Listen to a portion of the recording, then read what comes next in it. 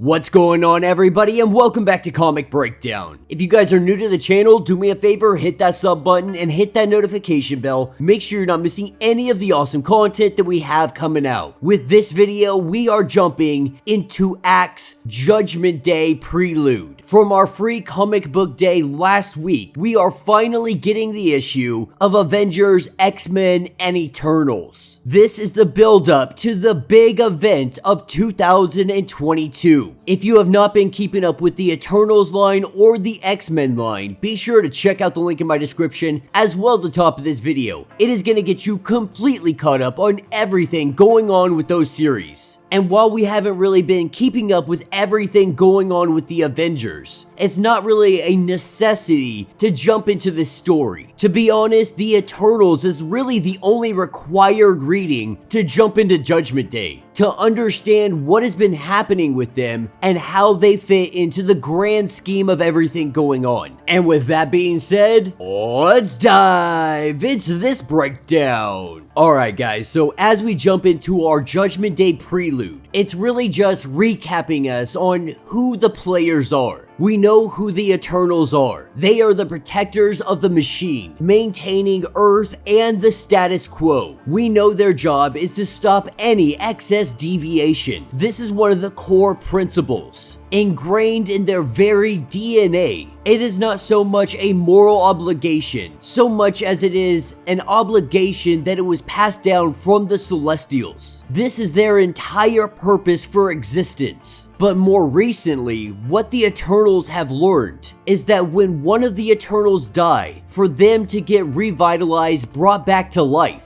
it comes at the cost of one human life. And then of course, we have the Avengers, Earth's mightiest heroes, the second line of defense behind the Eternals. Last but not least, we have mutant kind. And this is where things get just a little bit complicated, jumping us into the past just shy of 1 million years ago. We are picking up with Uranus, the grandfather to the one and only Thanos. He is currently having a discussion with Odin and Druig, with Odin being one of the Avengers of this time era. The Eternals have brought him here to have a discussion, because right now there is a ape species, and they have a very unique ability. They have telekinesis and telepathy. Now, an individual monkey, they're not going to be very powerful, but joined together as a hive mind, this brings up some cause for concern. Now, Uranus, he's a pretty tyrannical dude, known as Uranus the Heretic. If you want to find out his story, you're gonna have to go and check out the Eternals line. Odin has been summoned here today because the Eternals plan on taking out this entire species. While this may seem a little bit harsh, Uranus sees this mutation, sees these monkeys as a deviation, that if they are left unchecked, eventually they could be the destroyers of this entire planet, letting us know that sometimes mutation is just mutation, but other times it can also be deviation. Odin not really being 100% on board with this idea of exterminating an entire species. Uranus lets it be known that this is their core principles. It is their job to stop excess deviation. And so if you and the other Avengers decide that you want to stand in the way, this will undoubtedly lead to war. Odin unwilling to go to war with all of the Eternals. The three of them watch as this entire forest burns. Taking us to present day, we have an excess deviation and our current Avengers are trying to take this guy on. But much like Odin, the species of humankind, they don't really recognize excess deviation when they see it. And that's because excess deviation can really be put up for debate. While individuals like Uranus would very easily say that monkeys that can use telepathy and telekinesis, that might be excess deviation, it is also called mutation, much like the X gene itself.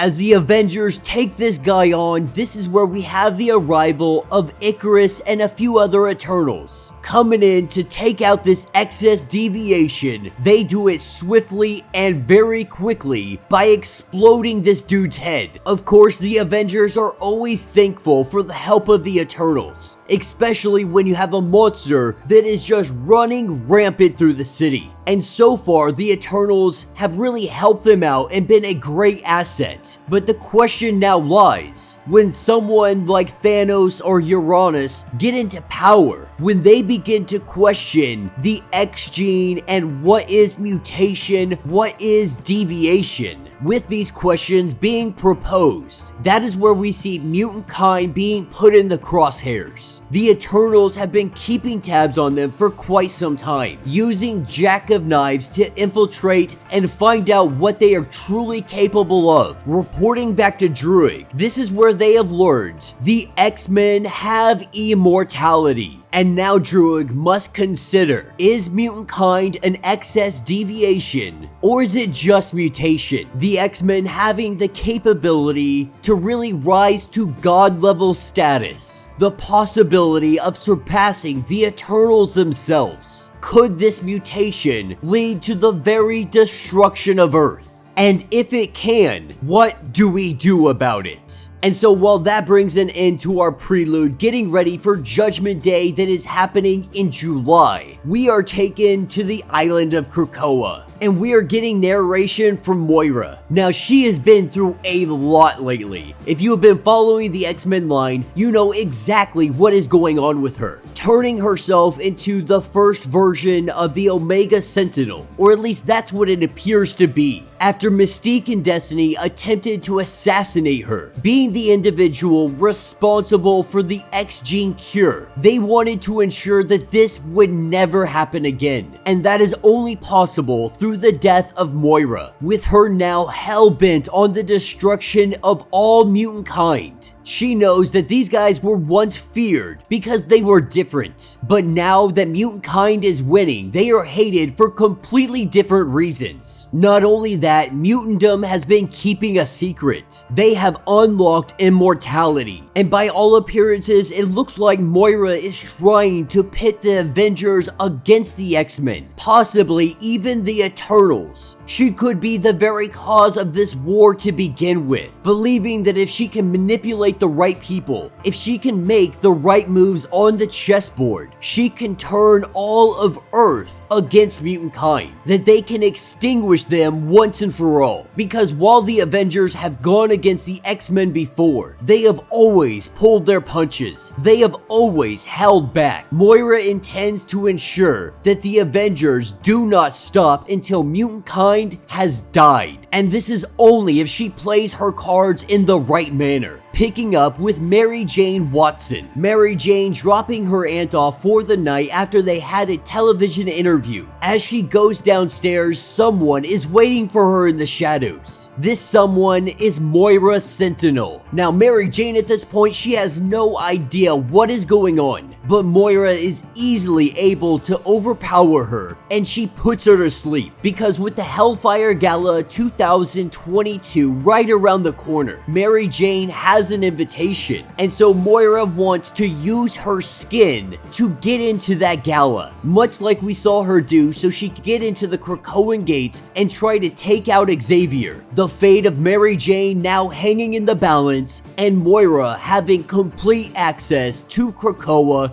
being able to go in completely unnoticed. That is a story that will continue in the Hellfire Gala and Destiny of X. Alright gang, so as we dive into this issue, we are picking up with the machine giving us narration. The machine that is Earth, saying that lately things have been relatively quiet on all fronts, from mutant kind to the Avengers. What everybody doesn't know is what Druig is planning on doing. Taking us to Olympia, we are picking up with Druig talking to Domo, trying to figure out how they can wipe out these excess deviations known as mutant kind. What Domo gives us is an anti-matter bomb, a bomb that they could simply put underneath Krakoa and detonate, taking out the entire island. island. While this wouldn't wipe out the ones on Mars, he believes that on Mars they would have a civil war, and it's something that you can maybe handle later on once they have killed a good majority of themselves off.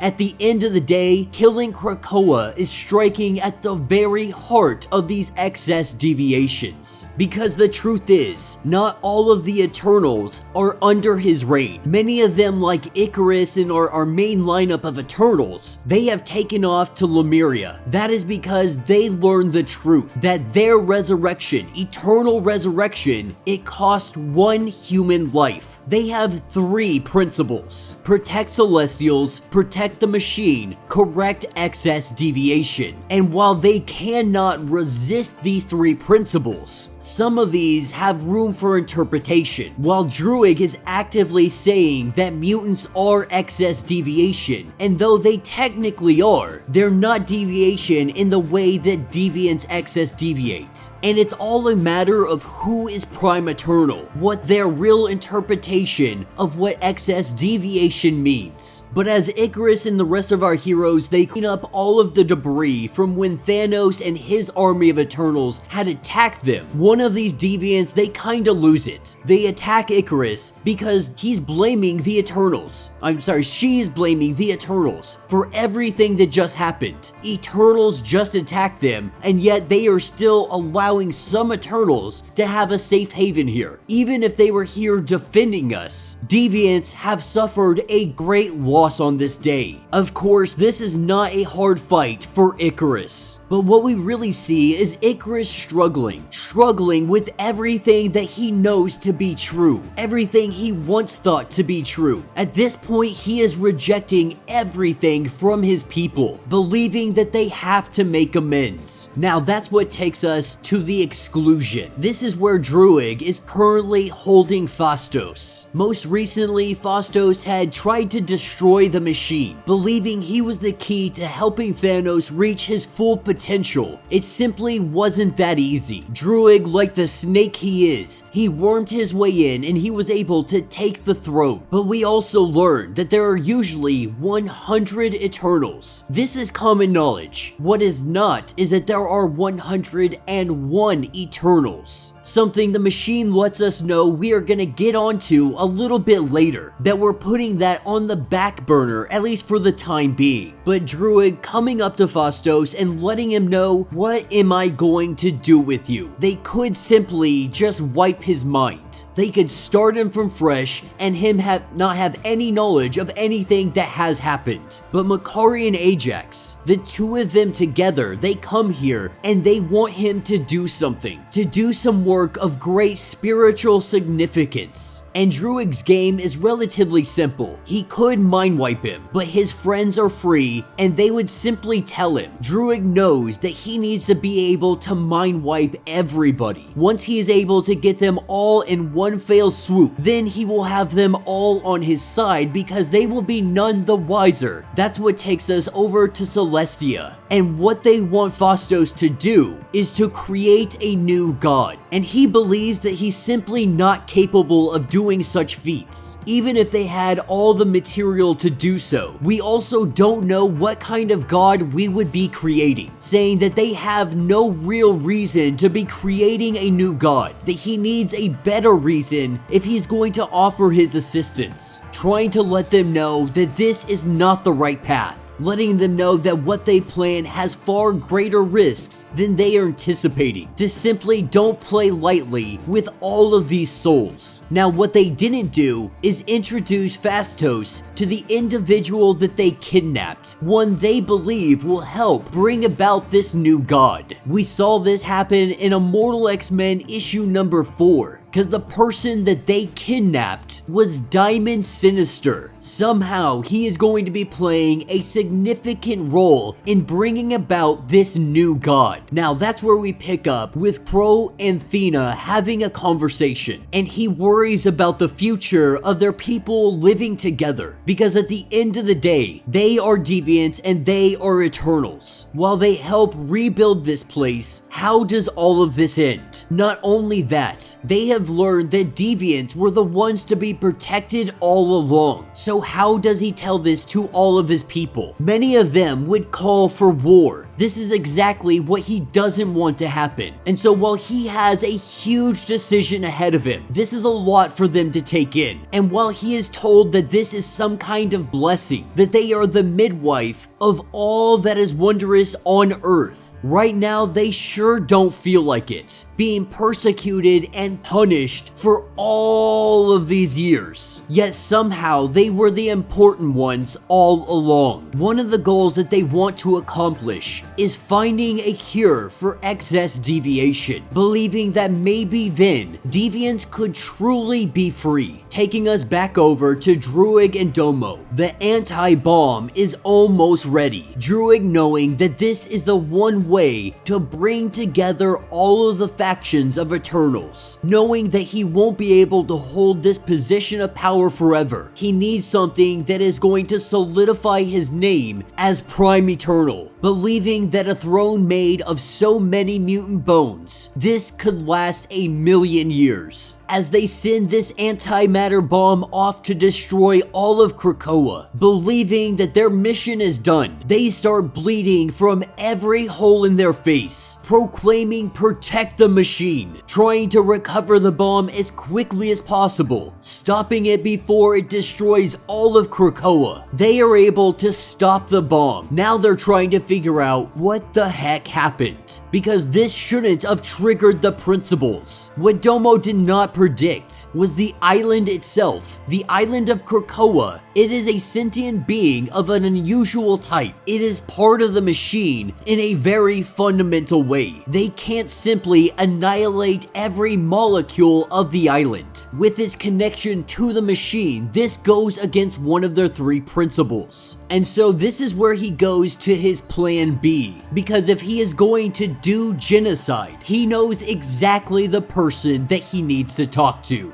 go to the one expert that knows better than anybody. That is the one known as Uranus. Uranus laughing at him, saying that he hasn't even been on the throne for 1,000 years before he comes begging for help. And that. Alright gang, so as we get into issue number 1, we are picking up in New York City with Cersei and Tony Stark sitting down having a conversation. And Tony Stark, he's really wanting to know why Cersei is saying that they will be fighting within a couple of days. And she really does beat around the bush, doesn't give up any kind of true answers. This is where we have Phoenix coming into play. This is a surprise attack from the Avengers. The Phoenix Force, Captain Marvel, and Thor taking down Cersei. And that is because the Avengers, they want to bring her in. With all the events that have transpired, they have a lot of questions for the Eternals. At the treehouse, we have Cyclops and Jean Grey. While Cyclops, he quickly goes over how it's weird to see the Phoenix Force as an Avenger, almost jealous and possessive over the Phoenix Force, believing it belongs to mutants. But he also brushes it off as more of a ridiculous notion that it doesn't belong to anybody. It chooses where it wants to go. Outside of the treehouse, there are many humans who are currently protesting everything going on. With the secret out, mutants having immortality, there are a lot of people that are not happy about this. Taking us over to Krakoa, this is where we have Destiny, Mystique, and Nightcrawler. Up in the top left corner, where it lets us know where we are. This is Krakoa, but it also lets us know the population number. It has never truly given us an exact number on how many mutants are on the island or on Arakko, aka Mars. This is signifying that this number is either going to rise or it is going to drop. But right now, Destiny is trying to figure out who they are going to war with. At this point, war is inevitable. Right now, Orchis has already gathered all of its forces and they are ready to attack. But this attack, this war, it is not coming from Orchis. As she uses her abilities, she is able to hone in on exactly what is coming for them. That is the Eternals. Moving as quickly as possible, they gather all leadership, alerting the Quiet Council, sending Nightcrawler to let the Great Ring of Arakko know. Let them know what is about to transpire. with Nightcrawler going with great haste. We are taken to Arakko, and we are finally given exactly how many mutants are on this planet, having a population of 1 million, letting them know exactly what is coming for them. As they prepare for battle, Cable has some tricks up his sleeve that he believes is going to take care of any Eternal that comes for them. As Magneto, Storm, Cable, and Nightcrawler all discuss this among one another, Nightcrawler is trying to figure out why the Eternals would attack them to begin with. The truth is, this is inevitable. It is in their very name, Eternals. With other individuals now having this power, having this ability, it challenges the structure of everything. The Olympians had torn down the Titans. Mutants are just the new gods of this world. Now, that's what takes us over to Avenger Mountain. Deep inside Avenger Mountain, inside of a psychic dead room, a place that Cersei is unable to call for help. Cersei letting him know that this really wouldn't help him. She is a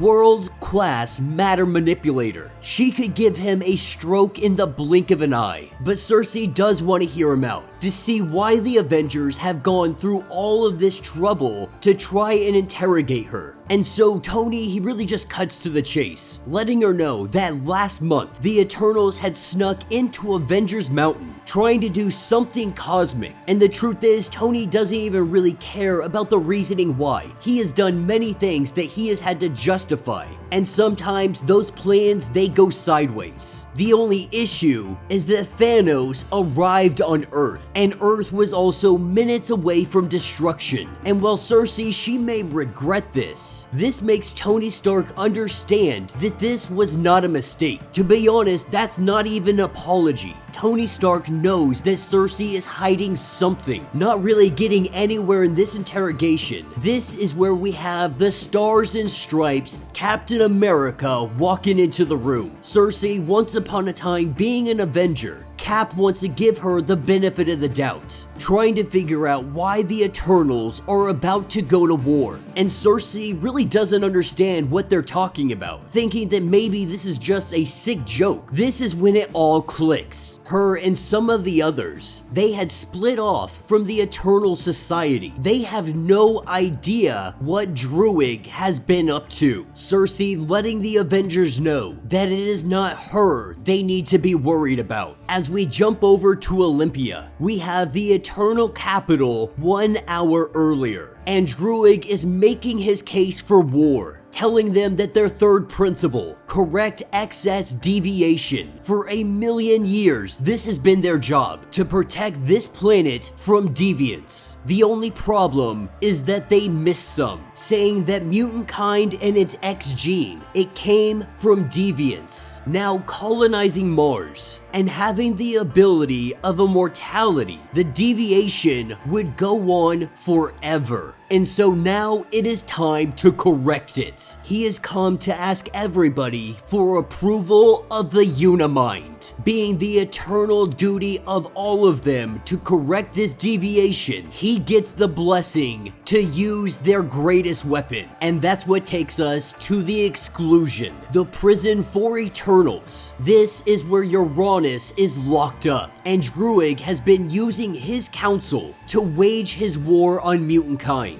And through dialogue alone, what we see is that Uranus, he thinks that Druig is an absolute bug. He is biding his time, waiting for his opportunity to be free of him. The truth of the matter, Druig doesn't really care about mutant kind. What he is trying to do is solidify his reign as Prime Eternal, going to war with quote-unquote deviants, believing that this will be the thing to unite all Eternals together and under his rule. But right now, he is giving Uranus 1 hour. The machine has been coded to return him directly back to his prison. He is sending him to Arakko. It took mutant kind 1 day to build all of Mars and terraform it. We're gonna see the destruction of Uranus the Undying and what he can do in 1 hour. This is where we jump over to a conversation with Moira and Druig. Moira now being a robot, now aligning herself with Orchis. She is hell-bent on bringing down mutant kind, and she plans to do that with the help of the Eternals. She has come to the Eternals, letting them know that the Five is what they need to target. That is the key to their immortality, as Druig really tries to figure out why she is aligning herself with the Eternals. It's a simple answer. Their interests align. Pro-human, anti-mutant. Moira, on a more personal level, she helped build this utopia. She gave them everything, and then they cast her out of paradise. But this is where the war begins. The Eternals are the first one to make a strike, taking us to the Quiet Council. The first assault is a mental one. The Eternals, they are a psychic species. And while mutant kind may have some of the greatest minds on the planet, these guys are no match for the Unimind, committing half of their forces, all joined together, creating the Unimind. We have psychic warfare kicking off above the island, invisible to the whole world.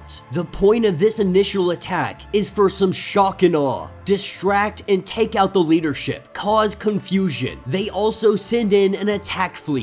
As the alarm goes off, we have mutants coming in from gates all over the place. Jean Grey showing up, Magic showing up, Cyclops showing up, all of these guys arriving on scene and kicking some Eternal butts. Now, they could have tried to take out the New York gate. The truth is, they have Magic on their side. She can easily open up a portal and be there regardless of the portal being up. Moira also letting Druig know that a handful of X-Men are not necessarily his problem. The island of Krakoa has 200,000 mutants. Various abilities from just having an odor to Omega level powers. And then you have Arakko, a population of 1 million. And these are very battle-hardened individuals, coming from a war-torn existence, battling for centuries. And there is a gate from Arakko to Krakoa. The thing about that, Druig already had a solution for that problem, while he deploys his secret weapon onto the battlefield. On Krakoa, he is targeting the Five, trying to take out the Five one by one. Jack of Knives is unable to get to Hope because Wolverine steps in to interfere, calling Jean Grey, letting her know that they are after the Five. They know the secret, they know exactly what the key to their resurrection is. This means that Druig missed his chance to stop resurrection. But the Eternals, they are a very patient lot, having thousands and thousands and thousands of years. One thing that they do have is patience. This is just one simple battle. And so with the Eternals making their retreat, knowing that they cannot sustain active fighting for too long, we pick up a little bit later at the Arbor. One by one, we are slowly seeing people resurrected. Nightcrawler being able to make it back, saying that they have to bring them back and do it now, because Arakko, it needs its leadership. Cable being the first one to be resurrected, he wants to know what happened. And that is what takes us to Arakko. Uranus standing on a field of bones. He had teleported in, and in 1 hour, he laid waste to everything in sight, destroying the gates to Earth, disabling the power structure that was established, and leaving behind an arsenal to distract anybody that might be left alive. Uranus does know that Druig's plan had failed, that he was unable to stop the Five, also knowing that Druig is going to have to let him out again. Of course, this is something that Druig is avoiding, because Uranus is his last-ditch effort. If all else fails, he will release his quote-unquote grandfather. But right now, he doesn't have to use Uranus, still having a trick up his sleeve, still having the entire armory of Uranus. He is going to deploy the Hex, taking us over to Avenger Mountain and seeing or hearing a broadcast from all over the world.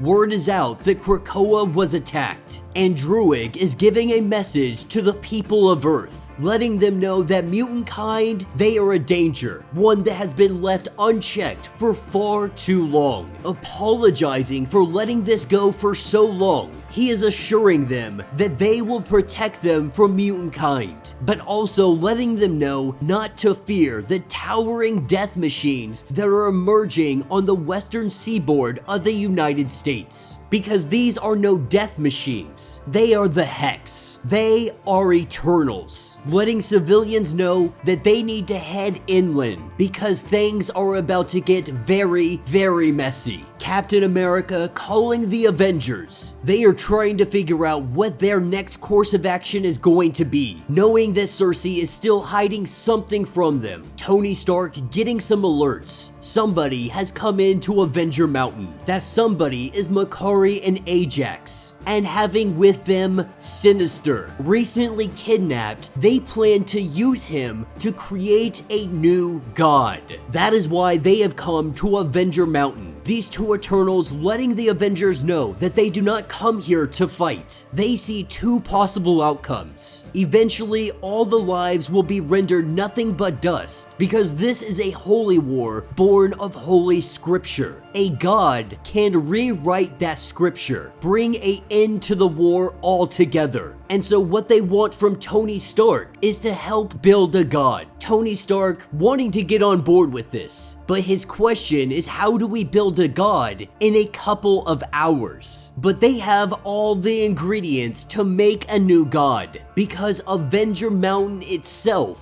is a dead celestial. Alright guys, so this issue is labeled The Book of Exodus. You could consider this a real catch-up to his origin story, how it all began and how he got to exactly where he is. The story begins us 1,000 years ago. Exodus in the desert, stranded and on the verge of dehydration, knowing that within a half a mile, there is a good chance that he could be dead. But he knows that apocalypse waits for him. For him, apocalypse means revelation. Not sure if this was an illusion, not sure if this is some kind of mirage. As he begins to crest over one of these dunes, shown before him is the Phoenix. This is when we jump to the far future, close to present day, but not quite yet in the moment, not quite in the now. Around the quiet council table, we have all of the council members discussing the Eternals. Destiny letting it be known that there is an attack that is imminent. It is not a matter of if, it is a matter of when. They're also discussing the matter of Sinister being abducted. They know for certain that the Eternals are responsible for his kidnapping. There is always the possibility that Sinister could be working with the Eternals, that this was them rescuing him. Now we know that that is not the case. We know the Eternals had kidnapped him. But when it comes to Sinister, they really are careful on what they do and how they operate. They've already been duped by him so much that him working with the Eternals is not outside the realm of possibility. Emma Frost right now, she is genuinely worried. During the Hellfire Gala, she was able to get readings off of people. What she was able to pick up is that Orchis and a bunch of other individuals, other countries, are beginning to see all of Krakoa as weak, that they might be able to do something. People are no longer fearing mutant kind. In fact, many of them are beginning to get bold. Orchis is a prime example. If the Eternals make them look even weaker, this could be dangerous in many, many different ways. Believing that they should be preparing their defenses. Of course, Sebastian Shaw, he wants to go on the offensive. He wants to make the first strike. But Exodus, he lets it be known that even if we did want to do an attack, many of their cities, they are hidden from reality. Citadels caught between molecules. And so even if we did want to do a strike against them, it would be very difficult to do so. And it is no surprise that Exodus knows a little bit about the Eternals. He has lived for nearly 1,000 years. And while yes, he did spend some time asleep, that doesn't mean that he didn't run into a lot of different individuals. Because all those years ago, he fought against the Eternal named Cersei. Not only did he fight, but he won. And in doing this battle, he was able to learn a lot about the Eternals. In mid-conversation, this this is when it happens. Almost as if everybody on the Quiet Council goes paralyzed, and he is thrown to another memory. A memory where he stands before Apocalypse, saving his life, trying to prove that he is worthy. He was finally an acolyte. He had his herald for the first time in his whole life. But it came at a cost. This cost was to kill his best friend.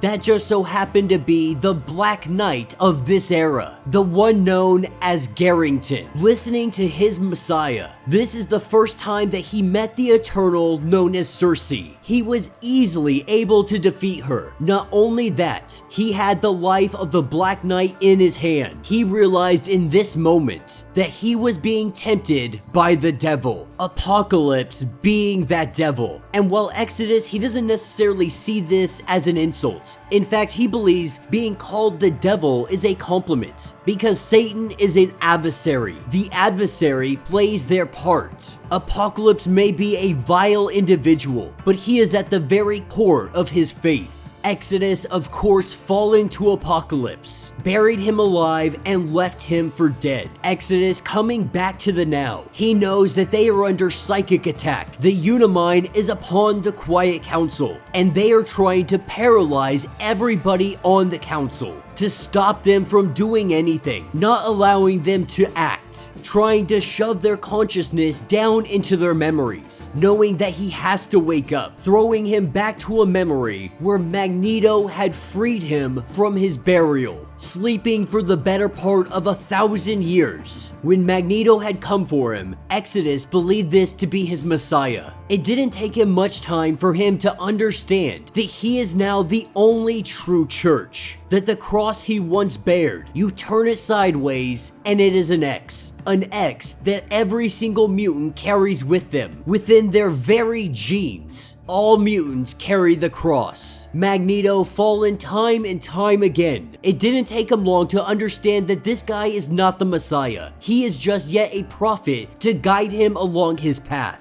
Magneto no longer on the Quiet Council. Hope Summers now takes his place. Getting back to the here and now, we pick up in the moment where Wolverine saves the life of Hope Summers. This is when the Quiet Council understands the Eternals know about the Five. They know about mutant resurrection and how it is possible. Having a second to breathe, Charles Xavier uses his abilities and he keeps out the Unimind, protecting the Quiet Council. That's how freaking powerful Charles Xavier is. He's able to protect not only his mind, but every mind of the council from the freaking Unimind. This gives our telepaths an opportunity to make a counterattack. Emma Frost, Exodus, and Hope Summers. Charles Xavier on defense. This telepathic strike force is on offense. Exodus letting us know that telepathy, like revelation, it is like seeing. To be truly powerful, to be at your fullest potential, he must see the conflict in terms that his brain can understand, which means he is a knight in the desert, wielding the shield that is Emma Frost, having the mighty sword that is Hope Summers, having faith and hope, and the many-headed beast of the Eternals. The knight fights the dragon off,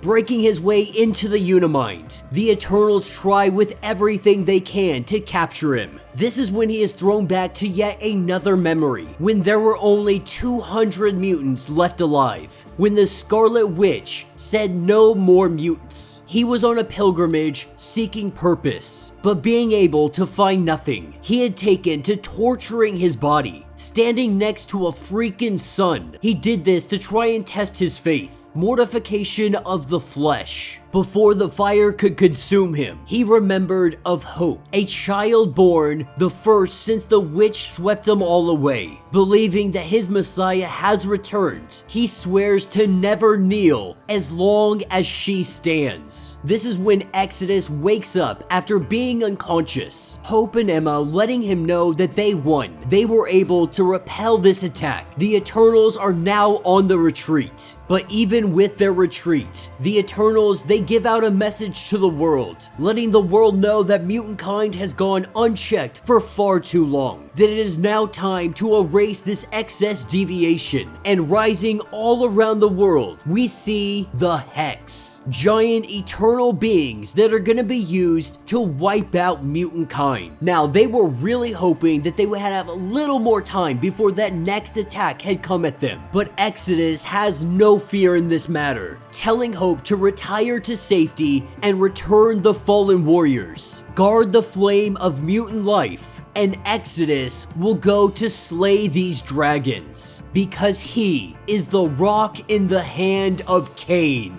Alright gang, so as we dive into this issue, we are picking up on planet Arakko at the Great Ring, T-minus 1 minute before Uranus makes landfall, before he is teleported in by the machine. Abigail Brand has come to the Great Ring, giving them warning, letting them know that Destiny has seen the Eternals attacking. This is something that is going to affect all mutant kind. And on the Great Ring, they do have an Omega Seer, much like Destiny herself. But she has no intention of letting them know anything. She simply sees and lets it unfold before them, believing that interfering is the wrong course of action. The events need to play out exactly as they are, more or less confirming that this attack is imminent. A.X.E the Unbeaten, she has to ask the question, where is Storm? Where is the region of Soul? Of course, she is down with the Quiet Council, which is something that we haven't seen yet. We haven't seen her at all in either of these books. Anything that is going on with Judgment Day, Storm has been missing from the equation. With only 15 seconds before Uranus gets here, the timer they are completely unaware of, they have no idea how imminent this attack is. Cable starts to draw out the battle plan, lets us know who our enemies are, what they are capable of, and how they are gonna have to combat this. He knows that they're probably gonna do a psychic attack against Krakoa. He knows that they do not want Arakko being able to come to the rescue of Krakoa. So he believes that whatever they do send at them, it is going to be drastic. It is going to be an entire arsenal, more than likely an overwhelming force. As the timer gets down to 0, we see the blinding blue light. Uranus is coming. As the Great Ring prepares for this battle, Magneto lets A.X.E the Unbeaten know that she needs to be ready. With her power, she is going to have to be the first one to act if they are going to ensure their victory in this battle. The only problem with this is A.X.E the Unbeaten. Her mutant power is to not lose, even when that means switching sides. Not the first time that she has ever done this. Definitely not gonna be the last. We see her go against the Great Ring, decapitating one of the members known as Idol. Recognizing that as she has switched sides, that means somebody has to take her off the board. In a moment, we see Nightcrawler poof, grab hold of her, and the two of them disappear. And this is when the Undying greets the mutants, letting them know that they have deviated excessively, and he has been given 1 hour to correct this. The armories of Uranus have been deployed, committing almost all of their forces. 11,000 mutants have already died, and that is in the first 30 seconds. Above the skies all across Arakko, the sky shimmers. We see weapons armadas coming from all over. Different weapons, different doomsday devices that Uranus has been keeping in these armories. From the Morrowlands all the way to the skies, Arakko is under a full-scale invasion. These attacks are coordinated. They are perfectly timed. The mutants of Arakko have no opportunity to regroup and fight back. It is just a matter of surviving this assault. The mutant known as Aura, the giant eyeball, the Omega Seer, letting Uranus know that the eye of the law is upon him, trying to make him stop, trying to cease what he is doing. Uranus is unfazed, knocking Aura straight to the ground. This is where we have the arrival of freaking Legion.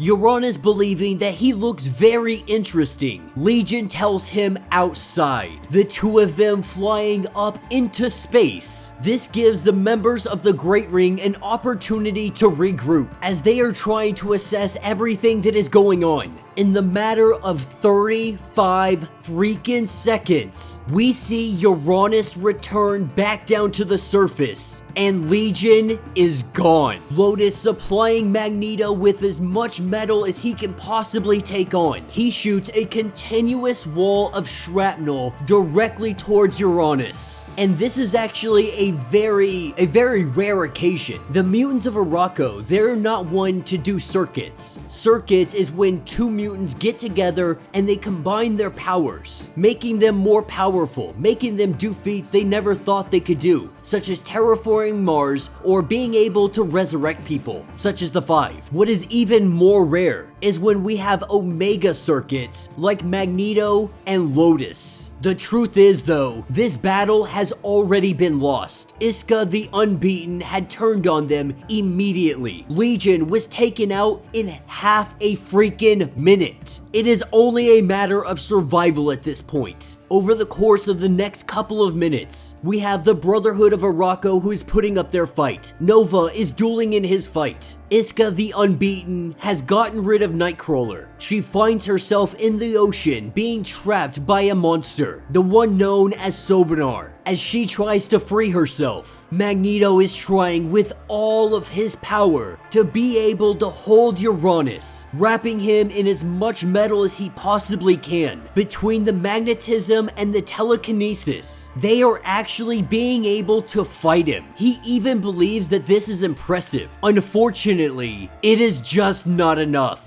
Uranus breaking free from this metal in a matter of seconds. He is on top of Magneto and his fist goes straight through the chest of Magneto. 13 minutes and 23 seconds. That is when Magneto falls in this battle. This is when Cable calls in his big gun, the Omega-1 pulse rifle, the most powerful gun in Cable's entire arsenal. In the year 3877, this weapon is classified as a weapon of absolute destruction, and it is banned from wartime use. The only thing it does is weaken Uranus. Bleeding from his mouth a little bit, he is still able to crack a smile and ask Cable if that is all. After 3.5 minutes of constant firing, the Omega-1 overheats and it jams up. All across the globe, Arakko is losing. It is chaos, it is destruction, it is mayhem. Abigail Brand easily being taken off the board. On the dark side of the planet, we have the Fisher King who can feel the wind change. And he knows that it is time. At exactly 20 minutes, at the Great Ring, there is nothing but silence. Uranus still having 40 minutes left. Instead of trying to kill the entire planet, he spends the next 40 minutes making a decoration. 98% of all mutants within a 50-mile radius have been killed. He uses their skeletons to make a giant X decoration to let it be known that he is coming for all of them. Uranus never being one to go back and ensure that his work is complete. This ego, it might just be the downfall of the Eternals. Because rising up from all of these ashes, we have Xylo who is waking up Lotus, being able to protect him, even going as far as apologizing to him because hiding can be seen as cowardice. But they know that they were completely outmatched, that it was the wise tactic moving forward. Aura, our giant eyeball, is still alive. Uranus's weapons are left unchecked, still pillaging this planet. And this is where we hear the voice, letting Lotus know that what is going on is a loss. And Lotus does not sit in the seat of loss. The one that sits in that seat is freaking Magneto. Seeing him rise up, a hole still in his chest, it is glowing a bright pink. And it is time for the seat of loss to take command. Alright guys, so as we dive into issue number 2 of Judgment Day, in the fashion of Kieran Gillen, like we saw in the Eternals run, we are introduced to 6 civilians, each one of them having nothing to do with one another. In fact, they live on completely separate continents. At least most of them do. These are completely regular, everyday people. While they seem completely normal, they seem completely harmless. They have no idea how much their lives are tied into those of the Eternals. And that's what jumps us over to Krakoa. We have Exodus and Jean Grey, who are battling against the Kaiju Eternal known as Sign the Minotaur. But this battle isn't just isolated to one spot. Across the globe, across Krakoa, we have mutant kind who is being attacked by the Hex, while mutant kind does the best they can to hold these things off, to try to find their weak spots and destroy them. This is when we have the arrival of the Avengers. And while not all of mutant kind is happy, the Avengers are coming here to help them out, to save the day, if you will. Right now, they need more help than ever. And so as they join into the fray, we are taken over to Avenger Mountain. In the dead body of A.X.E the Judge, we have Makkari, Ajax, Tony Stark, and Sinister. They are trying to create a new god, a new celestial that will really have the imprint of them, a god made in their own image, one that can stop this bloodshed, can stop the Eternals from attacking mutant kind, letting them know that mutant kind is not deviation. And if you're gonna create a god, you need someone like Sinister who is going to be able to help bring this god to life. This more than likely is going to be something that the Eternals, Tony Stark, everyone is going to regret. And so as they get to work, we pick back up in the battlefield. Most of mutant kind, they're non-combatants. And so right now they are trying to get as many mutants down into the vault as possible, a safe haven that is going to protect them from the Kaiju Eternals. In the ocean, the Avengers and mutant kind are battling Sign, laying down the smackdown, bringing this Eternal down. It causes a massive tidal wave. It causes tons of earthquakes. Right now, there are tons and tons of civilians that are about to get wiped away. From the Philippines to New Guinea, from the east coast of the United States all the way to Japan. This is when Cyclops lets Captain America know that him and the Avengers, they have to go. Mutant kind is going to handle this. They need to go save those people. Exodus definitely making a display as the Avengers make their leave, saying that they leave in the midst of battle. Mutants down on the ground not understanding the situation. What a lot of people are really seeing right here is the Avengers leave in the middle of a battle, not knowing why. But nonetheless, mutant kind stands alone. This is where we see Tony Stark and the Eternals that are with him start to gather all of the material that they are going to need. From A.X.E the Judge, first of the Celestials, crashed to Earth. They use the thumbprint of justice, harvesting it so they can put it into its new Celestial, into the new god that they are creating. In some ways, this thing is connected to Tony Stark like it is connected to nobody else. Tony Stark is the blueprint for the nervous system of this new Celestial. If this Celestial were to have a father, Tony Stark would be it. As they get so much closer to this new god being back online. On Krakoa, we have Exodus, who charges directly into the heart of the Kaiju Eternal. From the inside, Exodus detonates himself, going off like a freaking bomb. The Eternal explodes, and Exodus disappears. This is one Eternal down, 5 more to go, all of them being sisters. These Eternals, the Hex,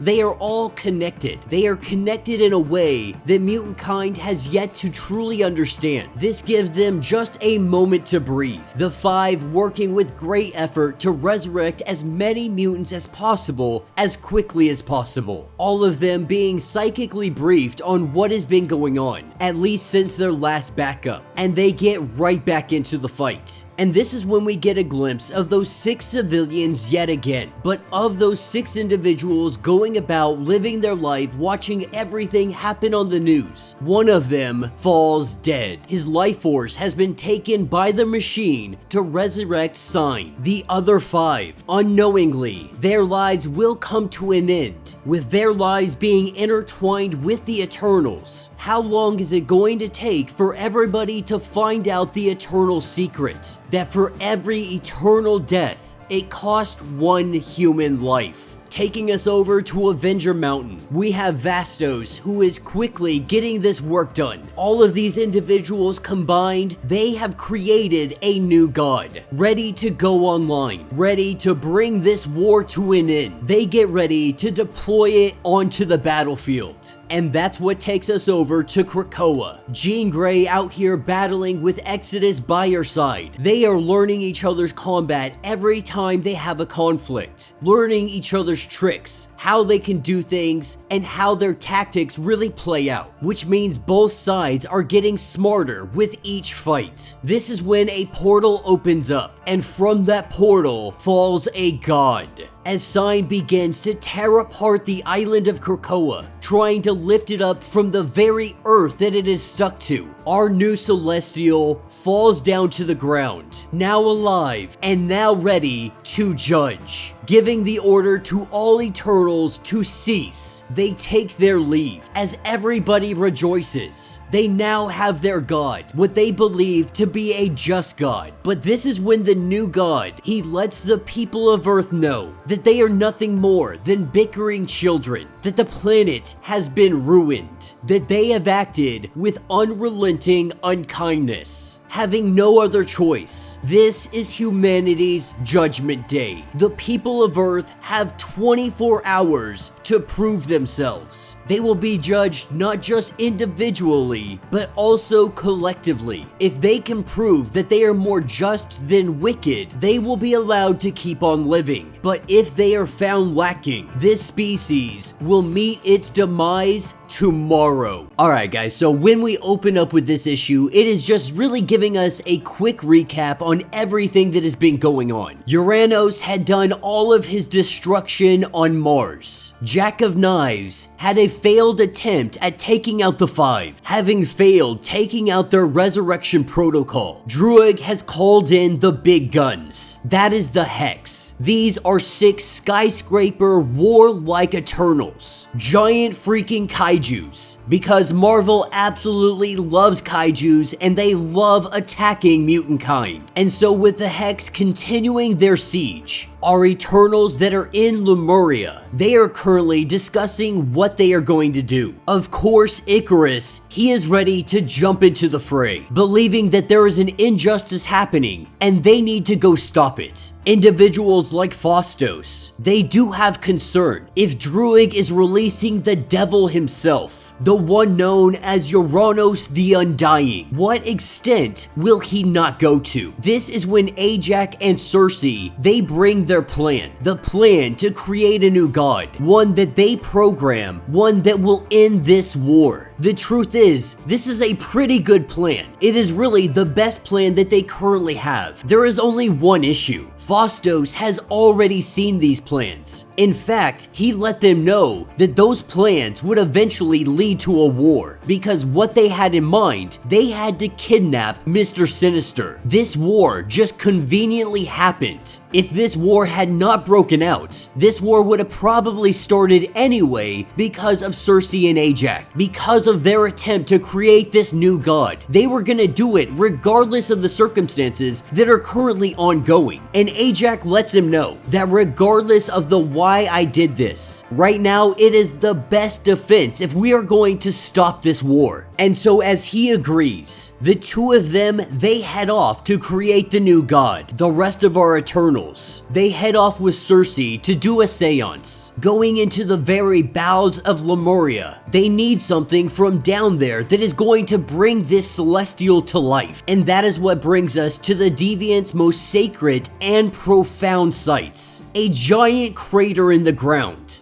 Crow is granting them access, already knowing that there are going to be many deviants that are not going to like this, letting Eternals step foot in such a holy place to them. And he tells the Eternals, the second host of the Celestials had returned to Earth, found them in their fullness of power. Crow was just young at the time, but he remembers all of it. This is where the first strike had been laid, and this is where they learned, with absolute certainty, that their gods did not love them. As our heroes descend down into this pit, Ajax using some of her theological technology, the deviants that had been killed. You could consider them shadows, not necessarily a ghost of the people or the deviants that had died down here. What they really are shadows burnt into the very fabric of reality, only being able to be possible because of the power of the Celestials' hate. But they get enough form to where Cersei is able to grab hold of one of them. She gathers whatever power it is that she is looking for. They gather eyewitness testimony to the nature of the Celestials. And bearing witness to this, Cersei has to ask herself two questions. Why would we make another god? And how could we not make one that is better? That is how cruel and unjust the Celestials can be, believing that even if they create one, more than likely is going to be better than the Celestials that have existed or do exist, making their way back up to the surface. Cersei and Thena, they take off. They head off to build their new Celestial. For Icarus, for Sprite,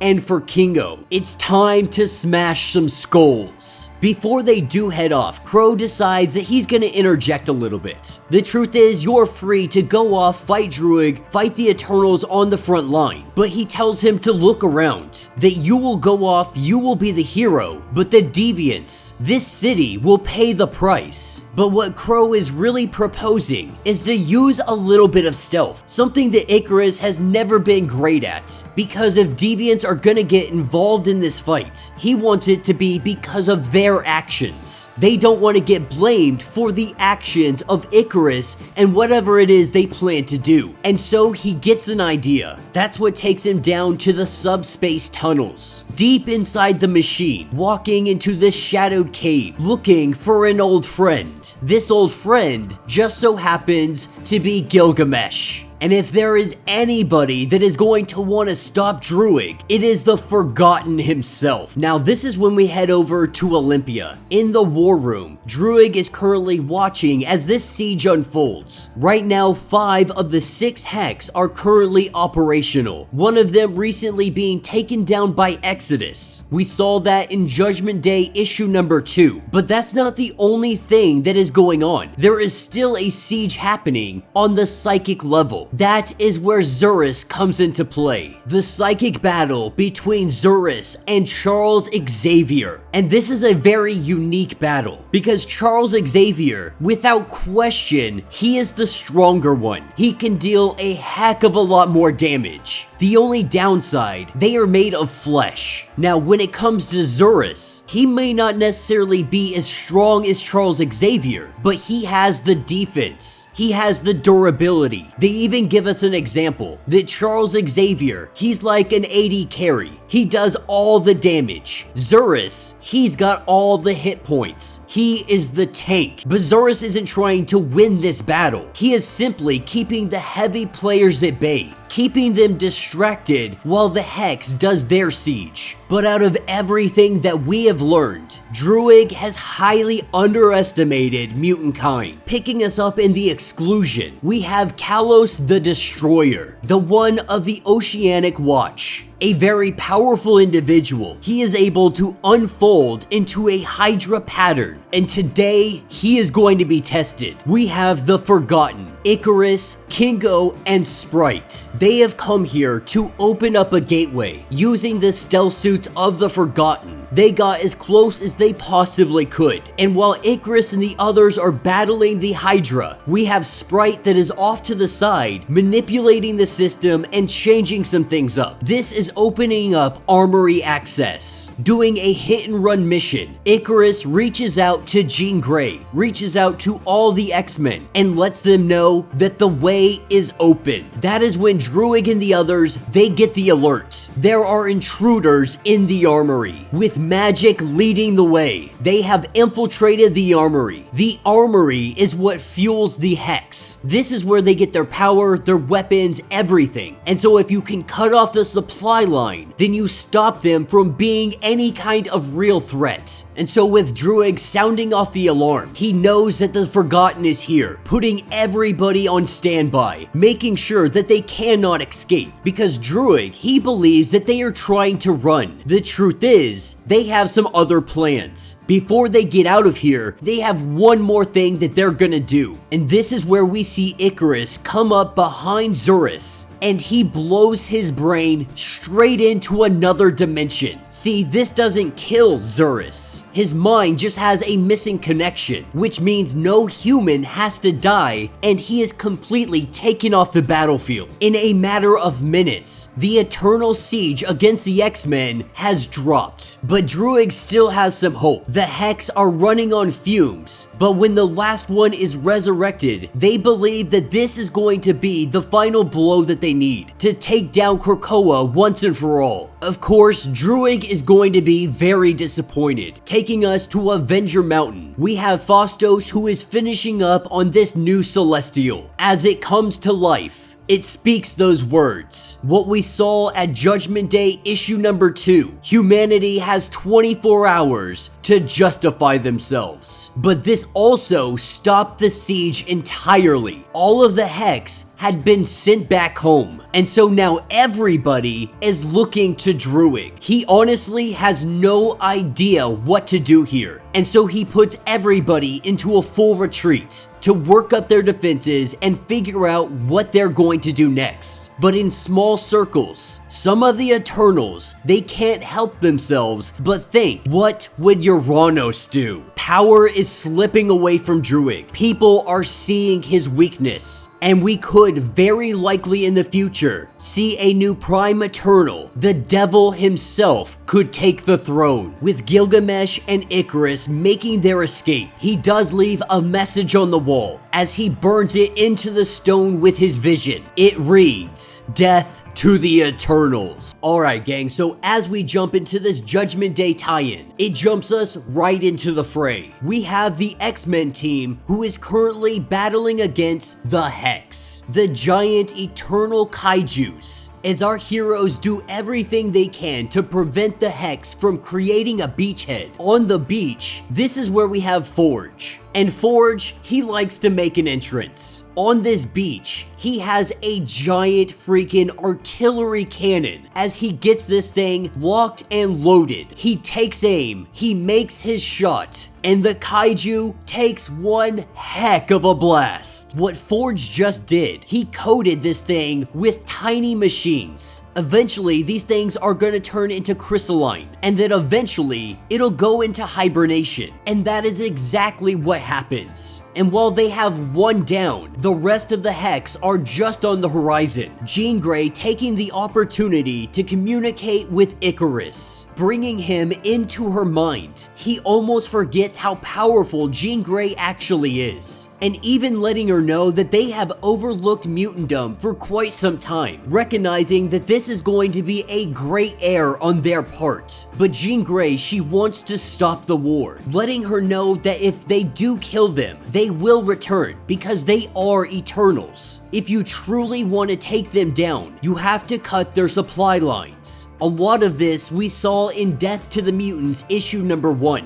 the armory that is below the Earth's crust. Knowing that mutant kind won't be able to access it without his help, this is where Icarus goes off and he lets them know that he will be in communication when it is time for them to infiltrate. But he also warns that this place is heavily defended. Before they part ways, he does give one rule: to kill no Eternals. Because while mutant kind, humanity may not know it, Icarus does. Every time an Eternal dies, a human dies. He even goes on to say that if you kill an Eternal, I will no longer help you. But the X-Men, they now have their plan. With Iceman himself going freaking kaiju, we see him grow massive, and he starts laying down some haymakers on the Hex. In his hand, he has Forge, Magic, Sync, and Firestar. This is going to be the team that is going to infiltrate the armory, because Magic is going to teleport them in. Jean Grey is going to get the image of the armory from A.X.E. Sync is going to get that image from Jean Grey. Sync is then going to give that image to Magic. That way she knows exactly where to teleport them in. They need to get as close as they possibly can, which means they are headed down into the ocean, headed all the way to the bottom. And with A.X.E clearing the way, we saw that transpire in Death to the Mutants issue number 1. Magic opens up her portal, and they are dropped right into the armory. In a matter of seconds, all hell breaks loose. Robots all around them come attacking. They have to disrupt the energy flow that is being directed towards the Hex. Cut off their supply line. That is where Forge steps in. Looking at this giant machine, he knows that if he tries to disrupt it, it could very easily backfire, killing them and all of the Eternals. What he wants to do is freeze it. Freeze the entire armory. Turn this place into a giant popsicle. That is where Iceman comes into play. With Iceman getting to work, we have Sync also pairing up with him, and the two of them, they begin to get to work, trying to freeze this engine, using every bit of their power to do so. In the midst of all the combat, Sync gets one of his arms cut off. Luckily, his powers are currently connected to Iceman, but also recognizing that they could go out at any minute. The forces are just so overwhelming, so they need to move, and they need to move quickly. As Magic, Firestar, Havoc, all of these guys are trying their best to just stay alive. We have Firestar, she creates some steam. This just gives them a little bit of cover so they don't get taken out right away. Iceman and Sync, they are having quite a hard time on freezing up this engine. Iceman even saying if Sync were not here, he probably wouldn't be able to do this. As these two Omegas throw all the ice that they can possibly throw at this engine, it finally freezes up. To make it impossible to undo, they are going to freeze every single molecule in this armory, which means as they make their exit, everything behind them is getting frozen. Magic is going to have to be ready because as soon as they get there, they are going to have to jump through the portal, and there will be no way back into this place unless you're teleporting yourself directly into ice. Forge, of course, taking a little bit of souvenirs and some technology along with him. Our X-Men team, they go through Limbo and back to Krakoa. The island is still standing, and the Hex, they are making their retreat, not really understanding what is fully going on here. This is when they hear the voice of a god. The newly born Celestial is letting them know that it is time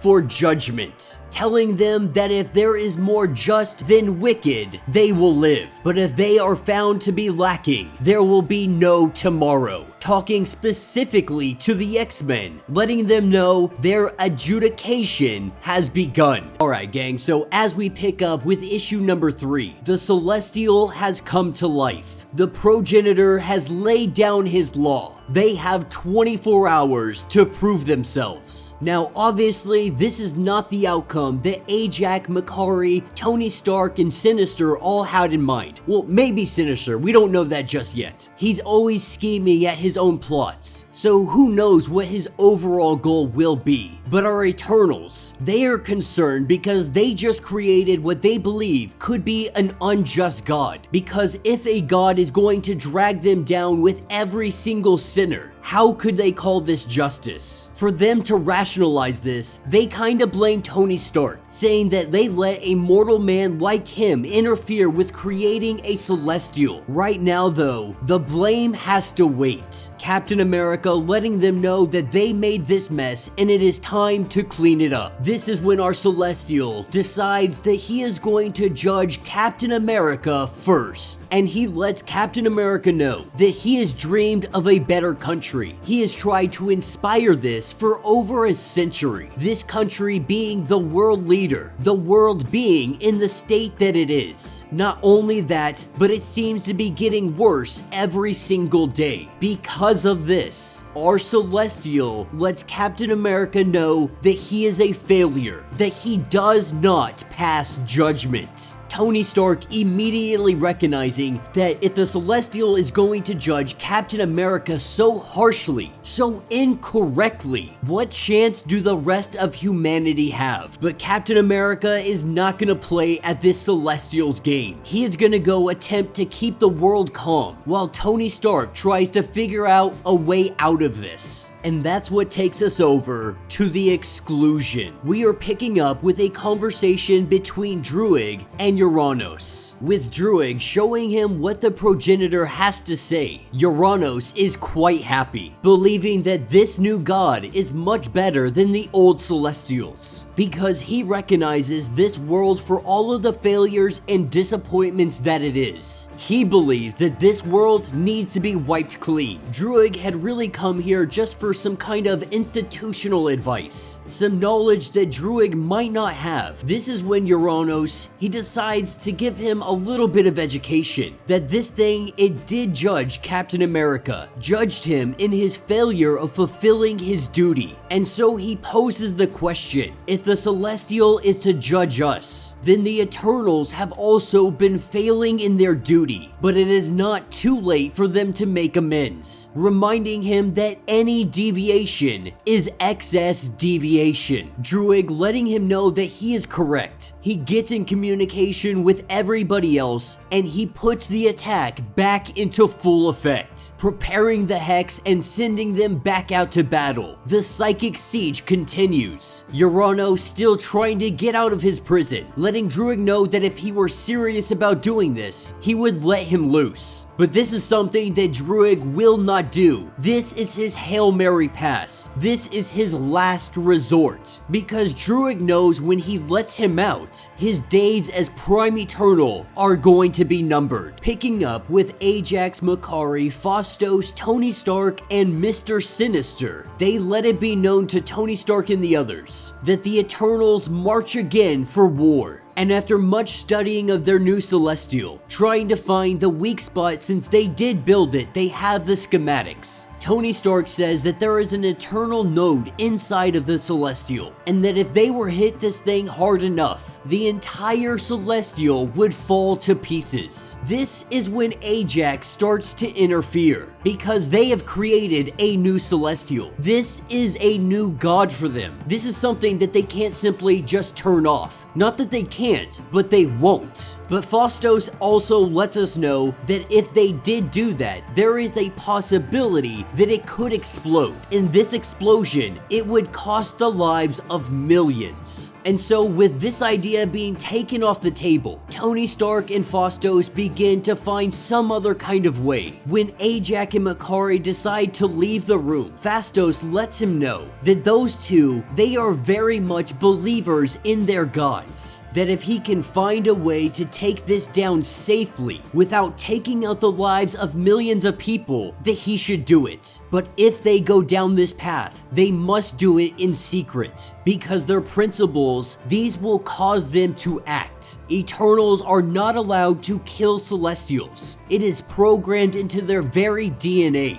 And the Eternals will have no other choice but to fight the Avengers and the X-Men. And while this conversation was being had, Mr. Sinister was also there listening. This is when he reaches out to Destiny. On Krakoa right now, the psychic siege, it is being fought off by Charles Xavier. And what they are hinting at that is going on is that Charles Xavier, he is sitting here fighting for as hard and as long as he possibly can, all the way up until his body gives away. This is when the Five resurrect him and throw him right back into the fray. But before they can get another Charles Xavier resurrected, we have Destiny coming up to Emma Frost and letting her know that they have a plan that needs to be voted on right now by the Quiet Council. And so Emma Frost grabbing hold of everybody's mind, Destiny lets it be known that Sinister has been in contact, that he was kidnapped by the Eternals to create the Celestial, but he has discovered a weakness. And if they are to attack, they can destroy it and it will stop Judgment Day. This would also paralyze the Eternals and it would end the war in one swift motion. The one risk being that it could cause catastrophic devastation. She lets them all know that she has looked into the future and she says that this devastation will not happen. Now, K-Pride, she's not really happy about this situation. Charles Xavier is currently dead, being resurrected. We also learn this Storm is back up on Mars. This means that not everybody is here to vote. And with the people that they have here to vote with, it more than likely is going to go in Destiny's favor. Quickly making the vote, those that are for it are Destiny, Shaw, Mystique, Exodus, and Hope. Against it, Colossus, Nightcrawler, and Kate. With Emma Frost not voting either way, the motion has passed. They will gather together their strike force of mutants, and they will go take down a freaking god.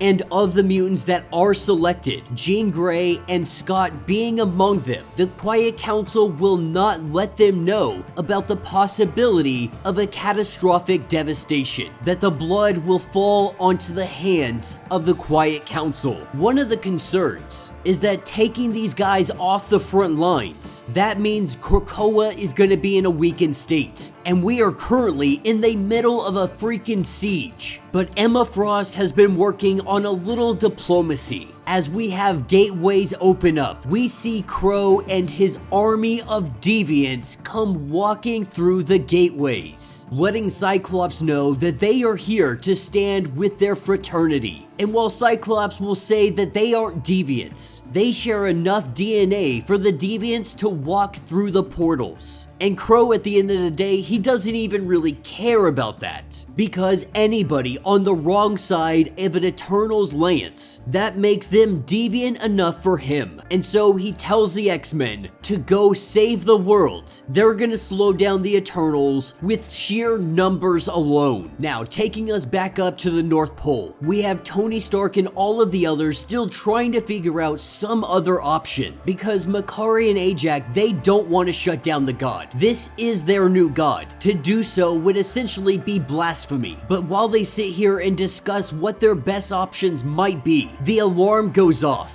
The boundary lines are letting them know that they have infiltrators. This is when they all look at Mr. Sinister, pressing a whole bunch of buttons. We see him open a way up to the node. Mutant kind is coming. Tony Stark saying that there is a possibility millions could die. But Sinister reminds him that billions will definitely live. Not only that, if they are to die right here, Sinister can be resurrected. Tony Stark cannot. And so he doesn't really care what happens here. This is when the principles kick in. Every single one of the Eternals are taken over. Their primary objective, protect the Celestial. This is when we see the whole team of Eternals, at least the main lineup of Eternals, going against mutant kind. From Exodus to Jean Grey, from Kid Omega to Icarus. While this battle rages, Jean Grey tells Exodus to make a hole, needing to get Icarus out of the way. We see Exodus come down and put Icarus into the ground.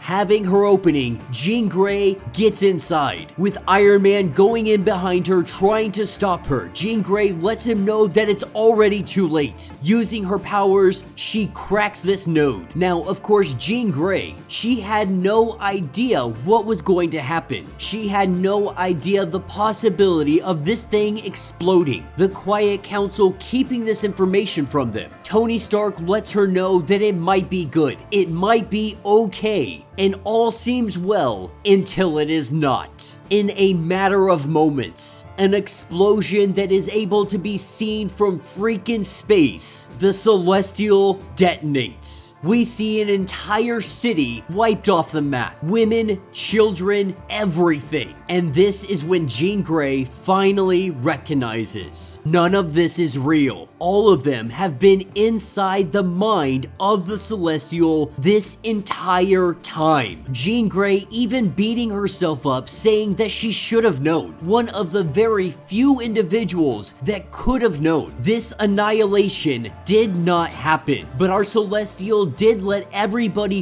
feel the experience. And while some of them did die of heart attack, the Celestial's not really worried about them because the world did not understand. So he had to explain, letting the world know their heroes believed that they were above judgment. This was the reminder that they were mistaken. A handful of other individuals begin their judgment. Emma Frost, thumbs down. Thumbs up for Crow. Thumbs down for Destiny and Mystique. As for the rest of them, our Celestial will wait just a little bit longer before passing judgment. Inside the base, we have Ajax who is trying to get it sinister. But while all that commotion is going on, Tony Stark is starting to lose hope, starting to come to the realization that they have no choice, that this Celestial is going to judge all of them, and there is nothing that they can do about it. With Captain America on comm saying that the only thing they truly can do is try to bring the world together. With all of this chaos, with the impending doom, with the Celestial judgment, this is harder than ever. But Cersei, she has an idea. This is what takes her to the exclusion. With Jack as her escort, he is bringing her to a very unique cell inside the exclusion. As they open up the door, it is revealed to be Star Fox, letting him know that there is some help needed in the world, that maybe he is ready to get his old Avengers Assemble back on. Alright gang, so as we jump into issue number 2 of Death to the Mutants, the story starts with a conversation with someone in London, UK, talking to somebody about poetry, about things that they love, trying to understand the world that she is living in. But we quickly learn that this individual she is talking to, it is in fact one of the Hex, the one known as Mimitar. It appears while the Hex are sitting here on the front lines trying to take down mutant kind, somehow they are also communicating with humanity, using the internet to do so. Now the Hex, they were created as weapons of last resort. Due to their enormous violent potential, they only existed locked away in armories. But they have been in existence for millions of years. Ever since Uranus's defeat 400,000 years ago, they have been locked away in this armory.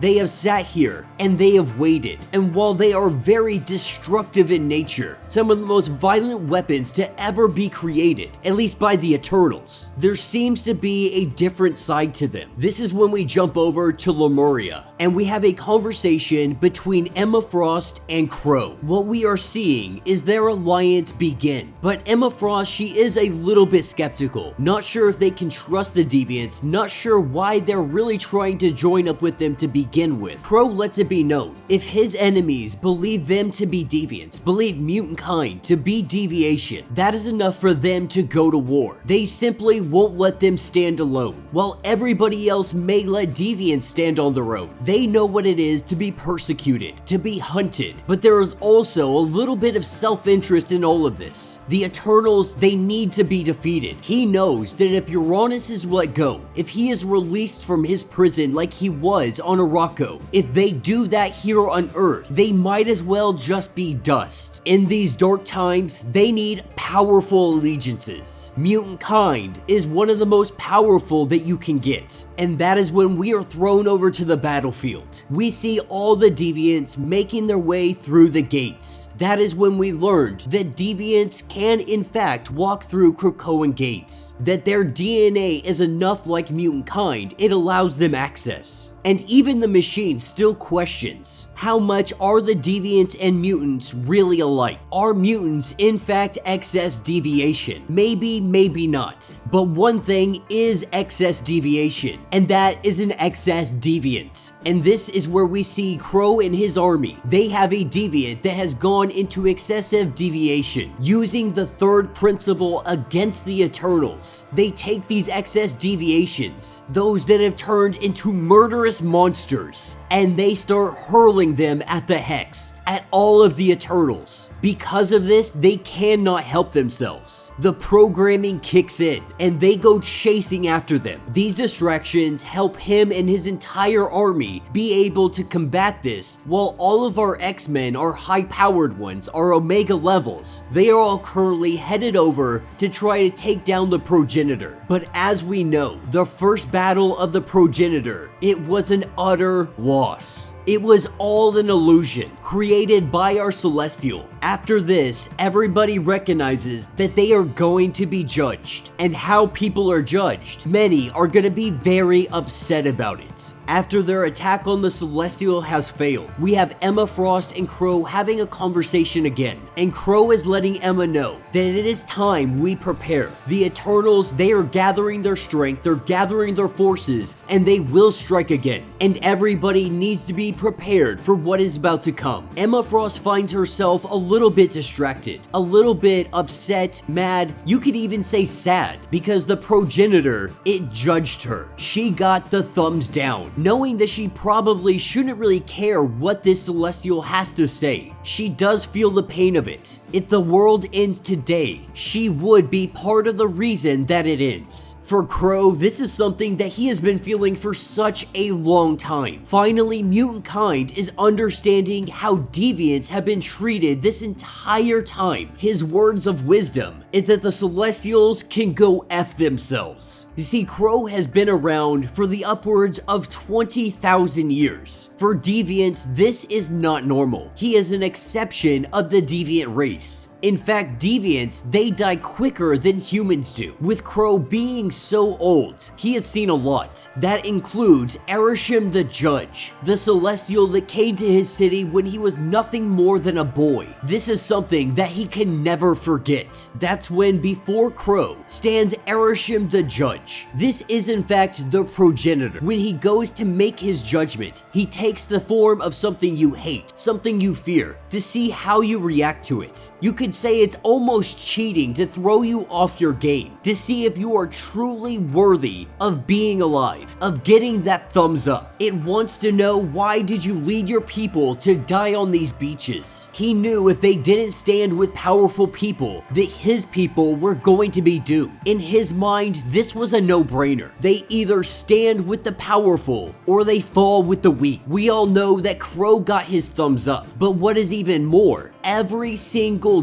deviant got a thumbs up. All of them. And this is because many of the deviants, they didn't even know why they were going to war to help the mutants. They followed Crow regardless. They stood in the defense of people that were about to be obliterated. And so the progenitor gives all of them a thumbs up. For the first time in their lives, they can say that they feel loved by their god. Now, when it comes to the judgment of our Eternals, we have the Delphin brothers. They have been voted down, an experimentation gone wrong. It allowed them to multiply. As the two fight amongst each other, blaming one another, we have Druig, who is biting his nails, absolutely terrified of what his judgment will be. While he contemplates what will happen, we have the progenitor, who has come to Uranus. And he lets the god know that it is simply too early for you to come and pass judgment on me, because his work, it has truly just begun. And so the god waits. He allows time to pass for things to play out and see if they have the possibility of getting that thumbs up. As we jump over to Avengers Mountain, we have the Eternals that are currently fighting amongst one another, creating a podium to be able to speak to the progenitor. We see Icarus, he hops onto the podium and he immediately says, "Death to the Eternals." He is in grief. He knows exactly what they are capable of. He knows that the Eternals are responsible for human death. That every time they get resurrected, a human is sacrificed, saying that they have outlived their purpose, that they are death,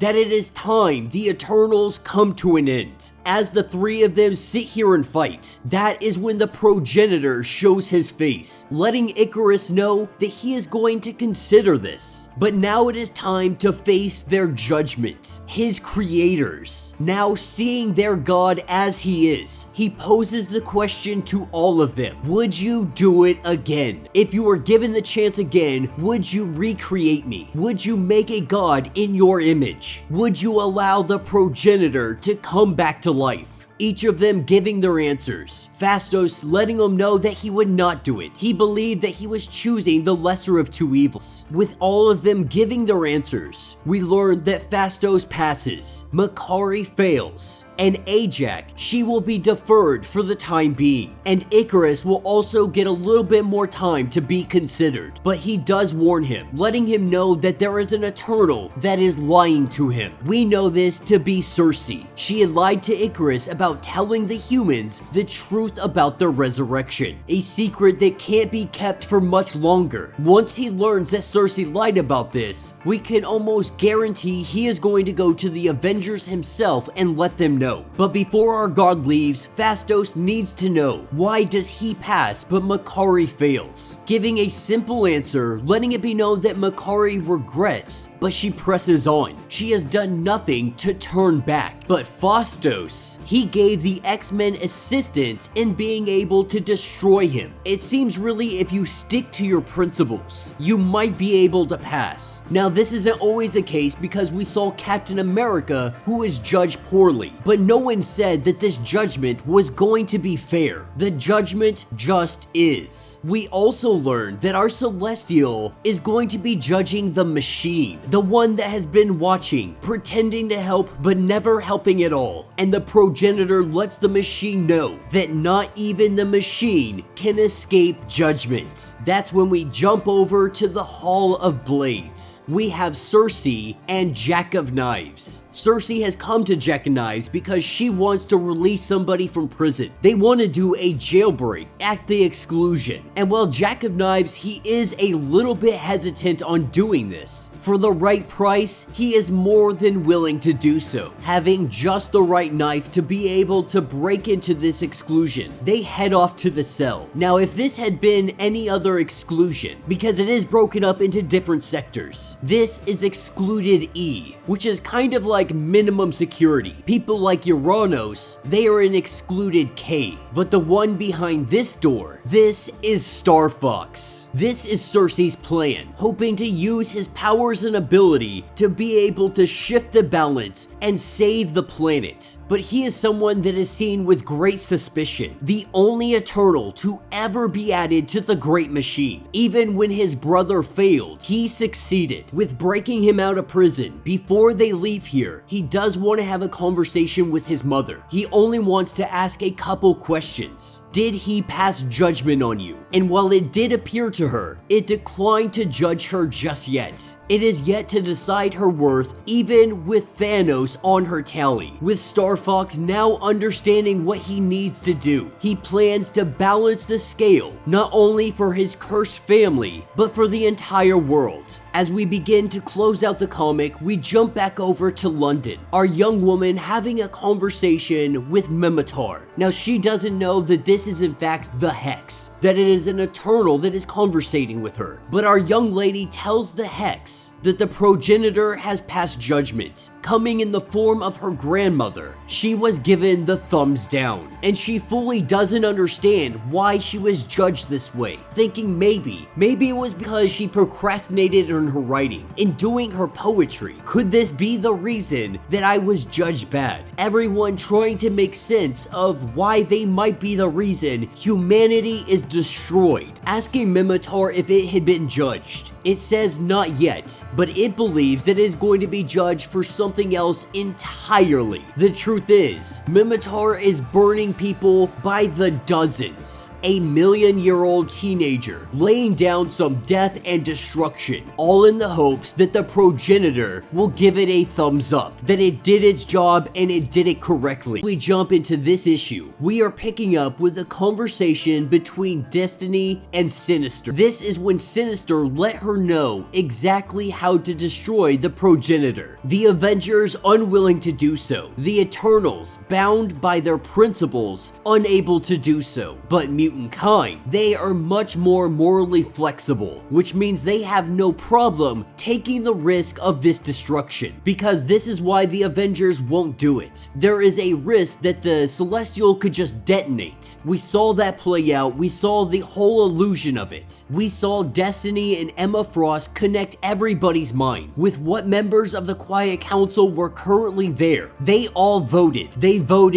went into battle. The Celestial exploded. Innocents killed. The blast absolutely devastating. Our mutants coming out of the illusion, recognizing that their judgment is upon them. The first to be judged is Destiny, looking like her mother, because this is something the progenitor has been doing a lot. Coming in the form of something you fear, something you hate, something that would hit you with the most devastation. And while Destiny tries to reject the Celestial, saying that its judgment means nothing, she still gets the thumbs down. She does not pass. She will be part of the reason why humanity will die. What she is being judged for specifically is for lying about her gift to achieve it, judging her for fearing of losing her. And while Destiny tries to say that there is no destiny, with her every fearful action, she shows otherwise. Now this is when we are taken to the Quiet Council after the first battle of the progenitor. Everyone pretty quiet here, because they just got duped and they failed miserably. And with this failure means the judgment of the entire planet. And it appears that we have everybody back on the council. Even Storm is sitting here, though they do not bring up where she has been. We can only assume that she was battling on Arakko and that we are going to see that later on. But they have acknowledged that they are now forced to play this Celestial's game, that they are all going to be judged, whether it be in groups or individually. They will all be tested. Emma Frost has learned from her judgment that this could come to you in any kind of way, shape, or form, letting the council know that she got the thumbs down. This is because she was playing both sides, with her not committing to some kind of principles. She was judged poorly. We have Kate Pryde. She was already judged, and she passed. Not really sure why she passed, but she does make a joke that she has early nights and she eats healthy. Charles Xavier, he's not even sure if he would notice that he is getting a test or some kind of judgment, because he is still fighting off a psychic siege even while they have this conversation. He does let them know that if he dies again, he would appreciate if the council did not bloody their hands, at least while he is absent, so he can get his say in. And while all of them discuss judgment, we are taken back to the early days of Sebastian Shaw. This not appearing to be his judgment or his test, but to see what kind of man he is. You know, in his early childhood days, he had tried to go to his father just to talk to him, to feel affection from him, but instead his father turned him away. And so when Shaw got older, when he made his first $1 million,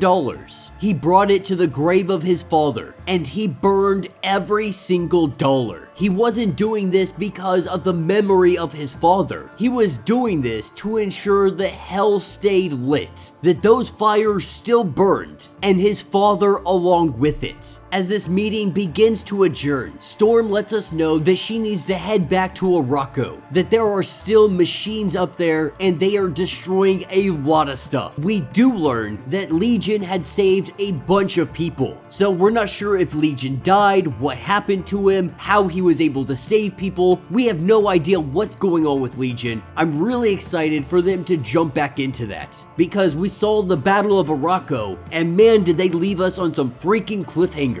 She does reiterate to the council what Charles Xavier had said, that if they do decide to do that kind of vote again, they will regret not having her part of that meeting. Before everybody does go, Emma Frost lets us know that the Eternals want to set up a meeting. They want to set up some kind of pact. Not really sure what this is or how it will be done. Sebastian Shaw sees this as an opportunity, because while many people on this council, they may not trust him, there is almost nobody better to negotiate a deal. And while he has his own agenda, he has his own motives, it still could be very beneficial for mutant kind. To further that, everybody else on the council, they're needed on the island. But before everybody leaves, we see a giant demon arrive. In his hands, it appears to be the Black Knight, the one Exodus knew back in the day. Garrington begging Exodus to save his life, that if Exodus is to take his place, he can go free. And while Exodus loves him, he cares about him, the mutant church is still in the cradle. He cannot sacrifice himself for one individual, even for someone he cares about so deeply. As the choice has been made, the demon goes to take Garrington back down to hell. Exodus running in trying to stop this. Right now, the biggest concern is that Exodus is going to get trapped in hell. Now, if he dies, they can resurrect him. That's something easily done. If he gets trapped down in hell, that might be a little more complicated to go and get him, but definitely not impossible when you have people like Magic. This is when Sebastian Shaw, he takes off his jacket. He heads down into the Hellfire. Completely unscathed, he goes and he stops Exodus. The Hellfire making Shaw stronger. We see the beast fade away. This test is over. The thumb is raised for Exodus. He has passed. This was all a test from the progenitor for Exodus, to see how he would react, to see what he would do. Taking us a little bit later, Sebastian Shaw, he is having a conversation with Leland. You see, Sebastian Shaw is a businessman above everything else. And when it comes to making money, there is nothing that he won't do, to include Orchis shell accounts, ones looking for investments to produce new generation of anti-mutant weapons. Of course, he is going to invest in it. Also being someone who invested in Sentinels. If you were to ask him, does he regret doing that? The only thing he regrets is not getting in earlier to have a few more points. But of course, this was Sebastian Shaw's test. Showing up as Emma Frost, the progenitor lets Sebastian Shaw know that he has been judged and her thumb is down. Now, Sebastian Shaw, he is livid, because if you're gonna come to me as somebody, why would you do it as Emma Frost? Trying to talk as much smack as he possibly can to the god, it judges him and then it leaves him angry and furious. But even in his anger, he has other things he needs to focus on. Headed over to the Hellfire Club. This is where he sits down and he has a meeting. This meeting is with Star Fox, letting him know that the immortal secret, this is what started everything, saying that they'll have to work out something to give up there. He, of course, immediately thinks how he might be able to profit from this. But then he also remembers the judgment from the Celestial. This actually alters what he is going to do in this situation, letting Star Fox know that Krakoa isn't going to strike a deal that would leave a lot of men like himself better off.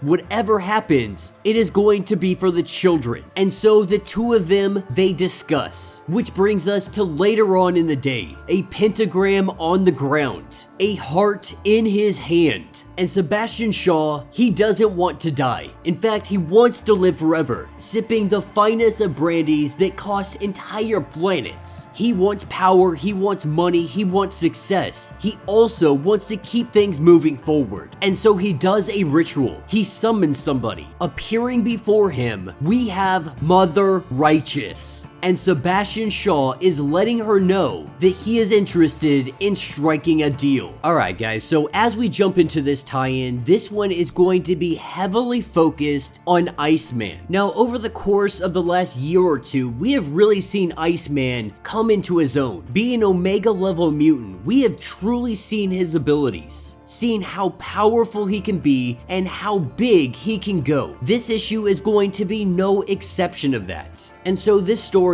it really starts us off with a reporter and her editor. She has just recently wrote an article about how Iceman has saved the world. Even though they have impending doom, Iceman is still out here doing everything he can to help people. Now, inside of this article, the reporter does mention that he is a gay superhero, and the editor would like her to take this out of it, saying why does it matter because it doesn't help the story. The reality is that there was a very big threat to the sun. Tons of people were at risk, and this crisis was averted because of Iceman. That him being gay has absolutely nothing to do with that story. And I think it's a very clever way that she is doing this in her writing. Now, we're gonna see this play out through the end of the issue. When I first read through it, I agreed with the editor. Him being gay has nothing to do with the story. But once you get to the end, it makes sense. It's not something that is forced or being pushed on anybody or what any of the haters might say to it. And I promise you, if you stick through to the end, you're gonna find out exactly why this is so important to add into this article. You may still disagree, and that's gonna be okay. And so to understand why she wrote this story in this manner, we have to jump back to earlier in the day. Sitting at the edge of the sun, we have an alien race coming in and shooting some kind of missile directly into our sun. They are unaware that Game World has been disbanded. They think they are about to cash in huge by taking out Earth. The end goal for this situation is to have the star collapse, believing that they are about to be filthy rich. That is when Cyclops and Magic show up right on their deck, letting them know that they truly are busy with some celestial business and they would like to end this confrontation as quickly as possible. And so Magic, she only asks one time, what did you dive into our sun? What was inside that missile and what is about to happen? These guys obviously not knowing who they're dealing with, thinking that they have them outnumbered, all of them having metal helmets on their head. Cyclops, using his vision, knocks all of them off in one blast. This is when they start to recognize this was probably a bad idea, giving up the information that they are seeking relatively quickly. We learn that there is a fire generator inside the sun. This is meant to shoot off solar flares and completely bake all of the surface of Earth. Recognizing this to be an extinction level event, Cyclops gets a hold of Jean Grey. And Jean Grey, she is working at maximum effort right now. Not only are they trying to hold off the internal invasion, she is also being used as a communicator between the X-Men team, transferring and uploading data, images, everything that the X-Men team need to know from one another. After hearing everything that she had from Cyclops, this is when she calls in Iceman, letting him know that there is another front opening up and that this is coming directly from their sun, shooting Iceman up into the atmosphere, being taken all the way up to orbit. He sees this solar flare headed directly for Earth. To be able to stop it, he is going to have to create the biggest ice sculpture, if you will, that he has ever created. A giant shield that is going to take a huge brunt of this blast. He also lets Jean Grey know that him creating something this massive outside of the orbit, it is eventually gonna come crashing down. Gravity will have its effect. With how thick this ice has to be, this could be yet another hazard all to itself. Not an extinction level, but it could very easily take out an entire city. And so that is where Firestar is really going to play her part in this whole battle, because when that ice does come falling out of the sky, it is going to be her responsibility to try and make it as small as possible, to turn it more into hell than anything else. As time begins to run out, having only 2 minutes left until this solar flare reaches them, we have Iceman working with all of his effort to try and build this shield, starting to already feel the gravitational pull start to pull this giant shield out of the sky. We also see Cyclops and Magic going to the International Space Station, hopping on board, grabbing the astronauts, and getting them back down to Earth, because the space station is more than likely going to be taken out in all of the debris. And so with Magic getting all of them to safety, the solar flare hits his shield.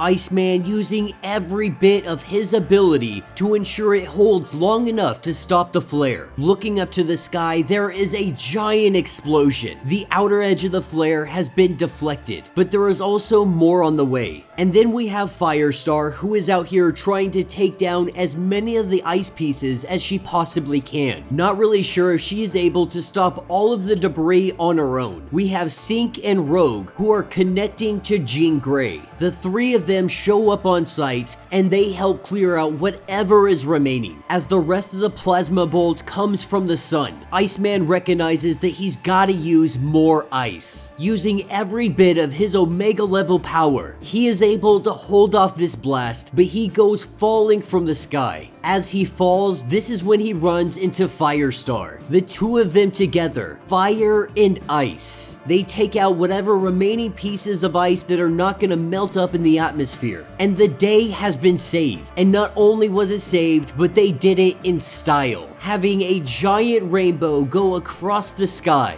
As the two of them head over to the Krakoan gate, a reporter quickly stops Bobby. Now, at first, Iceman, he has no intention of saying anything to the reporter. But more than anything, mutant kind, they kinda need some good publicity. We'll actually talk more about that in the new issue of X-Force. Because with the news coming out that they have resurrection, there are a lot of humans that are not happy with mutants. But Bobby does have something to say. And so Iceman, not wasting any time, he gets directly into it. We go through his history. We know at the school that he grew up in, Xavier's School for Gifted Youngsters. And throughout their time at the school, most of them were told to hold back their abilities, to be reserved, because in a world that hated them, there is no way that they could let loose their full potential. But in bottling up not only his mutant powers, but everything about himself, believing that having to hide his mutant ability has led to him having to hide other things in his life. Always having to pretend to be something that he's not, something that he would never be. Because in the early days, there was such an emphasis on trying to fit in, on coexisting. And while he still believes in coexisting, he doesn't want to dance to the beat of somebody else. And he has finally decided that he is not gonna hide himself anymore, because he was never normal, and he is not looking for anybody to congratulate them or say thank you. But after all of this time, he walks around as a giant ice cube, because while he can look normal, while he can look like everybody else, he does this for the mutants that can't look normal. And he truly doesn't want to look normal. He just wants to be who he is. And that is a mutant. That is a gay man, hoping that just maybe he can save some young mutants and maybe some young humans not only time but also grief, letting them know not to wait on who you are. Don't be ashamed of who you believe yourself to be. Thanking the reporter, Iceman heads out. Now we're gonna talk more about this whole little interview at the end of the comic, but picking back up in present day, the reporter more or less is saying that she wants it to be printed as is, or she doesn't want to write the article at all. And after hearing his interview, I have to agree with it, because mutant kind is facing so much right now. They know exactly what it means to be discriminated against, to have to hide who you are. And while him being a gay superhero, it may not matter to everybody, there are those that it will matter to, those that it will inspire. And so as he agrees to let this stay inside the article, we are taken up to the Arctic. We have the progenitor, our celestial that is passing judgment, and today he is passing judgment on Cyclops. This is when Cyclops comes up and he has a conversation. This conversation more or less saying that he doesn't care about the Celestial's judgment, that he knows he will be judged, but he does not recognize the Celestial's authority. Also saying that he requests a change of venue. And even the Celestial, he's a little hesitant. He's like, what are you talking about? Cyclops goes on to say that the only person alive who can judge him is Jean Grey, and if the Celestial would like to meet her, he can definitely arrange that for them. Maybe he'll take a scolding from his teammates, the X-Men, but at the end of the day, he doesn't care what the Celestial has to say. And so, he passes his judgment. Cyclops of Krakoa, he is judged to be good. Cyclops letting him know that if you keep that thumb up, we won't have to meet again. Alright gang, so our Marauders team, they are back on Krakoa, they are back on Earth, and not a minute too late, because the progenitor, he is passing judgment on everyone, making them justify their own existence. The Marauders currently have a mission that they need to do. do, because there are mutants trapped in the altar, stranded inside of Legion's mind. This is because the gateways, they were destroyed, which means there is no way for them to return from the altar, the safe haven that Legion had created inside of his mind. And this still doesn't let us know where Legion is. The last time that we had saw him, he had gone toe-to-toe with Uranus, the two of them flying up into the sky above Arakko, with only Uranus coming back down. But with all these mutants stranded at the altar, this means a rescue mission. Kate Pryde currently talking to Fabian and Cassandra Nova as they sit here and they form the gate that they are going to need to use, saying that the people that are going to come through this gateway, they are going to need help, they are going to need healing, they're going to be scared, because the whole reason that they are in the altar to begin with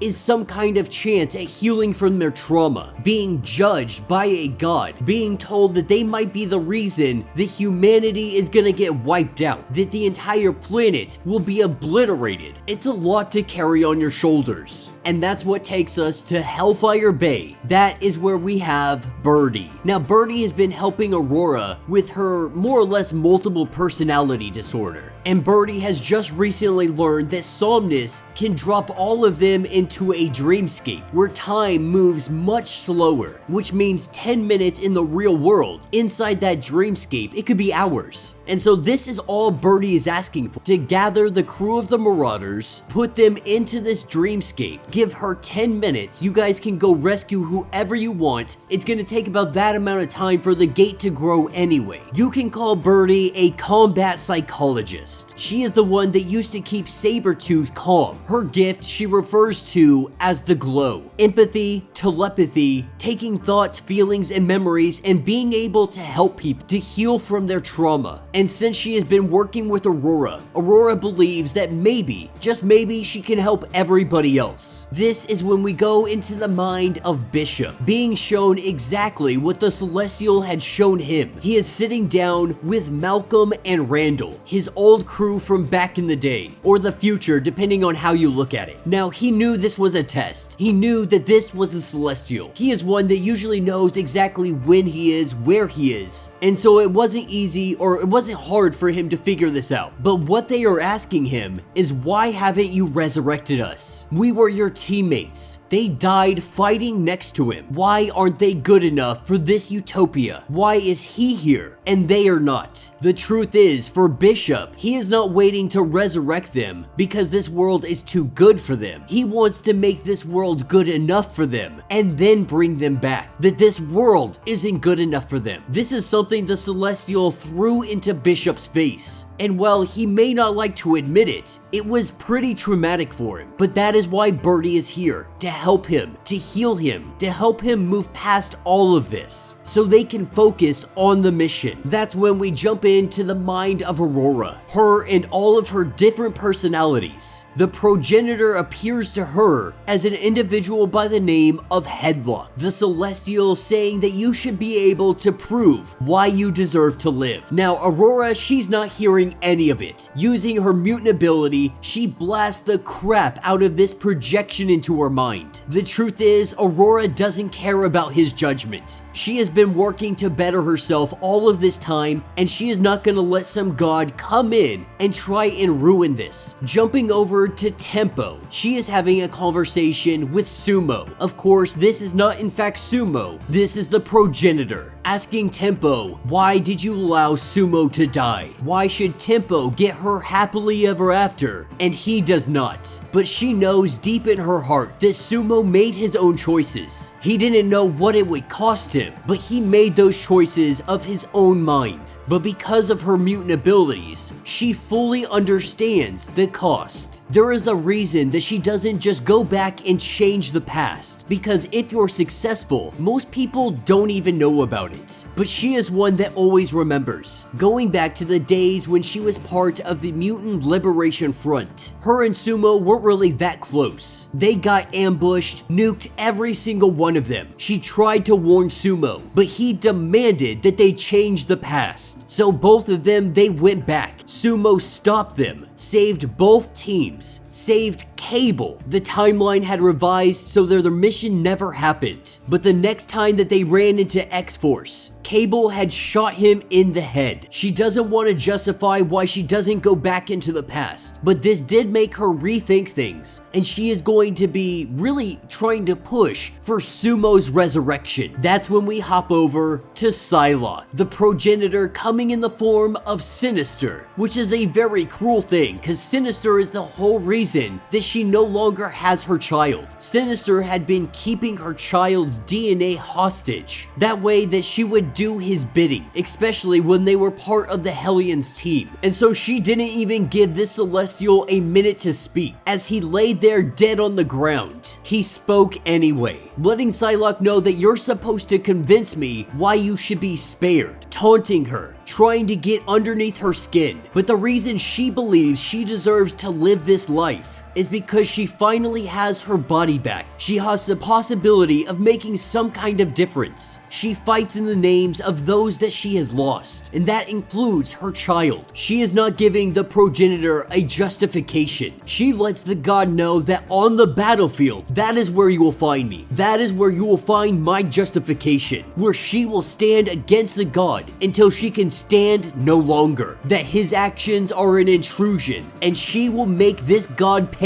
in blood, glaring in anger, but nodding in approval. Jumping over to Somnus, the progenitor had come as Jean-Paul, but he quickly learned that this was in fact inside his dream, and if the progenitor comes to him in his dream, Somnus, he is a god in his own right inside his dream. So it doesn't take long for him to just get rid of the progenitor, regardless of his judgment, regardless of what he is going to say to him. The truth is, most of our mutants, most people, they don't care what the Celestial is going to judge them. Now, there are many different factors and reasons on why they don't care, but the majority consensus is that Celestials can go F themselves. But it also appears to be making them better people. Even going into the mind of Dakin, the Celestial doesn't appear as somebody else, but the Celestial is him, taking one of his claws and jabbing it into his own freaking head. He is not afraid of judgment. He is not afraid of what he will be judged as. The truth is, he knows exactly what he is. This god is already too late in coming to tell him that he deserves to die. This is something that he is very well aware of, but as long as he has breath, he will protect those he loves, those he cares about. And in this time, 10 minutes has passed. Hours of therapy has been done. Everyone waking up, and everybody feels a little bit better. They had an opportunity to talk through all of their trauma, everything that they have been dealing with, everything that led them up to this moment. This is referred to as hyperbolic time therapy. Breaking brand new ground, this is going to be revolutionary. We have months of work done in 10 minutes. As they turn around, they see that the gate has been completed, and so while they prepare for their rescue mission, while mutant kind moves on the Celestial, in the background, we finally get to see some Orchis. Because while mutant kind is battling their battle against the Eternals, while the world faces celestial judgment, while mutant kind is escalating tensions, Orchis is going to use this to their advantage, telling them to get all the footage they possibly can. That if Earth does continue on, if they pass judgment, they want it to be clear who brought them to the brink of extinction. Everything bad that mutant kind has done, from Brimstone Love to Thunderbird's assault on a police officer, this is another petal of the Orchis. They plan to win the hearts and minds. And so while mutant kind fights for their freedom, Judas Traveler is ensuring that they get seen in the worst possible light. And as we close out this issue, this is where we get Cerebra writing to Kitty Pryde. Cerebra has just come from the future, where she is leader of the X-Men of 2099. On the brink of death, Cable had brought her here so she could be resurrected. In the time that she had left, mutant kind was just on the verge charge of finding their forever home. She had thrown herself in the path of Celestial, but in 2099, there is no 5. There is no mutant resurrection. And while she's not ready to jump into battle to do any kind of craziness, she does want to open up the time drive, the one that is keeping mutant kinds trapped inside, the first generation of mutants, not knowing how many are in there. Presumably, there is only one individual, but there could be more. And in this era of Krakoa, this is the perfect time to be. With her mutant ability, she will be able to take the information off the time drive and put it directly into an egg. When it hatches, we will have the first generation. They will return, and we could see them within Judgment Day. Alright gang, our story starts us off on Krakoa. Wolverine making his way through the Krakoan fields. This is when he runs into Moira. Not sure if this is a dream or something else. It doesn't take long for a ton of other people to show up around him, from Omega Red to Jean Grey. This is no dream. This is the progenitor, asking him if he feels the weight of their judgment, that he needs to prove he is worth more than the lives he has extinguished, that he has 24 hours to justify himself. And we have seen this more as the reoccurring thing the progenitor does. He appears to you is in your greatest failures,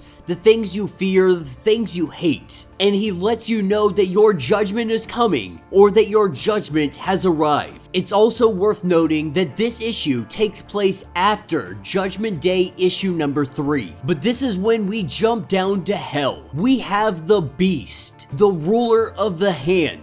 And he is currently having a discussion with his daughter, known as Hellbride. The last time we saw Hellbride was in the Ten of Swords, when Solemn and Wolverine came for the Muramasa blades. When they came for those blades, her husband-to-be, he had been killed. And now, in all the chaos, as Earth faces judgment, she wants to use this distraction to go up and kill Wolverine and Solemn. But it is more than just that. In fact, what she would like to do is kill them, take her blades back, and then claim her stake on Earth. Of course, the Beast lets her know that she simply isn't ready, that she is a weakling. If you're gonna go up there and you're going to face Wolverine, you need to be a true warrior. And that is one thing he believes Hellbride not to be. So for her, this is not only revenge, but this is proving herself to her father. And that's what takes us to San Francisco. Solemn is enjoying the high life. Women, drink, and anything his heart desires. As riots happen downstairs, as the world turns upside down, he simply indulges. And so as he enjoys the life of luxury, this is when they get attacked. But this isn't by the rioters. This is by Hellbride and the Hand. They have come for Solemn. Breaking down the doors, they look for him, only to find that Solemn has disappeared. As soon as the knock happened, he was out of here. That doesn't stop the Hellbride from slaughtering everybody in here. A few moments later, after the slaughter has been completed, this is when the Beast arrives. But this is no Beast. This is the progenitor. You see, the Hellbride has come to Earth. During the midst of their judgment, the Hellbride will not escape the progenitor's sight, asking why she believes she is worthy of this world. She tells the progenitor that she has come for punishment, to punish those that have done her wrong. And so our Celestial lets her know to make your punishment swift and worthy, that she has until the end of the day to do so. What we are seeing is not even the Hellbride is free from judgment. Now this is where we jump over to the Summers house on the moon. Wolverine trying to figure out what he is going to do. He knows that he is not worthy to be alive. He knows that he cannot prove himself. The truth is, he has murdered, he has killed, he has taken so many lives. If he is being completely honest with himself, he does not believe that he deserves good judgment. Unfortunately, this thought process is interrupted, and that is because of Solemn. He has come here to the moon to to try to take the Muramasa blades. Of course, Wolverine not allowing this to happen, we see the fight break out. As the two of them battle, what we learn is that Wolverine, he has no intention of letting Judgment Day come to pass. Solemn, he is letting Wolverine know that the Hellbride is currently after them. Both of them too prideful to actually admit it, but they need help. They need help from one another. And so what Wolverine suggests is that if Solemn will help him take down the progenitor, Wolverine will help Solemn take down the Hellbride. As this unlikeliest of pacts is made, the two of them head out. As they take off through the gateway, it closes behind them, and not even seconds later, this is where we have the arrival of Hellbride and her crew. But this is where things change for the Hellbride, because she gets a brand new perspective on everything, seeing the world from a god's eye view. This changes her perspective, recognizing if the world is destroyed, how many people will be taken from them, how many Hell would claim. This is what makes her decide that she wants to change up her plans. And so we jump over to the North Pole. We have the progenitor who is observing the Hellbride. Her and her forces, they are currently headed to the Celestial. While he finds this curious, he also knows it is foolish. He knows that they are coming, he knows all, and he knows their fate. And so while they make their way to the Celestial, what he does is creates an avatar from the very earth. A progenitor in his image. You could consider it a mini progenitor. They come seeking judgment, and judgment is what they will find. Erecting this progenitor to deliver his judgment, because they have chosen the failed path. Alright gang, so as we dive into this issue, we are picking up at the North Pole with Solemn and Wolverine. They are making their way through this frozen tundra. And as they cross through everything, they find themselves in a labyrinth, a maze of the progenitor's creation, a way to stall them, to test them. He knows that the progenitor isn't trying to kill them. It wants to see what they are made of. And so while they struggle to get through this maze, not too far off, we have the Hellbride who is making her way through the frozen land, seeing a shadowy figure off in the distance. It disappears almost instantly. This is when their men, one by one, start getting taken away. Everything that she had is gone. Her hellhounds have been slayed. Her soldiers, gone. Losing her husband, losing everything. In this icy land, she is left with nothing. The progenitor has taken everything from her. At first, she was so hell-bent on getting to Wolverine, getting to the progenitor. Now it is a matter of simply staying alive. Inside our labyrinth, we have Solemn. He is more or less pretending he knows where he is going. That is, of course, until they run into a dead end. At this point, Wolverine is tired of these games. He's tired of a maze. He's tired of being tested. This is when he starts carving his own path, cutting his way out of this labyrinth. As they trek a new course, we have the Hellbride who is trying to make it through the elements. But every step she takes, she is only getting weaker. That is, until she falls into the frozen land. Solemn and Wolverine both making it out of this labyrinth as they continue on their path to the progenitor. This is when they come across the body of the Hellbride, as she is exhausted, passed out, sitting here in the snow. Solemn thinks this may be the opportunity. We can end the Hellbride right here, right now.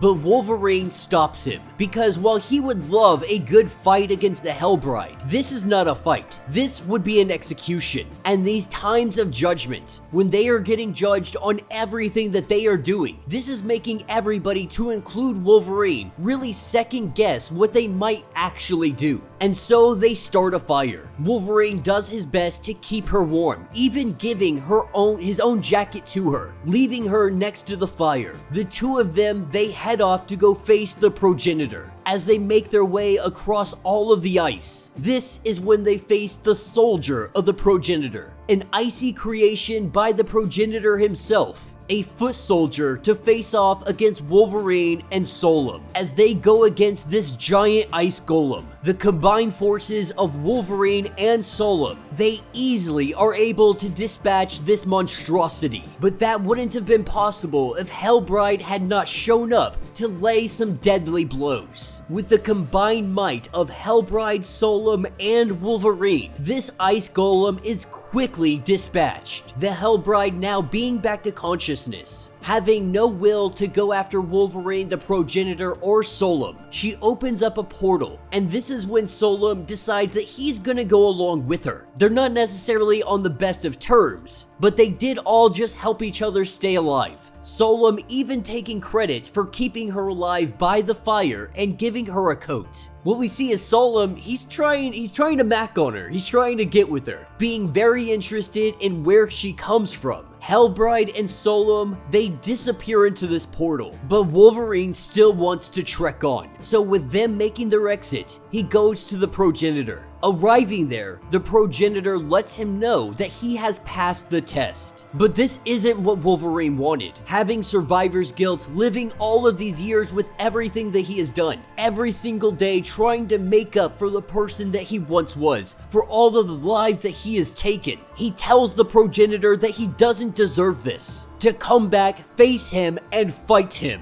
Sitting here in the snow, Wolverine finds himself alone, in the cold, and he has passed his judgment. Because while this is Avengers number 60, it is solely focused on Hawkeye. It is following him around with his 24 hours left before judgment. And like any Marvel story, it starts us off in New York City, with Hawkeye walking down the road absolutely covered in blood. Most recently, just taking down an alien. He makes his way into the diner, ordering some food and getting into the bathroom so he can clean himself up, get all of this blood off of him. Feeling greatly refreshed, he comes out of the bathroom all cleaned up, back in his regular civilian clothes. This is when he runs into Black Widow, sitting at the table waiting for him to come eat his cheeseburgers. But the truth is, this is not Black Widow. This is the progenitor. This is our Celestial. At first, Clint doesn't believe this, saying haha, real funny joke. But after a little bit of conversating, still not sure if he believes this, he goes ahead and he plays along, with Widow letting him know that she is in fact the Celestial, that she is here to judge the human race. And right now, she is here to judge Hawkeye, asking to show your true self. This is when the Celestial opens up the mind of Clint, seeing all the cosmic majesty, showing him the celestial continuum, letting him know that the human race, the species, are known as TILF. This means technologically inclined life foragers. In layman's terms, it means that we are self-destructive, but we like an audience when we are self-destructive, that we are curious creatures, so we spread ourselves everywhere. We get into everything, and we surround ourselves with innocent bystanders. And then eventually, we just implode. For Celestials, TILFs are a huge red flag. So when Celestials stumble across a species as such, they observe, they watch, and they judge. And so with Hawkeye deciding that he's gonna play along with this, saying, okay, let's go with a hypothetical. If you are here to in fact judge me, let's say that I take my bow and I go up on top of the roof. All of the people down below, they have done something wrong, whether it be terrible taste or robbery. All of them are guilty of something. So hypothetically, if I were to start killing everybody on the street, could I pass your test? But the progenitor lets him know that the standards are not arbitrary. And so he asks, what are the standards? What are they all based on? Letting him know that it is complicated and it's simply not up to him. And he gets this. It's her swimming pool, her rules. But he does remind the Celestial, the only reason that you're the one judging is because you are powerful enough to force judgment upon us. The truth is, you are not any better than us. The truth is, you haven't even thought this through enough to come up with a baseline for judgment. That if you're going to judge the basis of my existence, you need to have some kind of baseline. What are you comparing it to? And so if he wants a baseline, she gives him one, saying, how about this? Whether it brings more joy, more meaning into the universe than the mailbox that is sitting over there.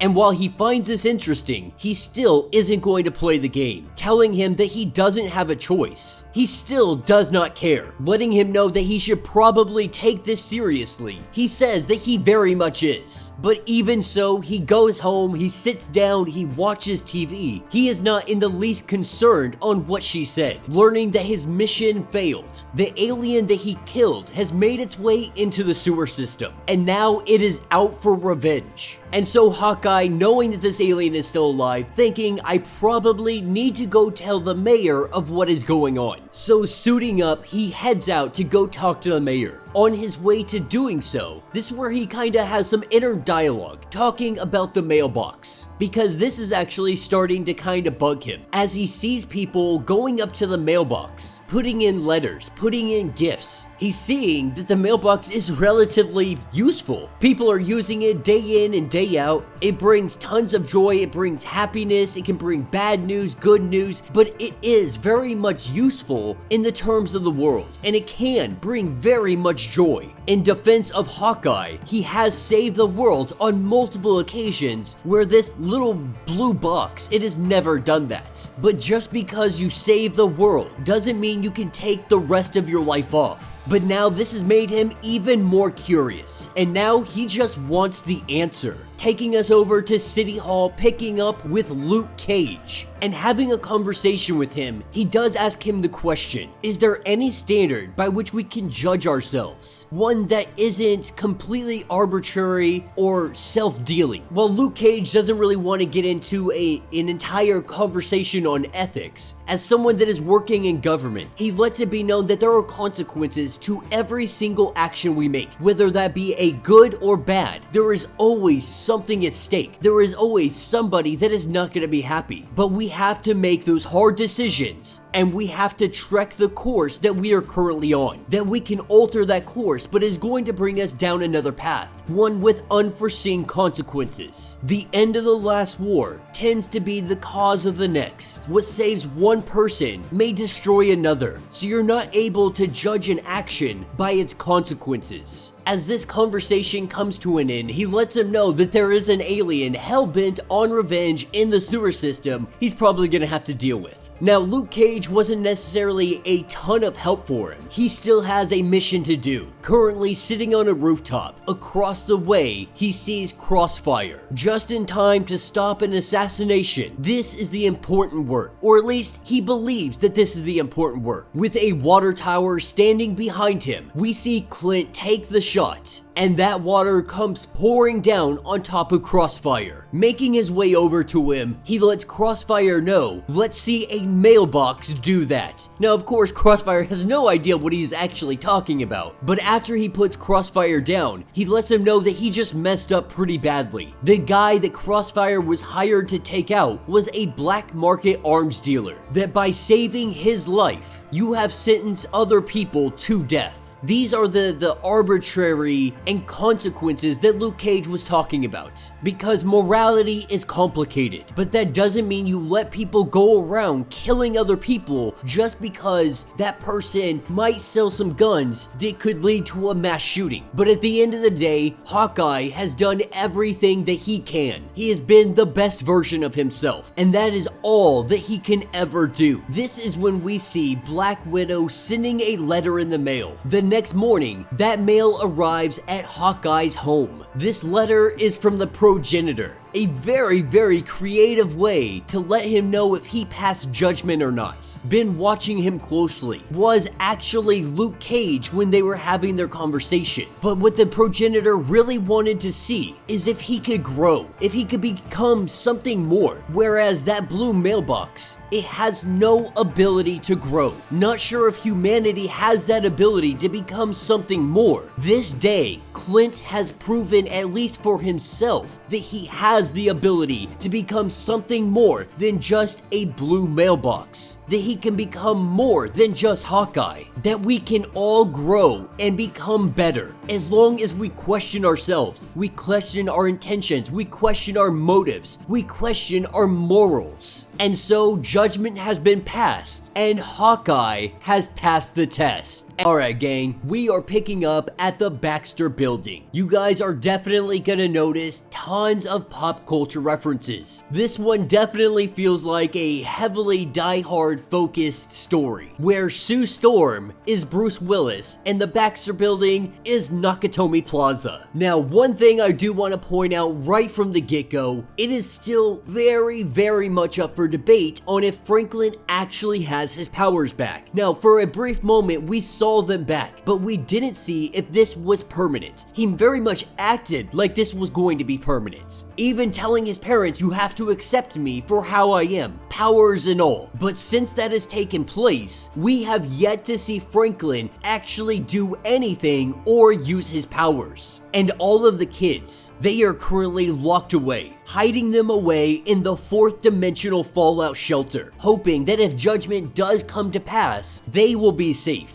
While Reed Richards, he's gonna go into his think tank. He is going to spend 8 hours in there, and he is going to try to find the answer. Because this story, it's not about Mr. Fantastic, it is about Sue Storm. While he is locked away and all of the kids are hidden away, Sue Storm is at the Baxter building, more or less trying to not keep morale up, but to keep everybody calm, to make it seem like everything is just normal. This is the taking of Baxter 1, 2, 3, 4. As Sue Storm goes into work for the day, she greets Harriet, and this whole time we are getting narration from Mr. Fantastic. Even with the world about to face judgment, everybody is absolutely terrified. One of Sue Storm's greatest abilities has always been to make people feel like they are seen, to acknowledge them, to talk to them, to make them feel like they are your equal. As Sue Storm makes her way through the building, this is when she accidentally runs into a brand new intern, papers flying everywhere. She lets us know that her name is Zoe Golding. She is the new temporary in accounting. As Sue Storm very warmly greets her, says hello, they get into the elevator together. In another part of the building, we have the Thing and we have Herbie. They are batting down the hatches. They are preparing for the Celestial and whatever it may do. Not only that, people rioting, so on and so forth, all the chaos. They just want to ensure that everything is 100% protected. This is when Johnny pulls up in his flying Corvette. They have a quick conversation, Johnny saying that he's just gonna continue doing his rock star thing, because him being a rock star, him being in the light, people aspire to be him. That he is able to lift people's spirits up just by being himself. Very egotistical, very cocky of him, but he goes off to get some pizza, taking us back over to Sue Storm and Zoe Golding as they make their way up in the elevator, just having some regular everyday conversation, talking about their fathers, talking about superhero, talking about having to be multiple different people. As Zoe goes to get off of this elevator, she lets Sue Storm know that you are everything your file said you would be. But like her father taught her, take every bit of knowledge and use it to your advantage. Because her father raised her to be a cutthroat. Ever since her father had passed, the Empire has only grown bigger. This is where the attack begins. The force field going up around the Baxter building. The Thing being attacked by the freaking drones. And Zoe Golding exposing that she is Midas, the daughter of Midas. This is one giant freaking heist, with her coming in with all her forces. In all the chaos with everything going on, this was the prime time to get in here and take anything that she could possibly want. Hacking all of the robots, hacking the entire system. The Baxter building is now under the control of Midas. And Sue Storm is the only one capable of stopping this. Taking down the robots, saving a guy as he is falling down to his death. This is when all the goons come up and let her know that she has met her match. as the Thing is doing his battle. One by one, he is taking them down as they try to use laser vision on him. He uses another one of them and shoots the other. This causes it to not melt, but it begins to expand. With its expansion, we see a giant explosion. Johnny Storm doing everything he can to try and break into the building, but the force field holds him back, with Sue Storm being told that there is nobody coming to save her. She says, then I guess it is time for some yippee-ki-yay. She goes invisible and she starts laying down some hate. One by one, taking them out, creating force fields around their heads so they can't even breathe. One of them thinking that they might be clever because they have some thermal goggles on. The only problem is, when they go to shoot Sue Storm, she uses her abilities, creating a backfire in the gun that he is holding. All she has to do is put up a shield to block it from the blast, grabbing one of the earpieces from one of the goons. This is where Midas recognizes that she underestimated Sue Storm. Sue Storm letting her know that if you believe you underestimated me, wait till the rest of my family shows up. The only problem with that, right now the Thing is trapped under tons and tons of debris. Johnny is unable to break in, and Reed Richards, he has locked himself away in his think tank, trying to figure out what Dr. Midas might actually be after. Because at this point, the world is about to be destroyed. What could you possibly want in the last 24 hours of life? The truth is, she knows all about pocket dimensions. She got one when she was 16 years old. She knows that there are other places she can flee to, so she is not concerned in the slightest about any of that. But what she does want is the gift of knowledge. She is going to break into Reed Richards' vault and steal every single neuron that he has. And then they are going to take the Midas Foundation intergalactic.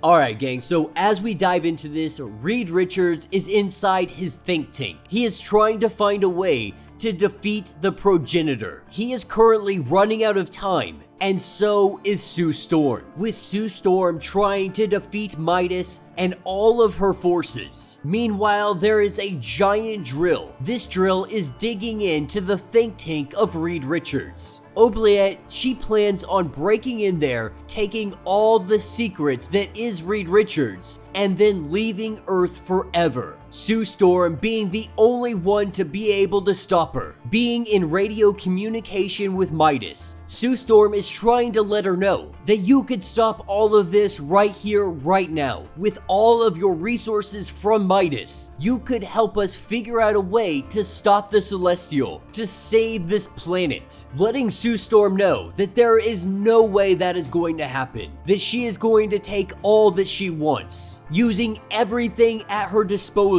This is when we are introduced to Space Boy, an individual that has been spliced by Midas. While Sue Storm faces this new challenge, on the outside, we have Johnny Storm, who is just eating some pizza, unable to get inside the Baxter building. He is sitting here just waiting. This is when a man named Leo comes up to him, starts talking about his car. And while the mechanic would love to get his hands on this vehicle, the truth is, he probably wouldn't understand it. But this is when it clicks in Johnny's head. This thing draws power from space. It could power a car, a computer, a house, or maybe a giant freaking force field.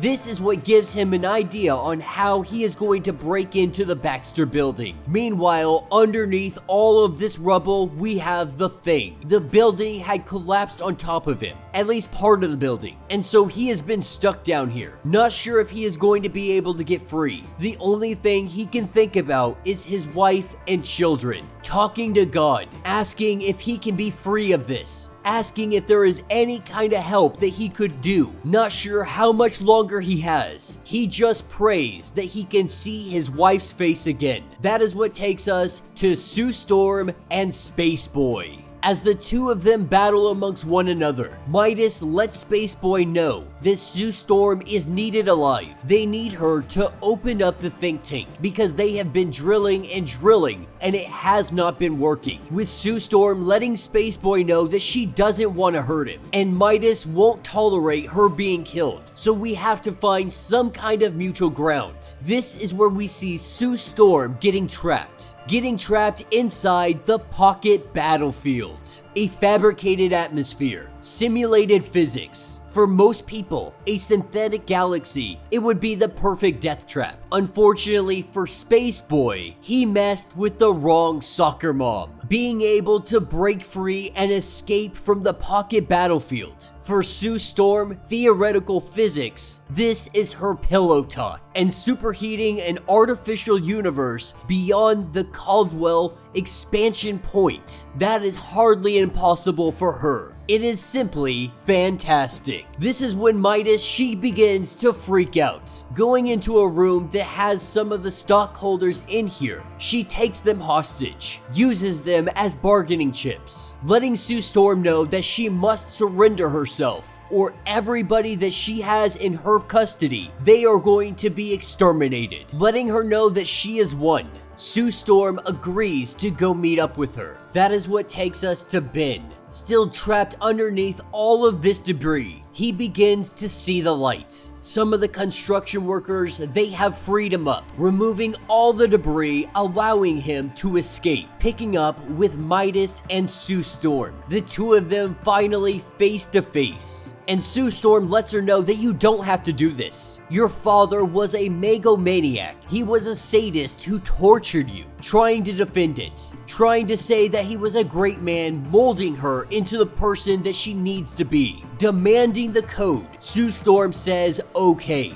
saying Imperious Rex. This is the superhuman intruder protocol. It has been activated. All of the Herbies are freeing hostages and taking down all Midas forces, shooting her with the golden gun. This is beginning to transmute her flesh into solid gold, with Johnny Storm on the outside, working on his car, trying to make it to where he can get inside the Baxter building, thinking that he made the right moves. He gets in and he goes full speed at the Baxter building, being able to break through right before Sue Storm is shot yet again by this golden gun. With Johnny Storm arriving with pizza, we see Ben Grimm coming out ready to do some clobbering. Now, what Midas didn't know is that Sue Storm had done a scan, kind of like a DNA scan, to see if this was in fact actually the daughter of Dr. Midas. What we learn is that she has no relation. All of those years, all of that torture and torment, she believed that Midas blood ran through her veins, that she was destined for all of this. Now she is recognizing that she was played for a fool,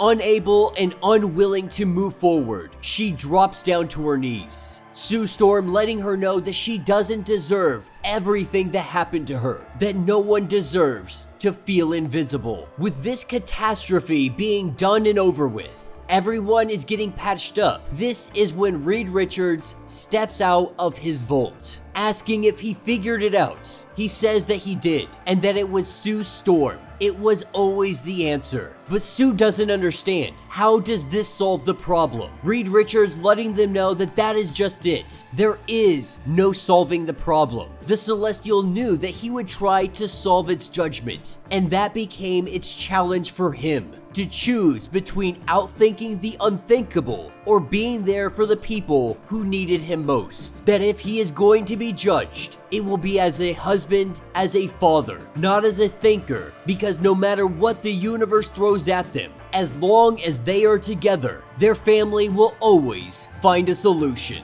Alright gang, so as we dive through this issue, we are starting with Craven the Hunter, wearing the bear that he just recently killed, making his way through this icy land. When it comes to being a hunter, when it comes to taking down the greatest of all things, Craven the Hunter is almost like a religious zealot. That this is his religion, this is his culture, this is everything that he is. And while thinking to himself, he does bring up the fact that he is a clone. While most people are brought into this world through blood and screaming, his was brought in through pain and confusion. But something is happening, something that makes a birth or rebirth very possible, believing that all the power structures, they were violently realigned the second the Celestial announced itself to the world. And now standing here naked in front of the Celestial, he announces himself to the progenitor. And I give props to Craven the Hunter, because there is no way I would be in the Arctic but freaking naked. Now this is when we jump over to Krakoa. Black Tom letting them know that there is some trouble. Now they are in the midst of an eternal invasion, but that's not the trouble he speaks of. Right now there is a giant cargo ship that is headed directly for the island. With Beast and Sage showing up on site, they are about ready to lay down some hate on whoever it is that is planning to attack them. But what we learn is that this is no invasion. This is in fact Omega Red, making his way back from the Arctic. He had gone to rescue this boatload of people that had been kidnapped. Of course, this isn't necessarily what he was supposed to do. He was supposed to go drop them off somewhere else, because Beast, being the CIA of the X-Men, he had every intention of this being a giant propaganda event. He wanted as many cameras on this as possible, showing that not only did Omega Red rescue these people, but he is part of mutant kind. He is part of the nation of Krakoa. Mutants save these humans, and with how much bad publicity they are currently getting, this would have been huge for them. Sage also reminding Beast that this was a test for Omega Red to see if he could truly work with Krakoa, if he could listen to orders and do what needed to be done. Now, of course, they don't know what happened to Deadpool, but he did get the mission done. As Omega Red hops off this boat, he takes the head trafficker with him, the one that had been human trafficking all of these people, saying that he will be dealt with very quickly. Not a single one of them try to stop Omega Red. They are gonna let him take this guy off, take him into the woods, and straight up murder him. Now, as we head back over to the Arctic, we have Craven the Hunter standing in front of the progenitor. At first, he demands for his judgment. He demands for some kind of fight. He gets to the point where he demands just to be acknowledged. To the Celestial, he might as well not exist. This is what he came for, though. He came for reassurance, to remind him that the world is a cold, indifferent place, just like he has always believed, and that the truth is, the void does not care. The world goes on, natural disasters happen, mass wars go on, people die, but as somebody that has been a clone, that is a clone, he can see more clearly the absence of a loving creator, knowing that this god has died before and it will die again, because that is the inevitable truth of all universal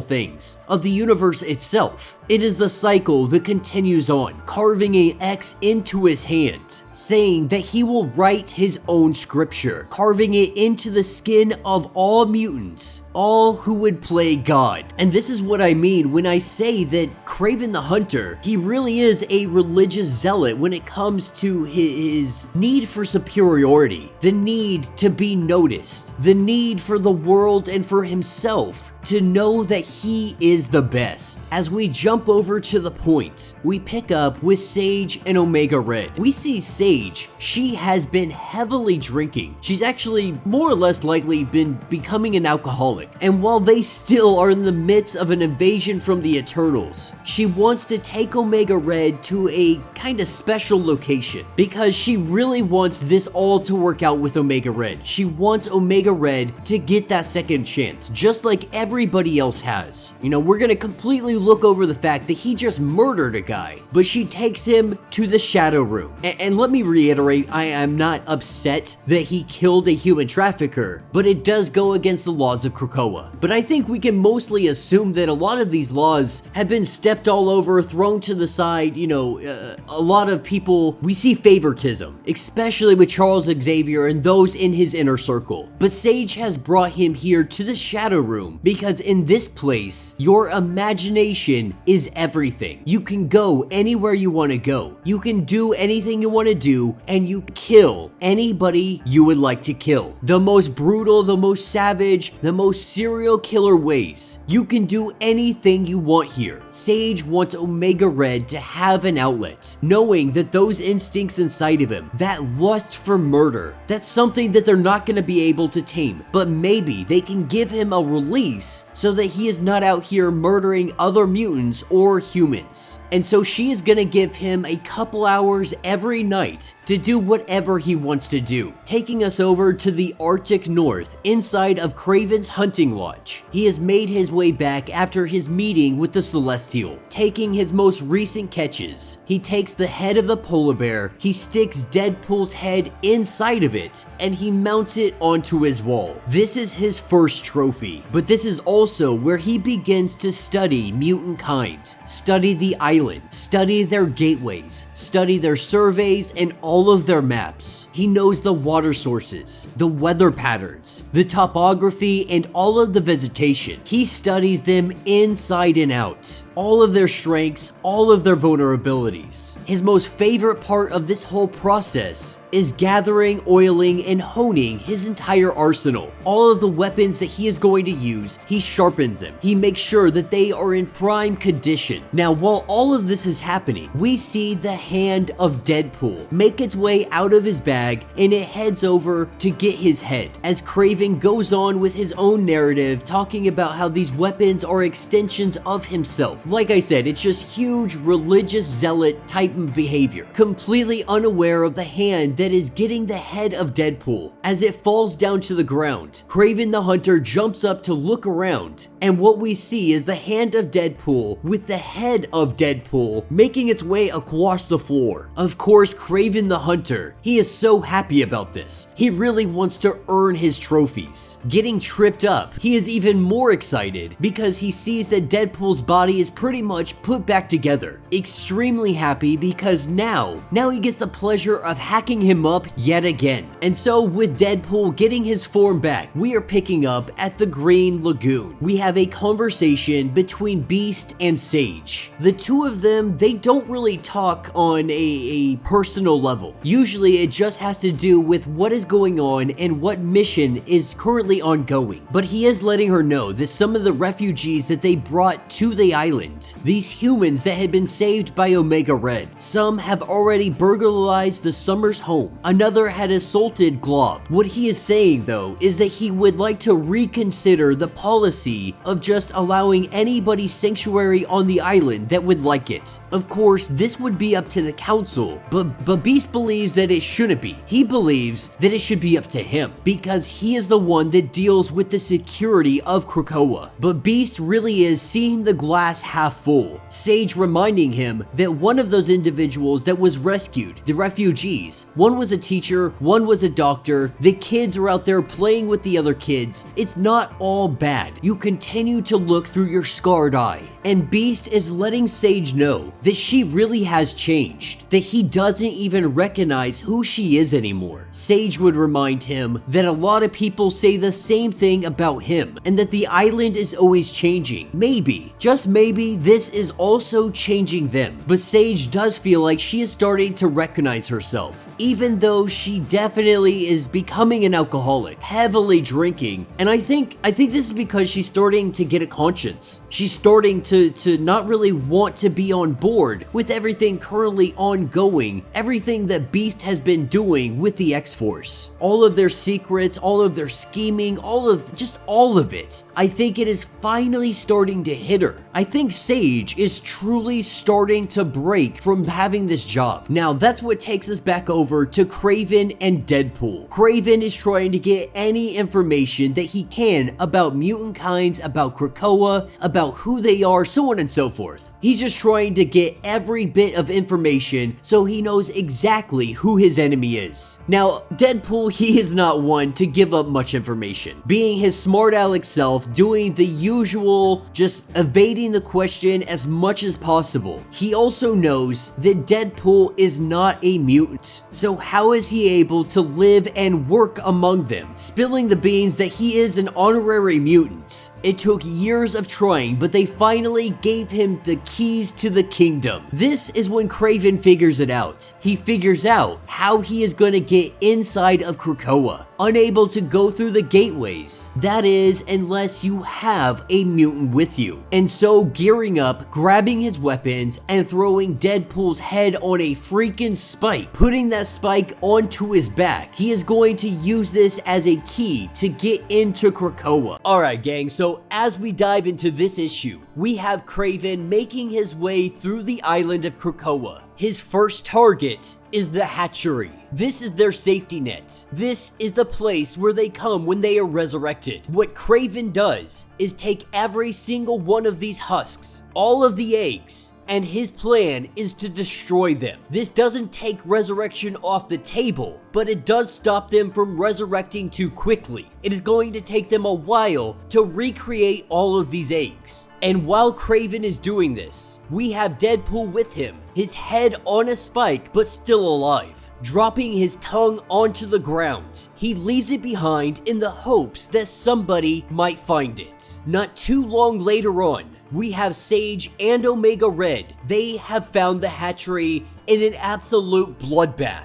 All of these husks, all of these bodies, they are just torn to pieces. At first, Sage believes that this is an attack by the Eternals. Omega Red, he recognizes that this is savagery, that they have been stabbed time and time again. Doing a scan of the entire facility, that is where they find Deadpool's tongue. This is when she finds out that there are 11 possible scenarios for Deadpool's severed tongue being here. Using an algorithm, it reveals the most likely outcome. Deadpool left his tongue as a clue. Turning to Omega Red, trying to remember or trying to ask Omega Red what happened up in the North Pole. But right now, Omega Red, he is too busy just eating away at the husks that were once eggs. And while Sage, she's a little taken back by this, Omega Red lets it be known that this was never actually a mutant. It's raw materials, just straight protein. These bodies are gonna go to waste, we're gonna throw them away anyway, why not just allow me to eat them? Sage saying that there is a monster on the loose, and to fight monsters, they are going to need monsters. That is when we go topside. The war is currently ongoing. Eternals are all over the battlefield. And while mutants are doing their best to hold off against them, Craven is taking this opportunity to sneak up on all of mutant kind and slit throats as he goes along his path, taking war trophies from every single one of his kills. In all of the chaos, Craven is going on a killing spree, and he has to admit that he's a little bit disappointed because he really thought mutant kind was going to be a challenge. But so far, everything that he has faced, it has not put up anything of a fight that he was expecting. And so grabbing hold of a mutant, he asks the question, who is the best among you? Who is the most dangerous? And while this could easily be highly debated, this mutant lets him know that it is Wolverine. And so now Craven, having an objective, he is going to hunt down Wolverine. He just needs to figure out how to find him and how to kill him. Now, while he goes off and does that, we see a small glimpse of Storm taking down some Eternals. It's actually very disappointing that we didn't see this at all through Judgment Day. We saw her on Arakko, we saw her helping Magneto out, but we never actually saw her fighting on Krakoa. You know, a lot of people have pointed out how Storm has really been a side character through this event, and I have to agree with that. It's been relatively disappointing that Storm hasn't got the spotlight that she deserves. But while she battles up in the skies, we have Black Tom, who has found the head of Deadpool, letting them know that Craven is here. Black Tom tries to let Beast know, trying to get in communication, but it appears that their comms are down. What they don't know is that Craven has found Beast. He has him prisoner, and he is guiding Beast down to the Shadow Room, telling Beast that you are going to explain exactly how this room works. And so with Black Tom unable to get in communication with anybody, we have him recreating a body for Deadpool, his body taking too long to be able to regenerate. This gives Deadpool a body right here, right now. This is when from out of the woods we see Omega Red coming to the aid of Black Tom, hearing his communication go out. And Deadpool is a little bit ticked off, being left for dead, being eaten by a polar bear, being digested alive by a giant animal. You could say he's a little more than ticked off. Immediately going in on Omega Red, we see the two of them fighting amongst each other. Meanwhile, at the portal that leads to the North Pole, this is where we have the arrival of Wolverine, returning from his journey that we saw in issue number 25. He tries to get in communication with X-Force. He sees that the Eternals are attacking above the sky. Not sure what is going on, not sure what is happening. This is when Beast gets in communication and lets him know that he needs to report to the point, that he is needed immediately. Getting to the point, he finds nobody is there. He only finds a blood trail. Going into the Shadow Room, asking who is responsible for all of this. That is when he sees Craven. Craven has created his own challenge for Wolverine, letting him know that he must choose a hunting ground. The deadlier, the more extreme, the better. Picking an environment, he chooses one that is really a primal environment, a savage land for savage games. And while Wolverine doesn't want to play any games, Craven lets him know that he doesn't have a choice, because right now there is a T-Rex that is hunting down Beast. And so Wolverine given an option: save Beast's life or take down Craven. Alright guys, so as we dive into issue number 42 of Captain Marvel, our Judgment Day tie-in, we are picking up with Carol Danvers and L'Oreal. And for those that don't know, L'Oreal is the half-sister to Carol Danvers. Marielle being her mother. Not only is she the half-sister to Carol Danvers, but she is also the accuser. The two of them working together in New York City. It appears that people are just losing their mind. And this isn't because the world is ending. This isn't because the progenitor is trying to pass judgment on everybody. There is something wrong with them, almost as if these humans have gone feral. As L'Oreal and Captain Marvel do their best to try and just really make everybody pass out, putting everybody in chokeholds, just trying to make them go to sleep. Because their goal isn't to hurt everybody, it is just to subdue them. While they do this, they are still having the progenitor look over their shoulder. Marielle being the one to judge L'Oreal. Captain Marvel being the one to judge Captain Marvel. With Carol running out of ideas, running out of options, she wants to take a page out of the Hulk's playbook. Not really sure if this is even going to work, but right now she doesn't know what to do. And so she claps her hands together, doing a Carol smash. There is a giant boom. And all of these people, they go flying down to the ground. This thunderous clap, this is what wakes up Chewie the cat, or better known as Chewie the Flurgan.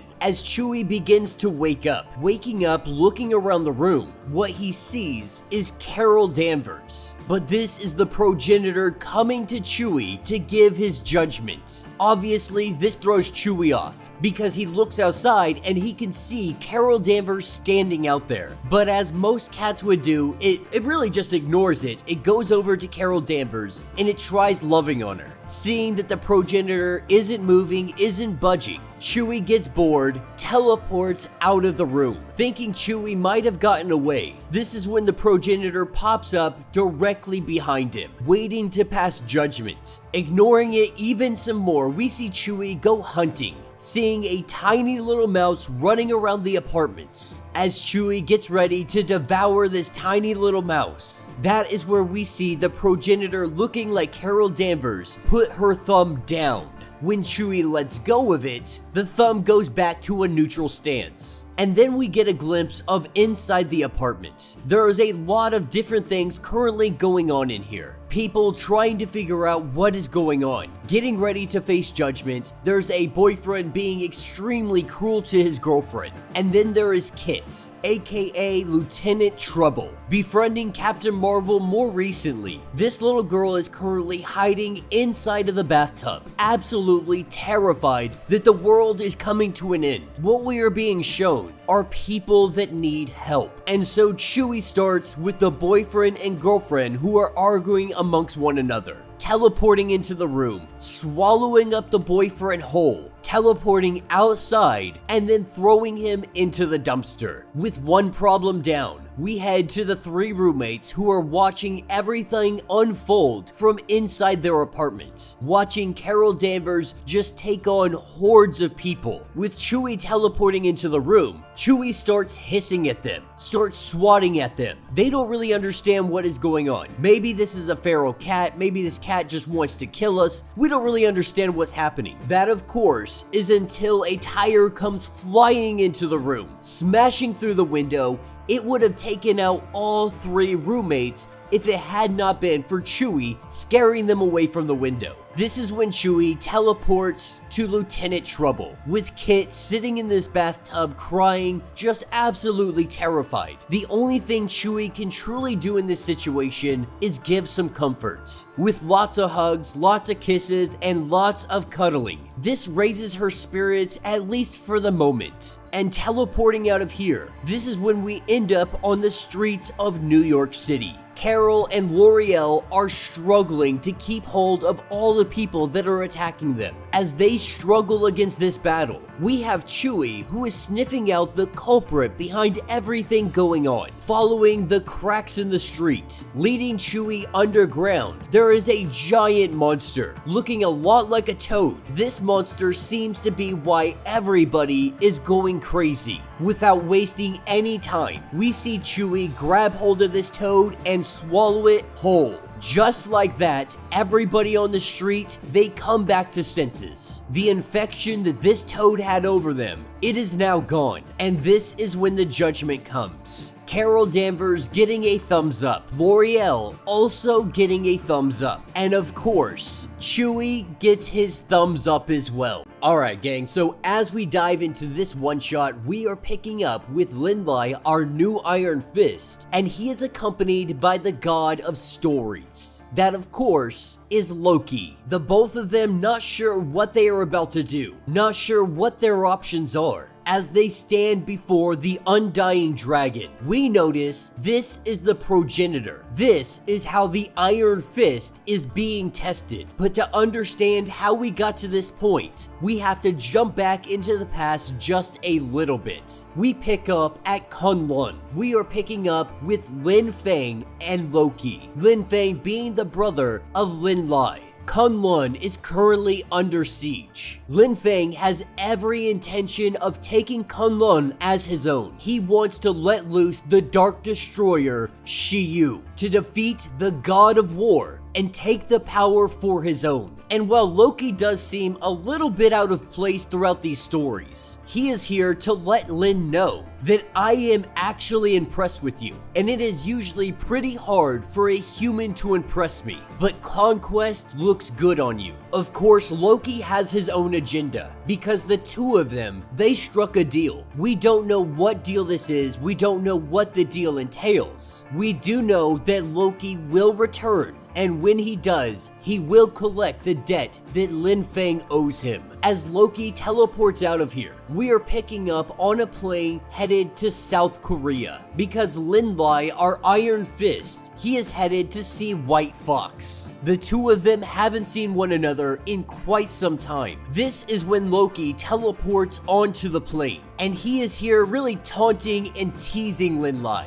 saying that he knows his brother, saying that Kunlun right now is in shambles, demanding Loki take him to Kunlun right this instant. Loki continues to toy with him, to mess with him, letting him know that there are much bigger problems because the progenitor has come to pass judgment. He is here as an observer. He is here watching as all of these petty little humans get their judgment, thinking that he is above judgment himself. That is when the progenitor arrives to him, letting him know that he is not above judgment. Because as humanity is being judged, so are all the mutants, Eternals, and gods alike. If you are here on Earth, you will get judged. This is when the plane that they are on, it begins to fall out of the sky. Fire, debris, and a ridiculous crash, letting them know that he will know their worst fears, their desires, the best and worst versions of themselves. He will measure their hearts, and before the day is through, both of them will face judgment. That is what lands us on a small island in Asgard. Crash landing here, Loki recognizes this from his childhood. Him and a young Thor, they used to play here on this island. The two of them having fun together, doing what brothers do. Loki showing off his magic and Thor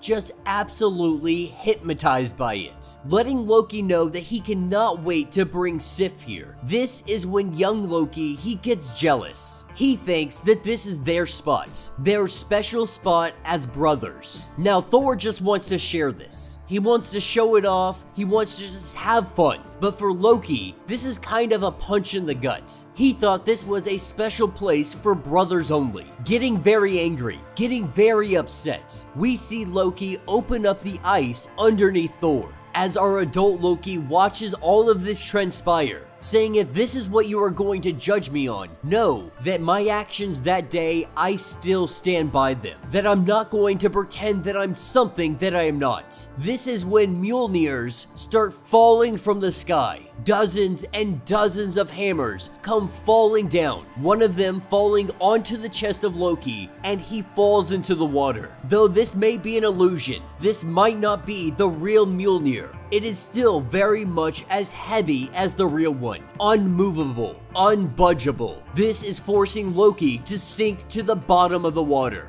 That is when the Iron Fist shows up, grabbing hold of the Mjolnir that is on his chest and ripping it away. Even Loki is surprised by him being able to do so, being able to lift up the hammer and simply toss it away. Loki has to ask himself, who is this kid? As they surface from the depths of this lake, they find themselves in Kunlun, and they are immediately greeted by the Undying Dragon, letting Lin-Lai know that Kunlun's sacred challenge, the final rite all Iron Fist must complete. He must take the heart of the dragon or die trying. Recognizing that this is definitely Lin-Lai's part of judgment, Loki is actually surprised that he hasn't completed the trial of the Iron Fist. But the Iron Fist, he has no intention of trying to kill the dragon. In fact, Lin-Lai says that the dragon is his friend. The dragon had saved his life, had offered up the dragon's heart so that he could live. This is when Loki goes ahead and he takes a step back, lets Lin-Lai know, you're the Iron Fist. This is your responsibility, this is your trial. I'm gonna stay out of the way while you handle all of this. And so our Iron Fist doing what needs to be done,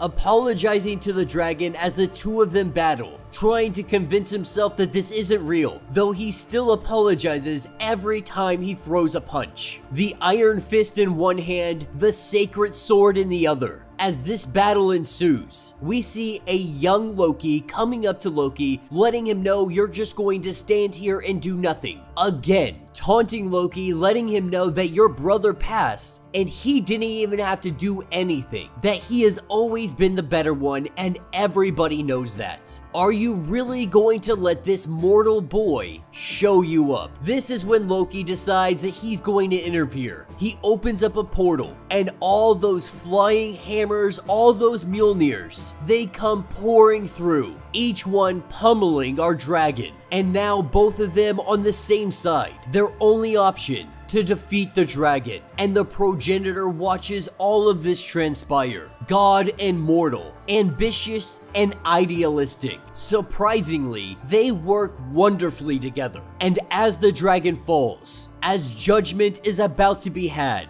Lin-Lai stops himself, asking the dragon if he remembers the last time they had talked to one another. The dragon had told Lin-Lai that the power was a gift, something many people had taken, but only a few had been granted willingly, letting him know that I only want your heart if you are willing to give it to me. This is when the progenitor lets him know that he has passed his judgment. His soul is unyielding, even when tempted with the promise of power and acceptance. Loki also passes his test. The strength of his conviction, it impresses the progenitor. With their purpose served, he sends them back to the plane where they once were. Moreover, our Iron Fist has finally earned the mark of the Iron Fist. Turning to Loki, he demands to know where his brother is, what he is up to, and how he can get back to Kunlun. But that is when Loki disappears into a portal, with Lin-Lai landing in Seoul, South Korea. He is greeted by White Fox, a recording from a Dr. Marshall, currently using his camera to document and record everything ongoing. He is a scientist that has been embedded with the people of Arakko, trying to understand how mutant kind was able to terraform so easily, believing that maybe they can replicate this in some way, shape, or form. While he was here, the attack began, the giant hex making its way throughout the city, burning and destroying anything that stands in its way, telling the two children that are along with him, because all the parents, they have gone off to fight in war. Arakko customs are very brutal. It is a very warrior lifestyle. So the idea of these children running, to them, it is appalling. Why would they leave when they can fight? But Dr. Marshall, he is able to convince them that this is more of a tactical retreat, that you surviving, this is winning, that he will stay behind, he will distract this monster, he will give them the opportunity to live. Lucky for him, the region of Arakko has arrived. Storm comes up on scene, letting him know that from this day forward, you are of Arakko. You have earned your place because of what you were just willing to sacrifice. But that sacrifice is not going to be necessary. But Storm isn't coming alone this day, because the Table Day, they stand with her, members of the Great Ring of Arakko, the ones known as Laktuka and Sobanar. She makes the proclamation, letting all that hear that one attack on any Iraqi, this is an attack on all of them. This is a challenge to their power, a challenge to their very survival. We see Storm going in on the Hex, taking the lead in this battle, as Sobanar releases some of the endless ocean stored inside of his blood. In doing all of this, she is able to sculpture a monsoon. With all of this rain falling from the sky, it refracts the beast's light. This is blunting its weapons, and this fight could be over instantly. Storm even points out the fact that Laktuka could teleport this thing directly into the sun, but Storm would like to make a point, to express herself, and she uses the lightning to display her anger, bringing the bolts down on top of the Hex. And this is just one more weapon taken out of the arsenal that is belonging to the Eternals. The question is, where do we go now? Where can our powers best be served on the planet? We cannot be in 10 different places at once. We have to choose where we can have the most significant impact. This is where Laktuka comes into play. Laktuka the Knower, staring into the eyes of Storm. This is where Storm sees a little bit of everything, looking through the eyes of Richard Rider, looking through the eyes of the man with no name, the one known as the Fisher King. A.X.E the Unbeaten is still battling this giant monster under the water. From Wrong Slide all the way over to WizKid, she is seeing the battle in so many different perspectives. And that is what lands her in Lotus Logos. His voice projects metal, and this is when she looks through the eyes of Magneto. He is currently taking down a 10-foot story silicone gorilla using the metal of Lodos, using the metal shards as spears. He pierces right through the head and goes straight through the brain. And this is hugely significant because the people of Arakko, they are not one to couple powers together. That is a sign of weakness, that your strength comes from you. If you need assistance or you need to boost each other's powers, this makes you weak in the eyes of the Rockin' people. But after everything that has happened, Lodos and the others are starting to see that teamwork work, it might actually be a good thing. That these are customs Apocalypse had taught us at one point in time. Customs that we had forgot for so long that maybe it is time to rewrite some of the laws. The world has changed, and now we need to evolve with it. But that is an issue for tomorrow. Today, they have to continue their battle, and Magneto is finding himself in a greatly restrained situation. He is missing his entire heart. There is a hole right through his chest. He is using all of his concentration to focus on keeping his blood moving through his body, keeping him alive, more or less simulating having a heart. He knows that he doesn't have that much longer. With what power he has left, he is going to do everything he can to save the people of Arakko. This is when they are interrupted by Roberto da Costa, the Fisher King, Incisa of the Smoke, presenting themselves before Magneto. They let us know that they are the Night Seats. They are secret seats of the Great Ring of Arakko, and that really is more of a oversimplification. Let's dive into the history real quick on that. In the very beginning, everything was ruled by the seats of dawn, day, and dusk. To check them if need be, there was the seats of night, the shadow table, self-recruiting, self-replacing, separate from the Great Ring, and unbound by its customs. To take it a step further, no Omega has ever served on the night seats, and none ever will. They had gone from spies to secret warriors. They eventually became nothing more than advisors to the throne. It got to the point that the entire seat, they had been just wiped away. They had been dissolved, and Aura had blinked them out of existence. When Arakko fell, these were the hard years. The years of prison for all the people. For many years, they lay dormant. That was until Arakko rose again. Now on the planet formerly known as Mars, Roberto da Costa had come to 2 members, and the Night Seats were reformed, not being bound by any customs. Even if da Costa is not in fact of Arakko, he doesn't have to be. Now for Magneto, he really expected nothing less from da Costa to keep this secret, to play his hand in this game. The Fisher King, on the other hand, he's a little bit disappointed. He thought that he had made a legit friend. The truth is, the Fisher King wanted to know what kind of man Magneto is. After all those years in prison, he has been very skeptical of anybody. But Magneto had welcomed him with open arms. But right now, they need to get to work. There are still people that need saving. Before they can go anywhere, this is where we see the gorilla resurrect itself. All of these weapons are coming back online. They are rebuilding themselves. As all of this is happening, Storm knows exactly where she needs to be. As they teleport in, a lightning bolt comes from the sky, striking Magneto directly in his chest, because her lightning attunes to his ability. One time, she had struck him with lightning. In doing so, he used this to empower himself at the sake of her life force. Right now, she is giving this up willingly. His focus now restored. His invisible heart, at one point in time, was a struggle to keep up with, but now it is like breathing to him. As all the members of the Great Ring and the Seats of Night, they observe this going on. It is almost intimate in nature. This is unheard of. 2 Omegas empowering one another. 2 of them that sit on the Great Ring, and this goes against their very customs. But we see the true power as Magneto is being supercharged. The gorilla before them, he just disintegrates, absolutely melting into a puddle. Magneto had brought up molten iron from the core of the planet, Logos letting it be known that we must remember this moment, because all rules were broken for the broken land, and perhaps the beginning of a new history. As everybody bands together, the Fisher King does point out that A.X.E the Unbeaten is still on the side of the enemy. This means we are still losing. With every moment that passes, we continue to lose more. They also point out that these weapons, they keep coming back online, they keep coming back to life. We have to cut it off at the source. We have to cut it out where it all began. We have to turn the switch off. which means they need to take the fight to Uranus. Alright, so as we dive into this issue, before we can get to Magneto, there is a lot of politics currently going on. Much of the world has accepted that they are going to face judgment. Even many of our heroes, believing that it is inevitable, while there are still a few pockets of people that are really out there trying to do something. Captain America, he's trying to calm down the populace, listening to anybody that might hear him. The problem is, there are riots in the streets. Everybody is terrified. Everybody is angry that mutant kind has resurrection. Everybody is so scared that they are all going to be doomed because of the Celestial. And so while Captain America is struggling with all these people, over at Avengers Mountain, we have a conversation between Iron Man, Cersei, Star Fox, Ajax, Mr. Sinister, and Makari. Now, what they want Star Fox to do is connect himself to the machine and then broadcast peace and love to the entirety of the world. His parents had made him equal to and opposite of Thanos, which means he has more than enough ability and power to do this. The only thing is, Star Fox is not going to do it, because in doing this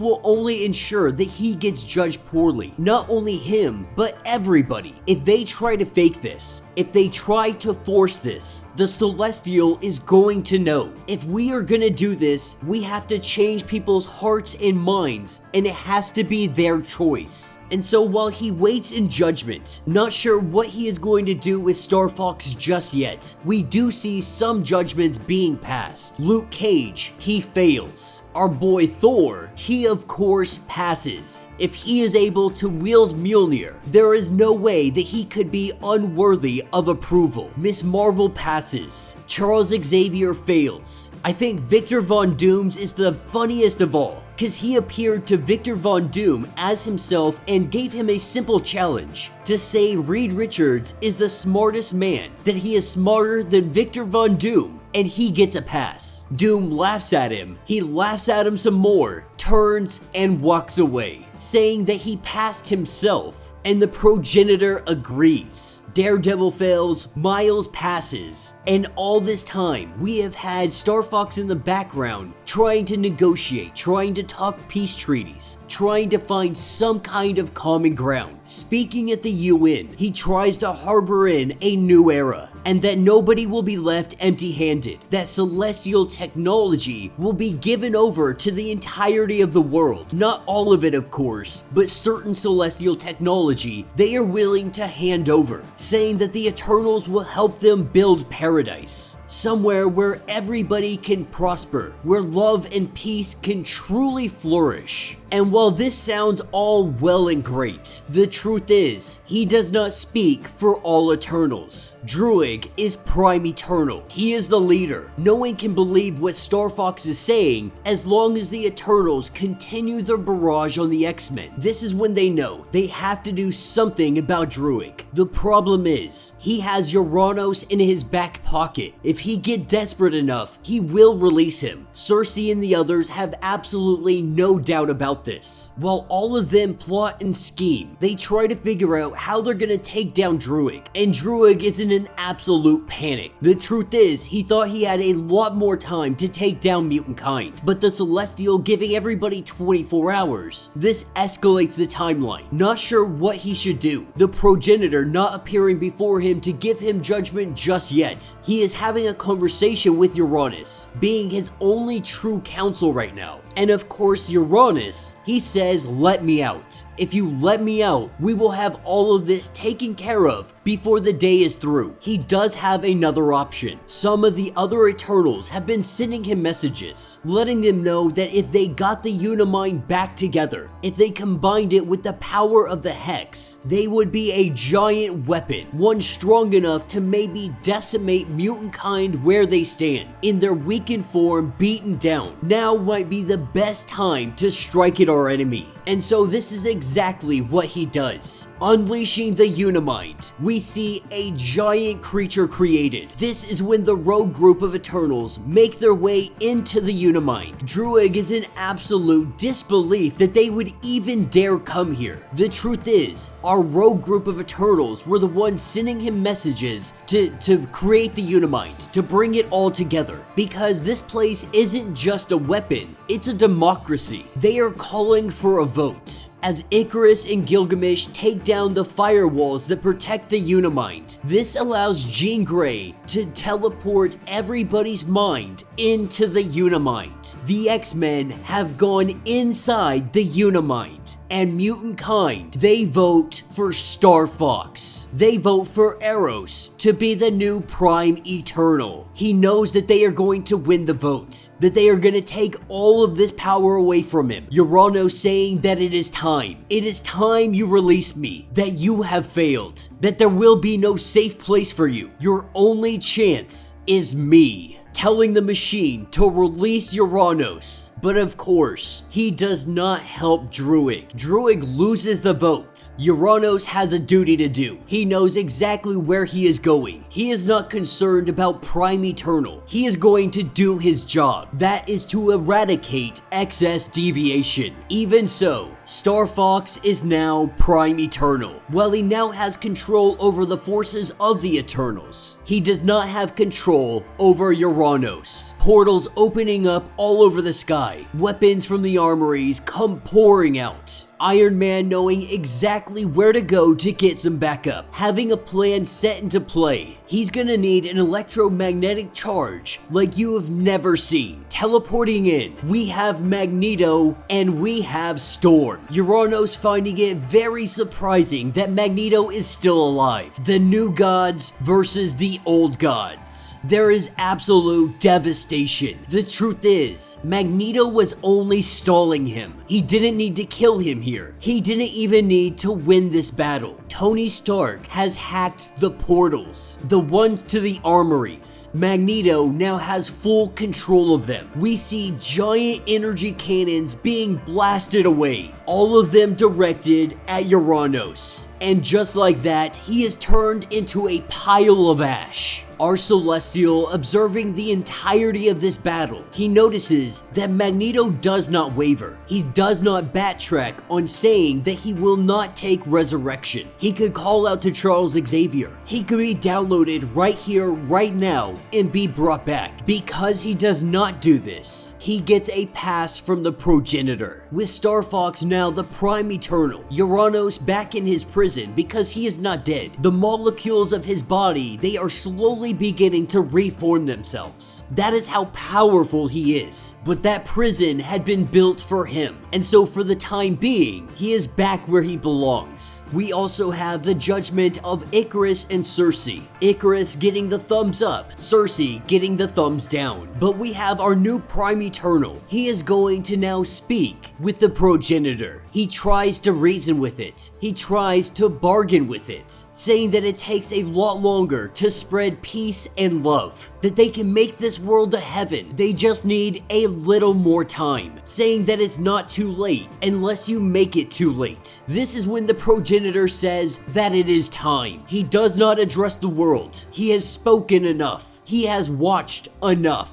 He has judged enough. And he has decided that they have all lived enough. Even if they had 1,000,000 years, they would never do enough. It is always, we will be better tomorrow, not recognizing that one day tomorrow would run out. The world gets the thumbs down. What many believe to be the rapture. This is no rapture. This is the judgment of the progenitor. Planet Earth has failed, and the world begins to get wiped clean. Alright gang, our story, it starts us off at the North Pole. Judgment has been rendered. Now the world waits for their sentencing. As the progenitor turns itself to the world, he whispers, "End." And we saw this beginning to unfold in the last issue, as the rapture begins across the world. Regular everyday civilians, they don't know what to do. They don't know where to look or who to go to. Many of them aren't even guilty of doing anything wrong, but judged as a collective, Earth has failed. And that's what takes us to New York City with Captain America, picking up shortly after people all around him were raptured up with skulls and bones surrounding him. He doesn't know what to do. This is when one of the civilians this series has been following, the one known as Jada, she comes up to Captain America with a coffee. And at this point, Cap is really beating himself up. He thought he could inspire people enough to be able to make a change, for the progenitor to see that they are worthy of living. And while Jada is very more cynical than Captain America, she believed that they were going to fail, but she does let Cap know that she greatly appreciates at least him putting in the effort to make the change. But even in this dire time, even with things looking so grim and so dark, Captain America still has that inspiration. He still has that hope, the hope that they can still turn this around. And that is when we have Nightcrawler show up on scene, letting Captain America know that they are getting ready to do a mission, that they are saving a world that hates, that fears, and now judges them. And Nightcrawler would like Captain America to give the Celestial a piece of his mind. With Nightcrawler and Captain America bamfing up to the North Pole, Professor Xavier is linking everybody's mind, not just mutant kind, not just Avengers, everybody. Everyone is going to bear witness to what is happening today. As Cap walks up to our Celestial, he does what he does best. He gives our heart-warmed, inspiring speech, letting the god know that they have stood before tyrants, that humanity has been in this position before, where the god, the tyrant, they believe they have won. They believe that it is all over. But Captain America is here to let the progenitor know, as long as we still stand, there is still hope. The world can hear him, and now they are all Avengers. Every single human being alive. And so to the world, he lets them know, assemble and avenge. With those last words coming out of the mouth of Captain America, in the blink of an eye, we see him smited down. Nothing left but the smoldering skeleton of Captain America. He has finally met his demise. Steve Rogers is no more. Standing next to him this entire time was also Nightcrawler. Lucky for Nightcrawler, back on Krakoa, they are resurrecting him, asking Jean Grey if the plan worked. And it did. The world needed this. There is a bit more calm, and all of their anger, it is directed at the progenitor. The world is unified under one goal. This is when Nightcrawler, he goes to grab his weapons, telling them to prepare another egg because he is more than likely going to be back soon. He refuses to let this false god try to pass judgment, try to burn them with fire. Nightcrawler has been solely focused on the spark. If you want to learn more about the spark, you're going to want to check out Legion of X and things of that nature. But more than anything, the spark is about raging against the dying of the light. And he refuses to let his spark go out. He will ensure that it burns. Around the world, presidents, kings, dictators alike, they are all siding with mutant kind. Whatever their plan is, they are backing it 100%. But the biggest question stands, what actually is our plan? Cyclops letting it be known that their best option is to kill the progenitor, that node that is inside the Celestial, the one that they attempted to go attack in the first place. That was no illusion. That is in fact true, confirmed by Jean Grey. And so what they need to do is the surrounding areas, they need to evacuate the cities, and they need to make their assault. Bishop turning to the Eternals, asking what they can bring to the table. The truth is, they really can't bring anything to the table. They cannot directly fight a Celestial. It goes against the very principles of their whole creation. But there is some good news. The Eternals have turned off their psychic firewalls, which means hypothetically, if an Omega level mutant decided they wanted to take control of the Eternals, they could do so. More or less, they are going to turn the Eternals into literal drones, being piloted by some Omega level psychic. More than likely, it's going to be Jean Grey.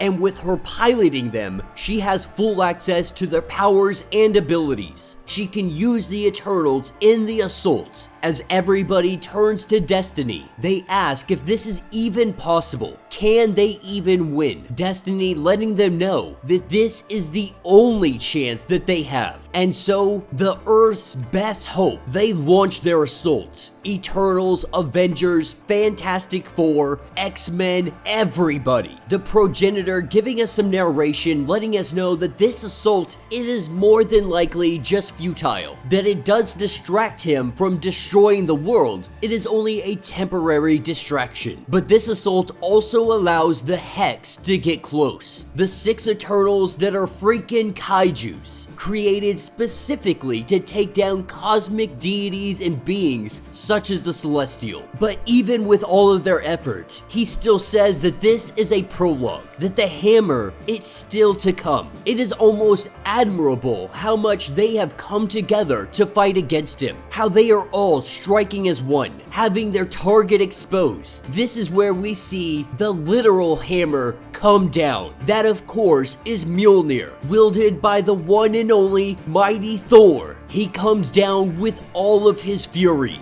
And when his hammer slams down on the Celestial, the progenitor lets us know that Thor may be worthy, but still, the world has failed, which means judgment comes to everybody, to include Thor. In the blink of an eye, we see Thor turn to freaking ash. Starbrand burns. The Phoenix burns. Jean Grey burns. Exodus. All of them are taken off the board. Not even the Hex are able to stand up for that long of time. Captain Marvel, not being the first of her name, Captain Marvel had died of cancer, and so will Carol Danvers. Except her cancer is immediate, and she dies instantly on the spot. Though he does try to be creative, he tries to have a little bit of creativity with how he is killing everybody. There is so many human beings, so many people on this planet that he does get a little lazy about it. As Iron Man shouts the evacuation, everybody makes their retreat. As lightning comes from the sky, cities are beginning to burn. The oceans are beginning to boil. The world's most powerful and most elite, they all hop onto a spaceship and they try to make their way out of here, using an experimental engine, prepared to engage and take off to some new horizon. The progenitor will not let them escape judgment either, giving them the opportunity to do battle. They still fail. Not gonna give them another opportunity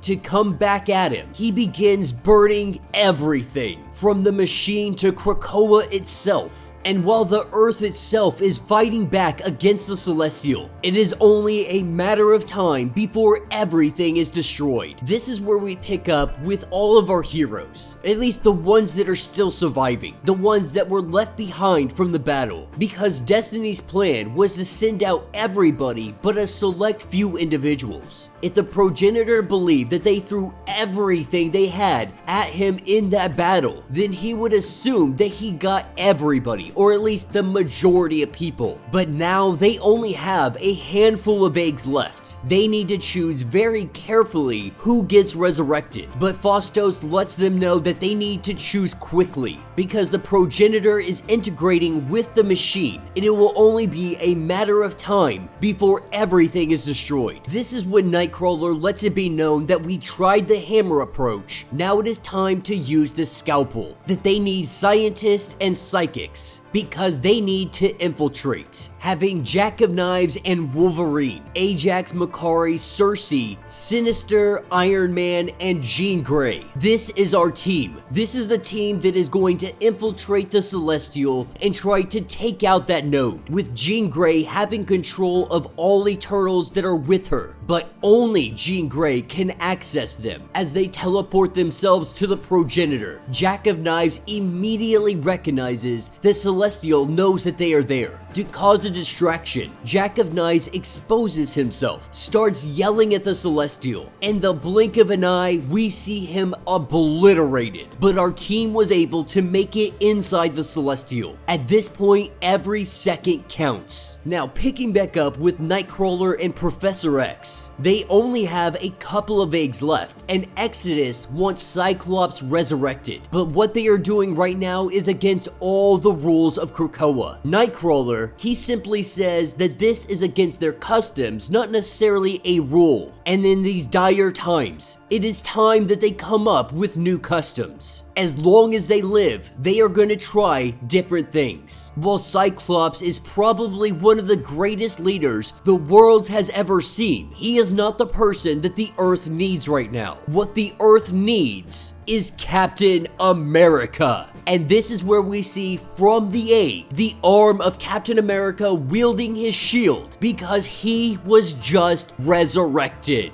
Alright guys, we are picking up directly after the battle. Uranus is smoldering, and off to the side, we have Storm and we have Magneto. And slowly but surely, Magneto is coming to his end as he sits here and he bleeds out in front of Storm, while she does try to do all she can with her powers to try to prevent him from dying. But this is inevitable, letting her know that she cannot hold back death any more than he can, that some things are simply out of our hands. She does bring up resurrection. Even with no backup, he can still be returned, but Magneto refuses to do this. The truth is, they need the Great Ring. They need Arakko. And he is not trying to make himself out to be some kind of martyr. He doesn't necessarily want to die, but if he tries to resurrect himself, if he lets Storm do this, it could break everything that he has been building with the people of Arakko. He has been trying so hard to really join these two people together, these two mutant societies, trying to bring them under some kind of unified banner. He promised the Great Ring that he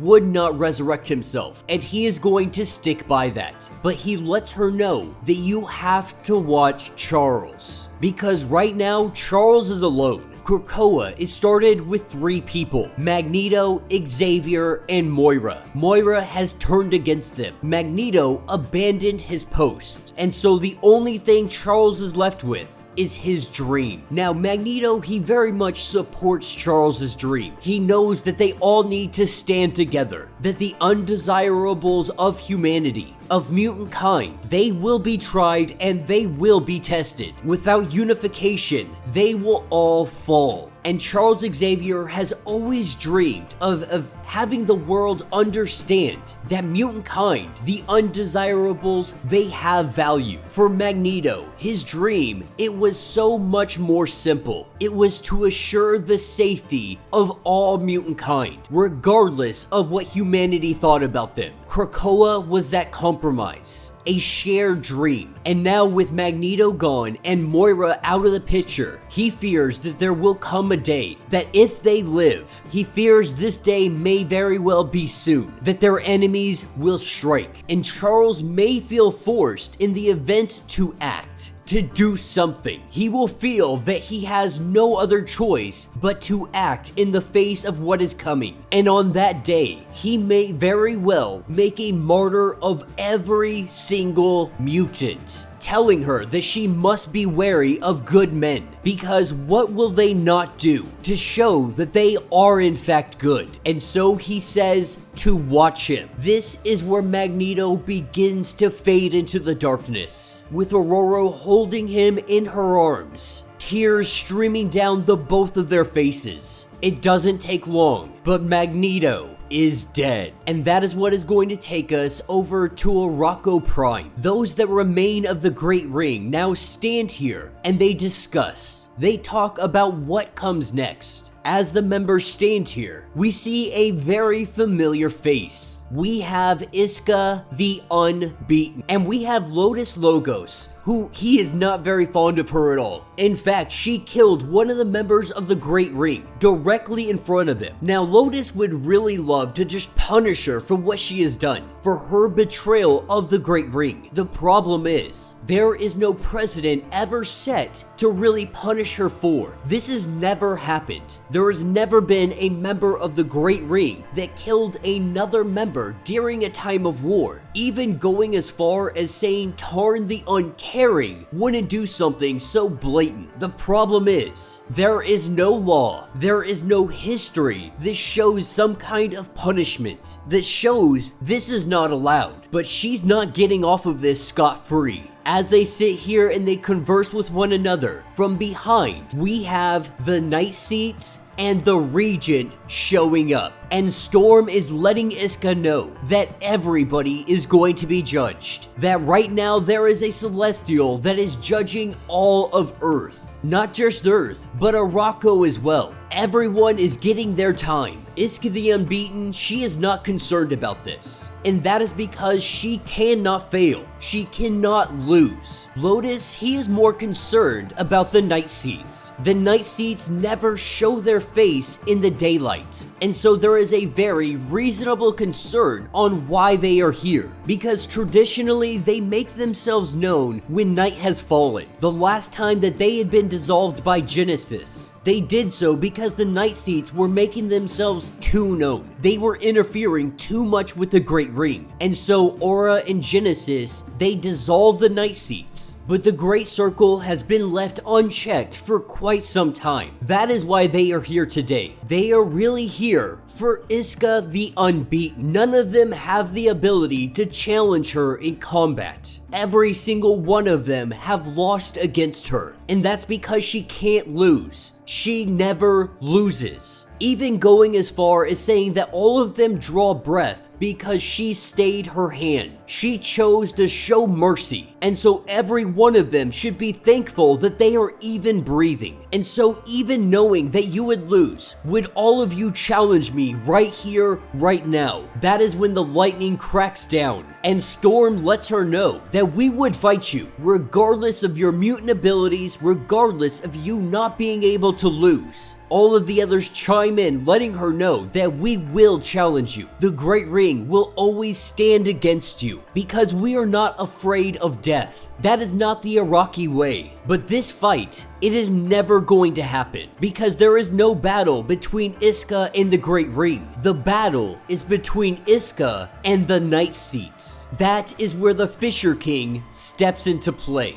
And he challenges her to a contest of understanding. And the winner is the one who truly understands the meaning of loss. And this is where it gets a little bit tricky. It doesn't necessarily say that Fisher King has any abilities, but in the time that 1 second can pass, A.X.E the Unbeaten goes through a lot of memories, all the way from her early ages to where she currently sits. And it really goes through the idea, the A.X.E the Unbeaten, while it was really great at first that she was never able to lose, she also believes that she was never able to win. She was given a cheat code to life, and she never knew if everything was done on her own merit, if she actually has the skills and the ability to overcome everything that she faces, or is it just her mutant ability letting her pass? As she goes through all of these memories, she drops down to her knees, and she says that she understands. Immediately, she resigns from the Great Ring, saying that she does not belong in the seat of victory. In fact, she doesn't believe she belongs in any seat at all. She cannot be of Arakko because she can never be anything more than what she is. She can never lose. And this means that she can never win. Standing before her, we see Tarn the Uncaring. This is our Celestial coming in the form of Tarn, giving her her judgment. A.X.E the Unbeaten passes, and she walks off into the distance, unknowing where A.X.E the Unbeaten is going, telling the others not to follow her. And so now the Great Ring, it is 6. This is when the Night Seats say that their business has come to an end, that they are not going to interfere right now any longer in whatever is going on with the Great Ring. Not sure what to do, Lotus is the one that speaks up, letting them know that it is time for a new era. It is time for change. The world has changed around us. We find ourselves on an entirely different planet, refusing to be like the Eternals, caged forever, doing the same thing. He wants his people to evolve. This is where Storm recognizes that he is right, and because of this, she yields the seat of all around us, and she yields it to Lotus Logos. This is when Aura speaks up and lets it be known that she is not happy about this, believing that there can be no transfer without a challenge. Storm says that it is a challenge for the fitness of the role. She doesn't believe that she can fit this role any longer, because the Regent's seat decides the future of this land. Who not better to put in that spot than the poets and the dreamers? Storm believing that it cannot be her, that she is of both Earth and Arakko, that both of them are her home, but she can't sit here and be so divided all the time. But this doesn't mean that she is leaving the Great Ring. As it sits right now, there is no shortage of applicants to the Table Dawn. If there is a tomorrow, we can elect somebody new to take this seat over. But needing somebody to sit there today, the seat that once belonged to Magneto, she is the one that held him in her arms as he died. Tomorrow, if they know victory, perhaps she will take another place in the Dawn. But today, there is only one thing that is truly fitting. In Magneto's name, Aurora of the Storm, she claims the seat of loss. This is when we are taken over to Sword Station number 2, The Keep. We have WizKid and Cable. They have been doing some investigation. They have been trying to figure out what is going on with Abigail Brand. Now recently, we saw Abigail Brand taken out on Arakko. She got resurrected by Charles Xavier. We don't know if Charles decided to peep into her mind and find out any information, but what we do know is that Cable and WizKid have been on to her. They have been trying to figure out what she is doing and what she has been up to. When it comes to mutant resurrection, there is a little bit of a gap from the last time that you were backed up. If Abigail Brand decided that she wanted to maybe keep a diary, keep some kind of log in case there's things that she wants to remember when she does come back if she does die. And so while WizKid does his thing, as soon as Abigail Brand goes to access all of these files, this is when they are privy to everything she has been hiding.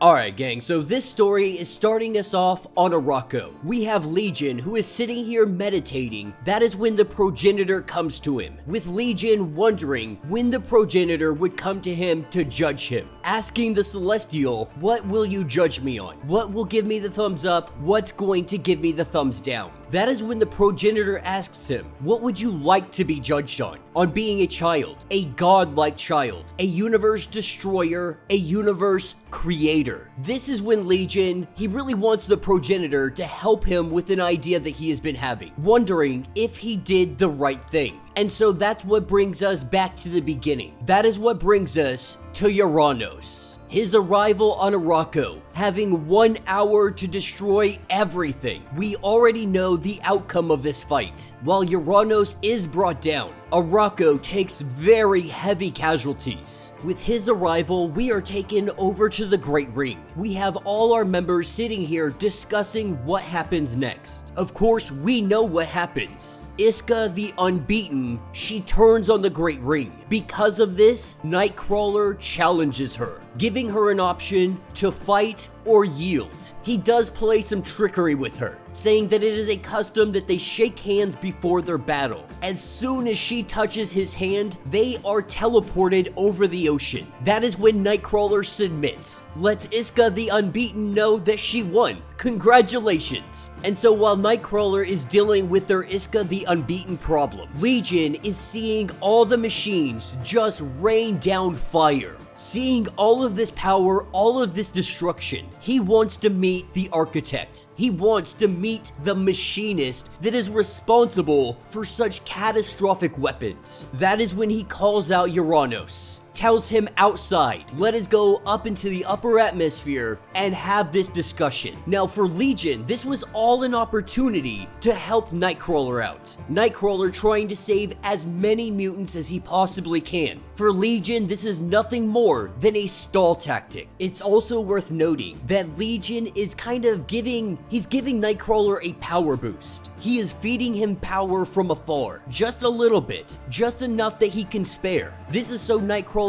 can stretch his range, and he can really teleport these people to some kind of safe haven. And so with these two standing off against one another, the two of them stare at one another, not really sure what was going to happen until it already started. These two are dueling the possibilities inside of their mind. We see a battle of epic proportions, infinite possibilities, from these two colliding against one another, smashing against future abstracts, charting the movement of 1 trillion variables, testing, probing. They do everything from trading punches to dance-offs. They play guitar against one another. Infinite possibilities of how this fight could go. After they play this out, after a millennia has gone by through all of this inside their minds. In reality, it is only 10 entire seconds. For them, it is almost like eons. By the time they are done, Legion has recognized that they are evenly matched. On every single level, Uranus and Legion, they are on the same exact playing field. Even Uranus recognizes this. And so the question is, what do we do now? Have we really thought about what this means? But Legion finds himself distracted on what is happening at Port Prometheus. Because while Nightcrawler teleports people away, he is teleporting them into the altar, into the pocket universe inside of Legion's mind. But Uranus goes on to say that if we do this, if we make these visions come real, not only would both of us suffer, not only would both of us die, everything could be unmade, lost from memory, from time itself. And while both of them are willing to sacrifice their life for this, Uranus brings up the question, what about everybody else? Not just Ruth, but the people, the respect that you need, the respect that you have earned, and the hopes that one day you might be leader. You might fill the shoes of Charles Xavier. Would you die for your people right here, right now? Would you let all of them die before you have the opportunity to guide them, to sculpt them, and to save them? In this moment, he felt Legion's hesitation. Uranus noticed in this moment, this is his opportunity to drive that stake even deeper down. Feeling his resentment, the guilt, the baggage that Legion carries around, he pokes at it. He does this until Legion gets mad and he goes to swing on Uranus. Uranus, calm, collected, he grabs Legion by the throat. As this fight is truly about to get underway, we see the spirit of variance make his arrival. This is Banshee,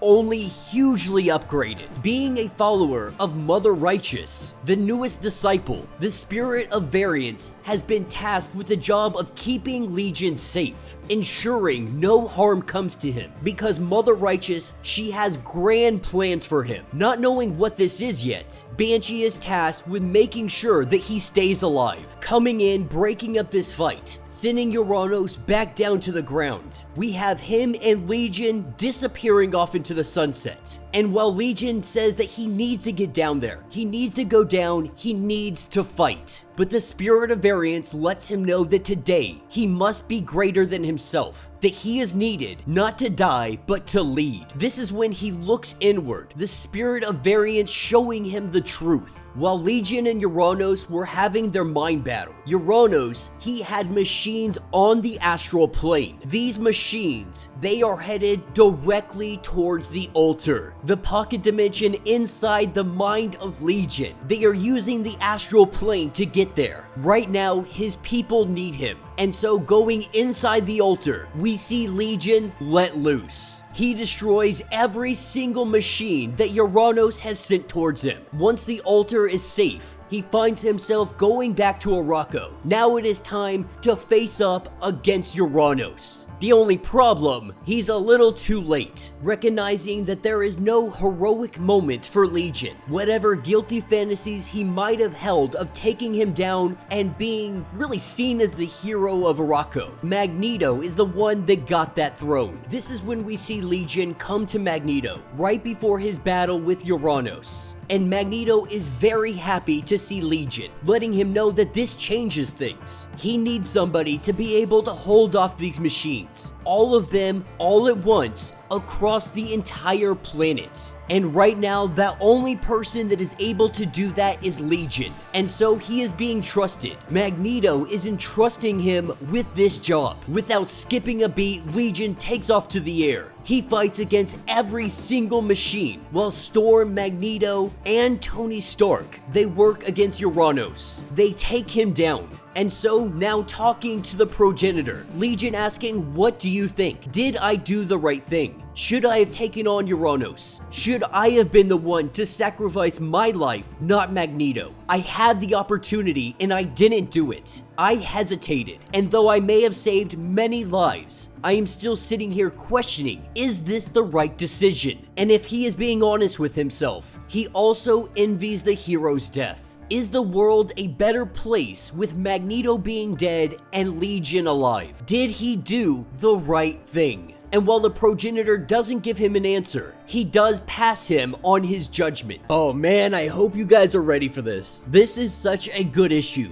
It makes me very excited to see how all of this is going to come to an end. You know, when we first started Judgment Day, I think we're like 26 issues in at this point. When I first started this, I was really hoping that it was going to be good as we go through the whole comic, as we go through the entire event. And so far, it has not let me down. But this story, it starts us off on Krakoa. This is all taking place prior to our team going inside the progenitor. They are currently discussing the fact that Magneto is dead, that they cannot resurrect him, not because they are unable to, but because they are unwilling to. These were his wishes. This is when Nightcrawler, he points out that he thinks things are going relatively well. While Magneto, yes, he is dead, and that is not a great thing. They are also no longer at war with the Eternals. Now that Star Fox has taken up the role as Prime Eternal, their war has come to an end. And Nightcrawler, being relatively optimistic, he thinks that the world is going to pass. And so while everybody discusses the future, what might come, they have yet to face the ultimate judgment. That is when, mid-conversation, there is a thunderous boom. The sky turns red. It appears that hell is now on Earth. The world was tested. Their judgment has been had. The inhabitants of Earth, they do not pass. And so now the Quiet Council, they plan for war. They plan for evacuation. They make their last-ditch effort to do something. Now, of course, there are some ridiculous ideas out there. Not necessarily ridiculous, just absolutely crazy. But so crazy that they could possibly work. Sinister, he is out here saying that maybe we just make, a couple hundred clones of Magneto, regardless if he actually wants to be resurrected or not. No matter the ramifications, no matter the wishes of Magneto, Sinister believes that this is simply the answer that they need. And oh man, when talking about Sinister, I am excited to get to his part later on. This whole time, Destiny has been stressing, and Nightcrawler has been noticing this. So much so that he grabs hold of her, and the two of them go falling from the skies of Krakoa. He knows that she is hiding something from the council, and though Kurt would never actually kill her, he just wants to scare her. He wanted her to feel it, hurling at the ground at that velocity. That is what everybody is currently feeling right now. Right now, she is the only person with the ability to see what will happen. She's got the gift. This is when she divulges that the path is narrow. It is very uncertain, and if she is being completely honest, it is not a path that she wants to walk. And so she tells Nightcrawler the plan. And with his first act, this is where he goes to Captain America. This is what we saw earlier on. After the first initial attack,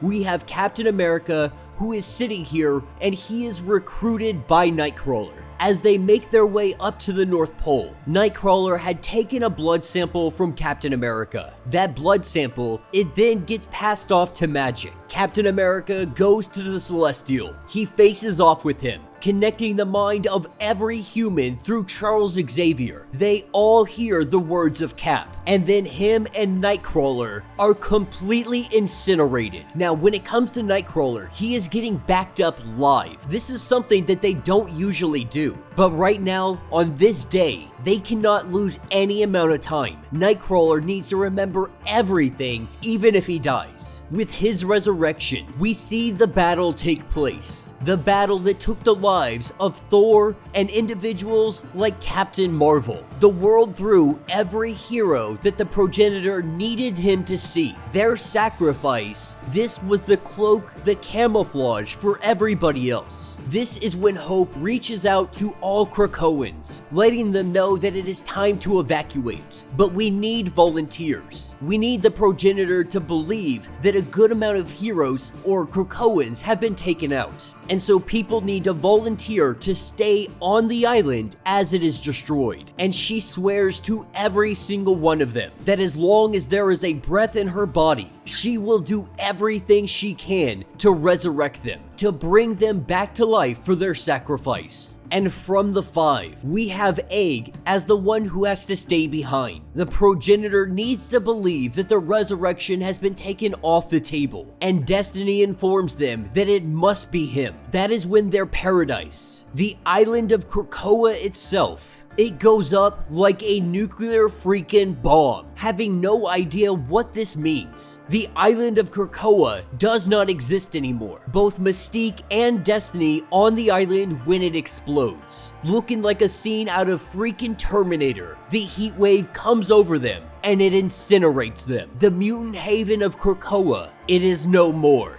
This is when we jump over to Sinister. I have been asking this entire time, what is up with his Moira clones? Why hasn't he reset the timeline? What we learn here is that this is not his first Judgment Day. Talking to himself, even saying, once more, I do not make it through Judgment Day. You see, he has been restarting the timeline. He has lived through multiple Judgment Days, having the opportunity to give himself pointers every step of the way. But he has ran into an impasse. Every time he comes up to Judgment Day, he doesn't make it out of here. Going to upload all of his current memories, the upload fails. Trying over and over 1,000 times over, the upload continues to fail. Deciding, screw it, why not just go in there blind? I don't need to give myself pointers, I can just restart and do this again. He goes to kill one of the Moiras with a gun, but it misfires. And it doesn't say that he restarts the timeline. There is a possibility that he decides not to do it. More than likely, it has to do with the upload. He wants all this information that he has. Information is gold.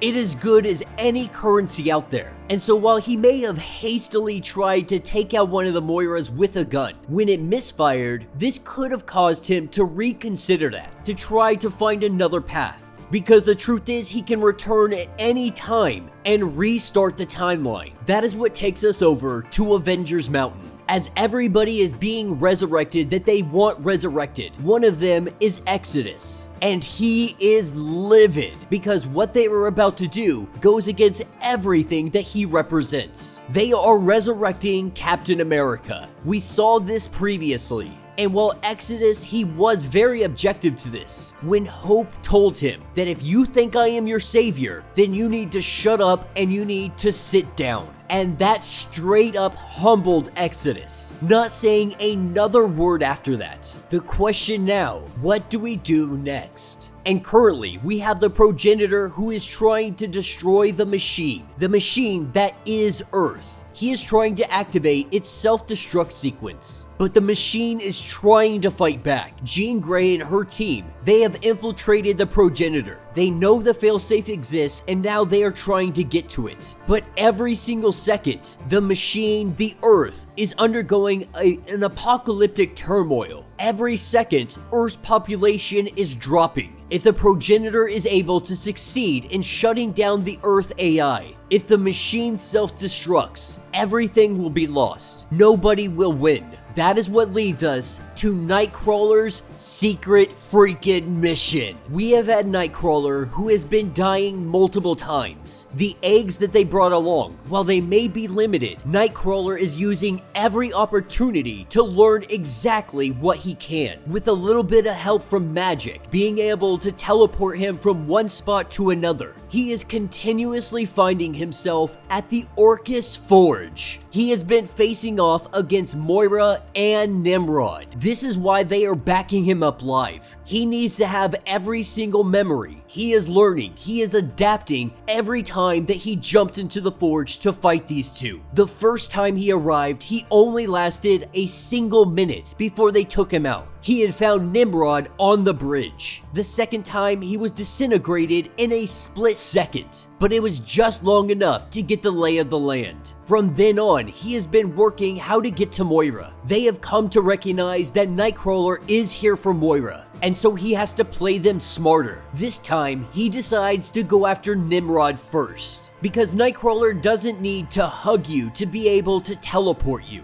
or at least teleport away something meaningful. Just the fingertips, that could be enough. That is where we see him touch the head of Nimrod, and Nimrod's mind is teleported out of its robotic body. Just like that, he is taken off the board. Getting his hands on Moira, he puts a personalized ECM hunter-killer virus combo on her forehead, something that would wipe her clean. He hasn't come here to kill Moira. He has come here with a message, with words from destiny, from beyond the grave, letting her know that the Celestial will destroy this station in 20 minutes. After everything that they have been doing, it's actually going to be like 3 or less minutes at this point. Not really sure if she is able to believe him. They watch from a distance. We see the forge go up in flames. A giant explosion. Moira very upset that they just didn't send a message saying that we need to work together. But that is exactly why he is here. Having Nimrod and Moira, the two of them, they are headed down to the machine, because if anybody can help save an AI, to save the machine, it is Omega Moira. And so for today,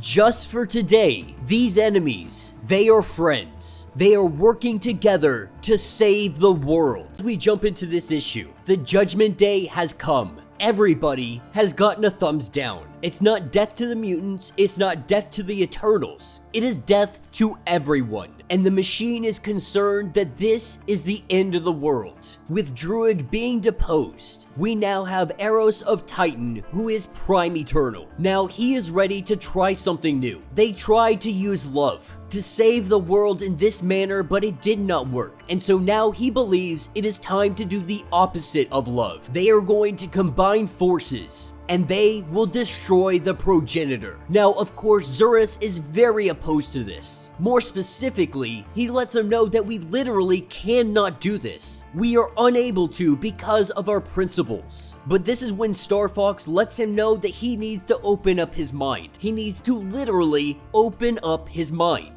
They need to let down their firewalls. They are going to let Jean Grey take control. That way the Eternals can fight against the progenitor. But she is not the only one. There are also individuals like Emma Frost who are more than capable enough of being able to pilot an Eternal. And so they stand together. They face off against the progenitor. The assault happens. The death of tons of heroes. As the flame wipes people away, we see Icarus going in at full force. During this battle, he does ask Cersei, "Why did you fail the test?" But she made a mistake that she is unwilling to talk about in current time. This is when Icarus gets vaporized by the progenitor. Cersei letting it be known that Tony Stark needs to order his retreat, that the forces are getting taken out just far too quickly. This is when we see the progenitor. He activates his weapon. He detonates the resurrection for Eternals. The engines of resurrection are taken off the table. Icarus will not be able to return. No Eternal will be able to come back. That is when he turns to the machine, lets it know that it is time. It is time that you activate your self-destruct. The machine, it tells it no.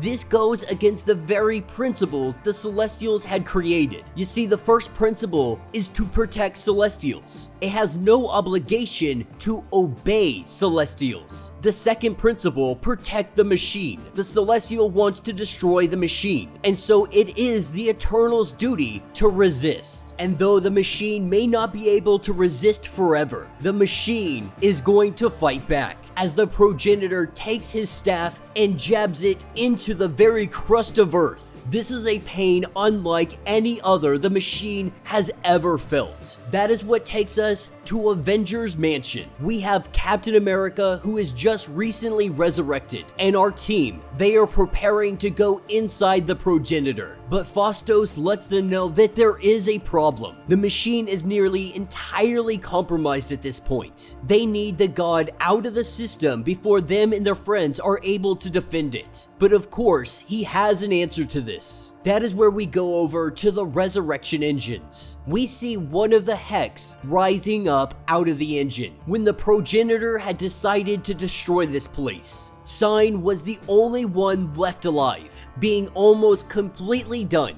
It is still missing its legs, but it is able to crawl itself out of the resurrection engine. This is the same Hex that has been communicating with a human, but it appears that that human is dead. Unknowing to it, its connection, it was strictly because when she was resurrected, that person died. With all the other Hex dead, our Eternal, it doesn't really know what to do. It finds itself lost with no objective, bringing us over to Phastos, making his way through the machine, trying to get to the very heart of it. The machine talks to him. It guides him through all of the defense mechanisms it has in place. It is helping him get to the very heart of the machine. And for the first time ever, the machine talks to Phastos like it would talk to us, like it narrates this story. You see, the machine has always hid its actual personality. But for once, it is being true, it is being honest. Phastos is truly meeting the machine for the very first time. And so while he makes his journey, we have Exodus in New York, who is facing off against the Hex. The Hex has made its way here, but it didn't come here to fight. In fact, it talks to Exodus, saying that when they touch minds, it learned that Exodus was a knight from the 12th century. This is when they start talking poetry.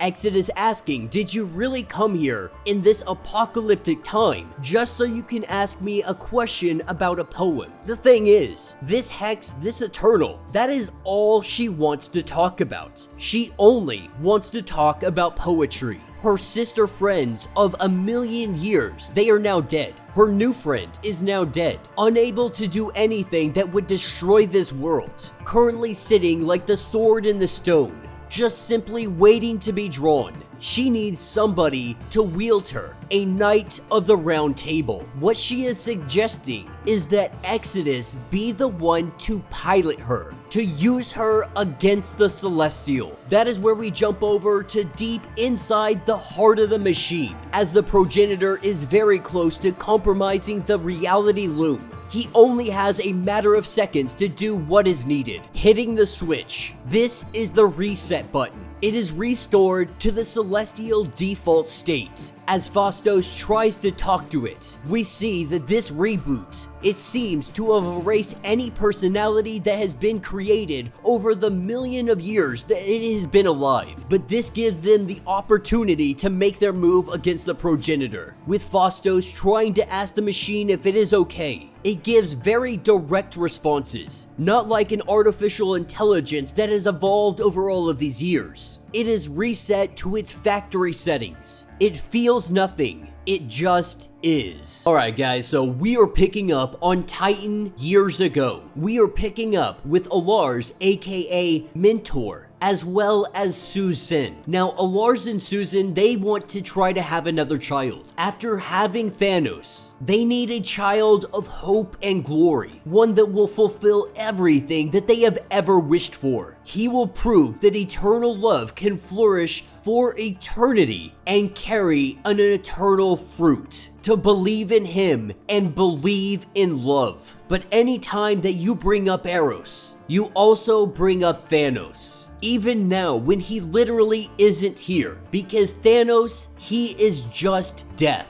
and death is everywhere. And love, it has never been enough to stand against it. Picking up in Paris during Judgment Day, while everybody is running for their lives, Star Fox is doing all he can to save as many people as possible. And throughout the comic, we are getting some inner dialogue. The truth is, he refused Cersei. She wanted him to use his gift and spread love across the world, but he wouldn't force this upon anybody, believing that this would be nothing more than a monstrosity in itself. He wants to inspire and hope for the best. And while a day isn't enough time to truly do anything, he thinks maybe if I was brought here years ago, I could have made real change. This is what he was meant to do from the very beginning. That's what takes us to Olympia long ago. This is when his mother Susan decided to attach him to the machine, to make him one with the machine and make him in fact an Eternal. This is when he got integrated, but he says that it is time to go, that they are not welcome in Olympia. But Susan is the only one that is not welcome here. Star Fox has done no wrong, and so she tells him that he must stay,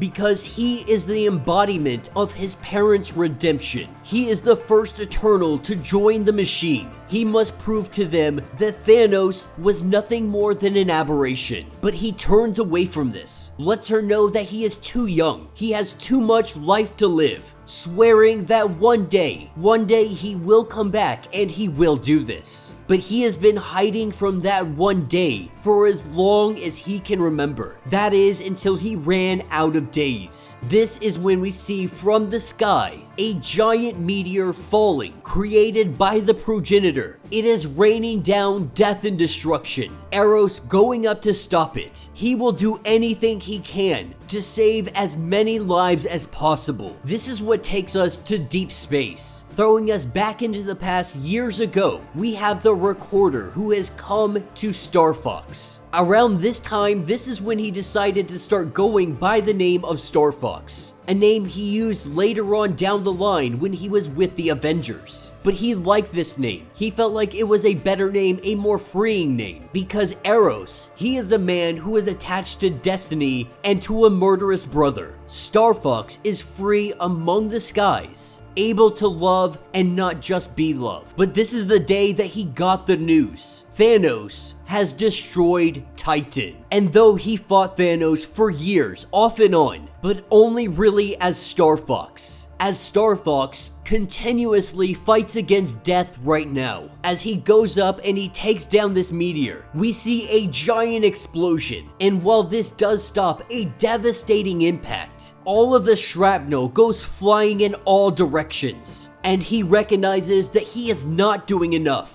That is what takes us to the exclusion. His brother had died. He had used Eros' body to return to life. This means that Star Fox had been killed, but because of the machine, he was reborn on Earth. Many of the Eternals, they didn't know what to do with this. The machine had never informed them that he had become part of the machine. And so because of this, they threw him into exclusion. And there he sat for years. And so when Cersei came knocking, he was more than ready to go save the world. But now a day later, standing looking around the destruction and all the death, he has to ask, is he actually helping anybody? Is he actually being the hero? This is when he comes to the realization that Star Fox cannot save them. He has to be Eros. This is what takes us to Olympia. Talking to the machine, he asks it if something can be done. We're not sure what that is. But as he goes to sit on the throne, he goes to issue his command. This is when Zorus shows up, our once prime Eternal for thousands of years. He has come to question what Eros is doing. He lets it be known that he is going to open up all of the portals, remove the access restrictions, and they are going to teleport as many human beings as they can into the heart of the machine. They are going to bring them here to the capital of the Eternals. They have the capability to to shelter every single remaining survivor on Earth. This is his way of protecting humanity. Zurus lets him know that this goes against all of their traditions. Though he may be in charge, he goes to activate it, and this is where Zurus hits him with a blast, letting him know that he is careless and he is going to doom all of them, saying that he is the only one that has been here doing this duty for thousands of years. When Thanos stole the throne, he fought against everybody. Everything that he does is for duty. Everything that he does is to make sure that things keep running smoothly. That he has ruled this earth for hundreds of thousands of years. The sun came up every single day. Druig ruled for a month. And now we have a whole crisis event. And now he believes that the new Prime Eternal is only going to worsen this. As the two of them battle in the throne room, everybody wants to change, but Zurus says that everything has worked just fine. Everything has been so smooth.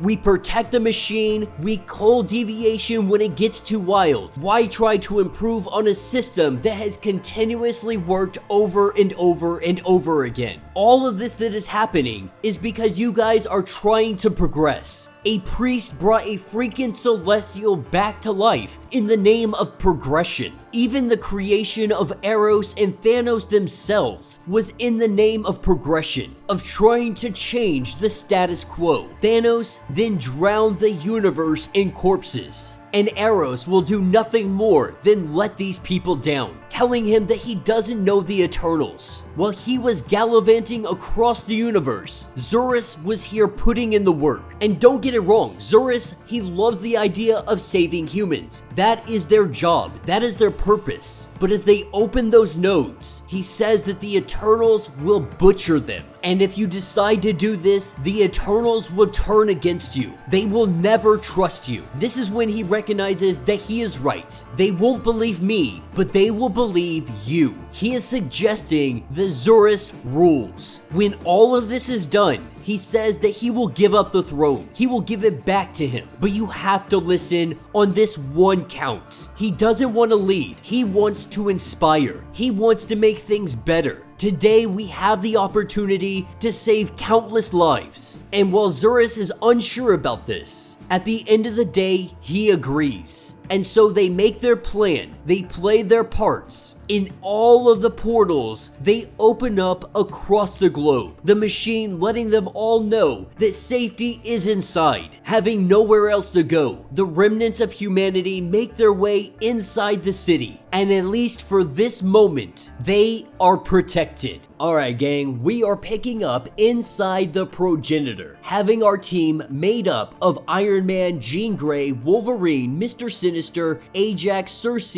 and Makari. As they make their way through, Tony Stark, he has a little bit of dialogue going on talking about how he feels outnumbered, how there are mutants here, there are Eternals here, but he's really the only Avenger. Now, while others have been an Avenger at one point in time, he is currently the only one here that is on the roster. Mr. Sinister making a joke about how Thor is now dead. Can he rummage through all of the cloak closet to find himself a new cloak? Tony Stark absolutely losing it, saying that it killed Thor, it killed Captain Marvel, and right now Captain America is out there trying to hold the world together. He is not gonna deal with Mr. Sinister's little jokes. This is when our Eternals let them know that there is a problem. The progenitor is newly flushed with all of its powers. It is simply too heavy for reality. As she tries to find her path throughout this progenitor, she says that this is a pilgrimage, and it will be a bloody one. Jean Grey letting them know that the psychic heaviness, it is pressing down on all of them. If Jean Grey were not here, it would crush them in an instant. And for those wondering why Wolverine was resurrected, he is about to have his use. Because the celestial antibodies come pouring out of every way. They are designed specifically to take out people like this team that try to get inside of the celestial and take them down. And while Sinister Mr. goes in to try to do what he does. He quickly learns that his time with the Celestial is not the same as this time, screaming at Logan, telling him to stab them with his claws. While the fight breaks out, we see Jean Grey and Iron Man have a little bit of a flirtatious moment here. Now really, Jean Grey is just making fun of Tony Stark, but Tony flirting with her lets her know that if you keep being mean to me, just know that I have a thing for women who are mean and are redheads. Being able to find a getaway, they all pour into this little hide hole. Iron Man being the very last, we see some kind of green discs start surrounding him, wrapping him up like he is inside of a cocoon, as the Eternals and the X-Men try to break him free. This is when Tony Stark's judgment begins. And we see Jensen, the first person to ever die for the Iron Man suit. The progenitor asking, was this worth it? Because you keep on making these suits and people keep dying. Look where you are today. One final suit, a giant god armor, one that you are currently inside of, and now it is going to kill the entire planet. Tony Stark letting the progenitor know that he's being a little bit dramatic. Now he does accept that this is partially his fault, but the day is not over yet. He refuses to let Captain America down. The progenitor more than anything is trying to break him down, showing Captain America dead, saying that this could be him right now and you wouldn't know it, that you may have well killed him yourself. And then we see War Machine, the progenitor trying to make him feel as much guilt as he can possibly feel, snapping War Machine's head like it was nothing. He was the Iron God, seen in Iron Man issue number 17, even going as far as saying you gave up being the Iron God. You had the opportunity. If you had held out for a couple more weeks, you could have stopped this entire event from happening. You chose to give up the Iron God, but even Tony Stark has to admit that it was too much for him, that it was too much for anybody.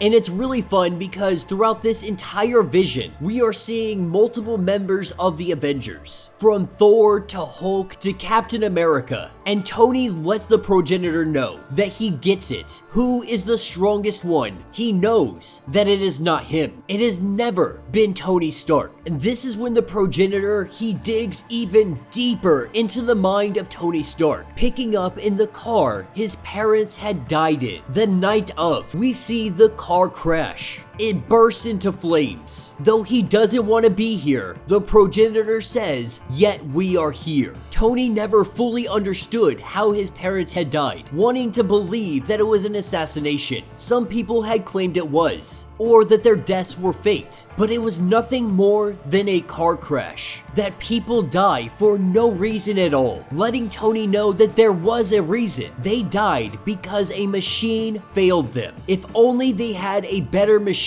a machine that would have protected them from all of this hell. That machines, they can make you more powerful, but when the machine is not good enough, it takes away from the people you love. The progenitor is the ultimate machine, taking away everything anyone has ever loved. He is a car crash on a planetary scale. The question is, what now? This is when Tony recognizes that he has work to do, believing that maybe there is a chance that he can fix the progenitor, that he can make the machine better so it doesn't become a car crash that kills the entire planet. This is when Tony's father comes up to him, letting him know that people die, that he was a terrible father, that he wanted a child so badly, him and his mother. The problem is, when he had that child, he did not spend enough time with his son, letting him know that he has been too hard on himself, that he passes judgment, and he couldn't be prouder of him. This is when Tony Stark is able to break out of whatever cocoon the progenitor had put him inside of. Everyone trying to figure out what is wrong with him, because Tony Stark is in absolute tears right now, but in the best of ways. His father told him everything that he could have ever hoped to hear his father say. But moreover, Tony Stark understands something that they haven't got the grasp of yet. The progenitor was testing him. If it is still testing him, it is still testing humanity. And if it is still testing them, then there is a chance that they could pass. There is a chance that they could save everyone.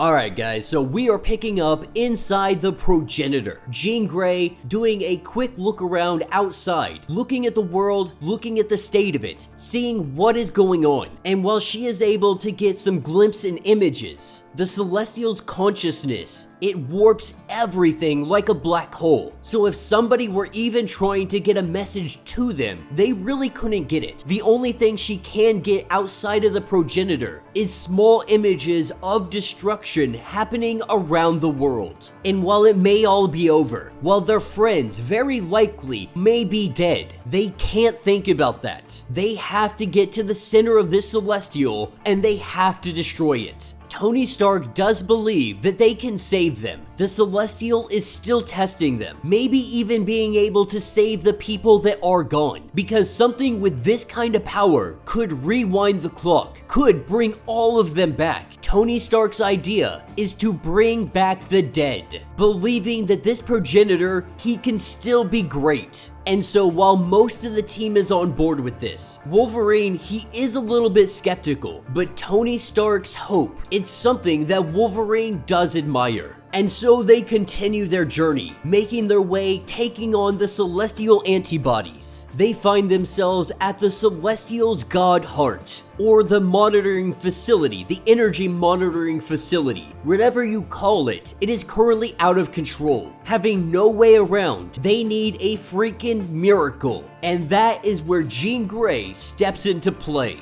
Using her abilities, she is able to separate this energy, clearing the path so that they can get across the bridge. As our heroes battle antibodies getting across the bridge, she is able to hold all of this off. That is when she is hit with a psychic wave. Believing she has it under control, she finds herself teleported to Xavier's school for gifted youngsters. This is her first day at the school, and we can see in Charles Xavier's eyes that this is not Charles, this is the progenitor. Jean Grey's judgment has come to pass. It shows her what she has done. It shows what she has done as the Phoenix. All of the things that she has made mistakes on, but she has spent every day trying to make up for her past transgressions. And it taunts her with the council, the quiet council of Krakoa. Now, she had originally left so she could do more good around the world. Not just the world, but more specifically for mutant kind. But it taunts her with the idea that you could have done the best good by staying on the council. You have taken your voice away from the quiet council, and because of this, it could very likely lead your people to war. This is when Wolverine shows up. With the help of Sinister, they were able to project themselves into her mind, believing that she needs some kind of help, trying to rescue her from whatever is going on with the progenitor. She lets the both of them know that she doesn't need help, that she will face this god's judgment. And so even though they were able to break her out of this is where she goes into the mind of the progenitor, saying that if you want to judge me, then let's get it over with. She goes to him, trying to understand her. He summons two character witnesses, Sinister and Wolverine. Having no other choice but to be honest, Sinister lets it be known that he tried cloning Jean Grey. The problem is, he couldn't clone her. He made something else several times. And while some of them were definitely better than others, he has had no luck in being able to clone her exactly. That she is unique and has a very certain value. Wolverine's honesty is that someone like the progenitor doesn't get to judge someone like Jean Grey. And with them disappearing, the progenitor lets it be known that their insight was very helpful. One who loves her and one who envies her. Also saying that he met her husband, implying that the progenitor may be scared of her. A man who loves her. He thinks something like the progenitor should be scared of her. And he is married to something like that. On a fundamental level, it petrifies him. He believes this to be some kind of form of bravery. And so of course, he passed him. He sleeps in the lair of a red dragon. He also thinks that Cyclops was right. Jean Grey is like the progenitor.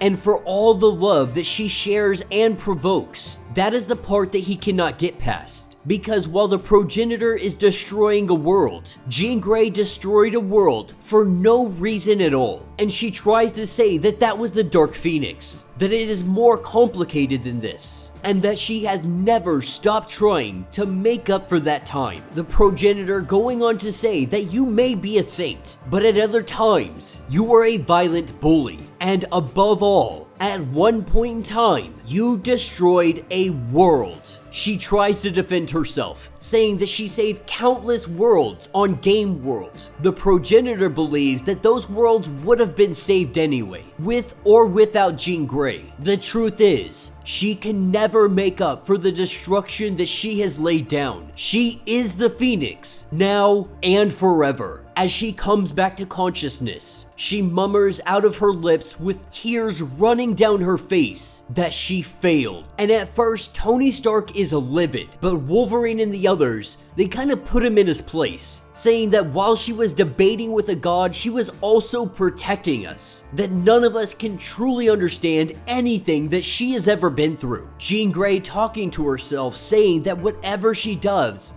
it is never going to be enough. But Wolverine tells her, a god that would not pass her, but would pass him, that's not a god at all, that it's wrong about her, and that she should never listen to his words. Telling her, I know that you're a little bit messed up right now, but more than ever, we need you. We need Jean Grey. As all of these antibodies come flooding towards them, this is where Jean Grey decides to finally unleash her power, because the progenitor she sees as nothing more than a hypocrite, telling her that destroying a world is unforgivable while he destroys a world. She plans to annihilate this hypocrite. Cersei, recognizing she's a little bit out of sorts, she has just snapped and she is about to let loose. Alright guys, so we are picking up deep inside the progenitor. We see Jean Grey going just full freaking Phoenix pretty much. With the flame, the blinding light, she is destroying every single celestial antibody that steps in her way. With Tony Stark even pointing out the fact that he believed the Phoenix wasn't her anymore. What people never understand is that she is still Jean Grey. Jean Grey never needed the Phoenix. She was all the fire that she would ever need, but she will calm down. Right now, she is just clearing the way. They find themselves getting closer, and while they sit here and they battle some of these celestial antibodies, Tony Stark does ask the question, talking to Cersei, asking, why are you here? Like, I kinda get why everybody else is here. We have the Eternals, who are also the priests for this celestial. Sinister being the crazed, weirdoed expert. Wolverine for sneaking, stabbing, and Jean Grey, she has the ability to pilot all the Eternals. But the question he is asking is, why is Cersei here? But she continues to deflect, saying that she is here to represent the Eternals. That these priests, they don't represent all Eternals. They're also not entirely trusted individuals. And then Tony Stark, he asked the question, why should we trust you? You failed your test. Why did you fail? The reason that she failed is because she decided not to tell humanity about their resurrection process. That every time an Eternal dies, one human is also killed. She made Icarus, more or less convinced Icarus, that they shouldn't tell anybody, that they should continue to keep it a secret. This is why she was failed. But again, she deflects. She doesn't tell Tony Stark the truth. And so while everybody is sitting here battling against all these antibodies, this is when the progenitor decides to do its judgment of A.X.E.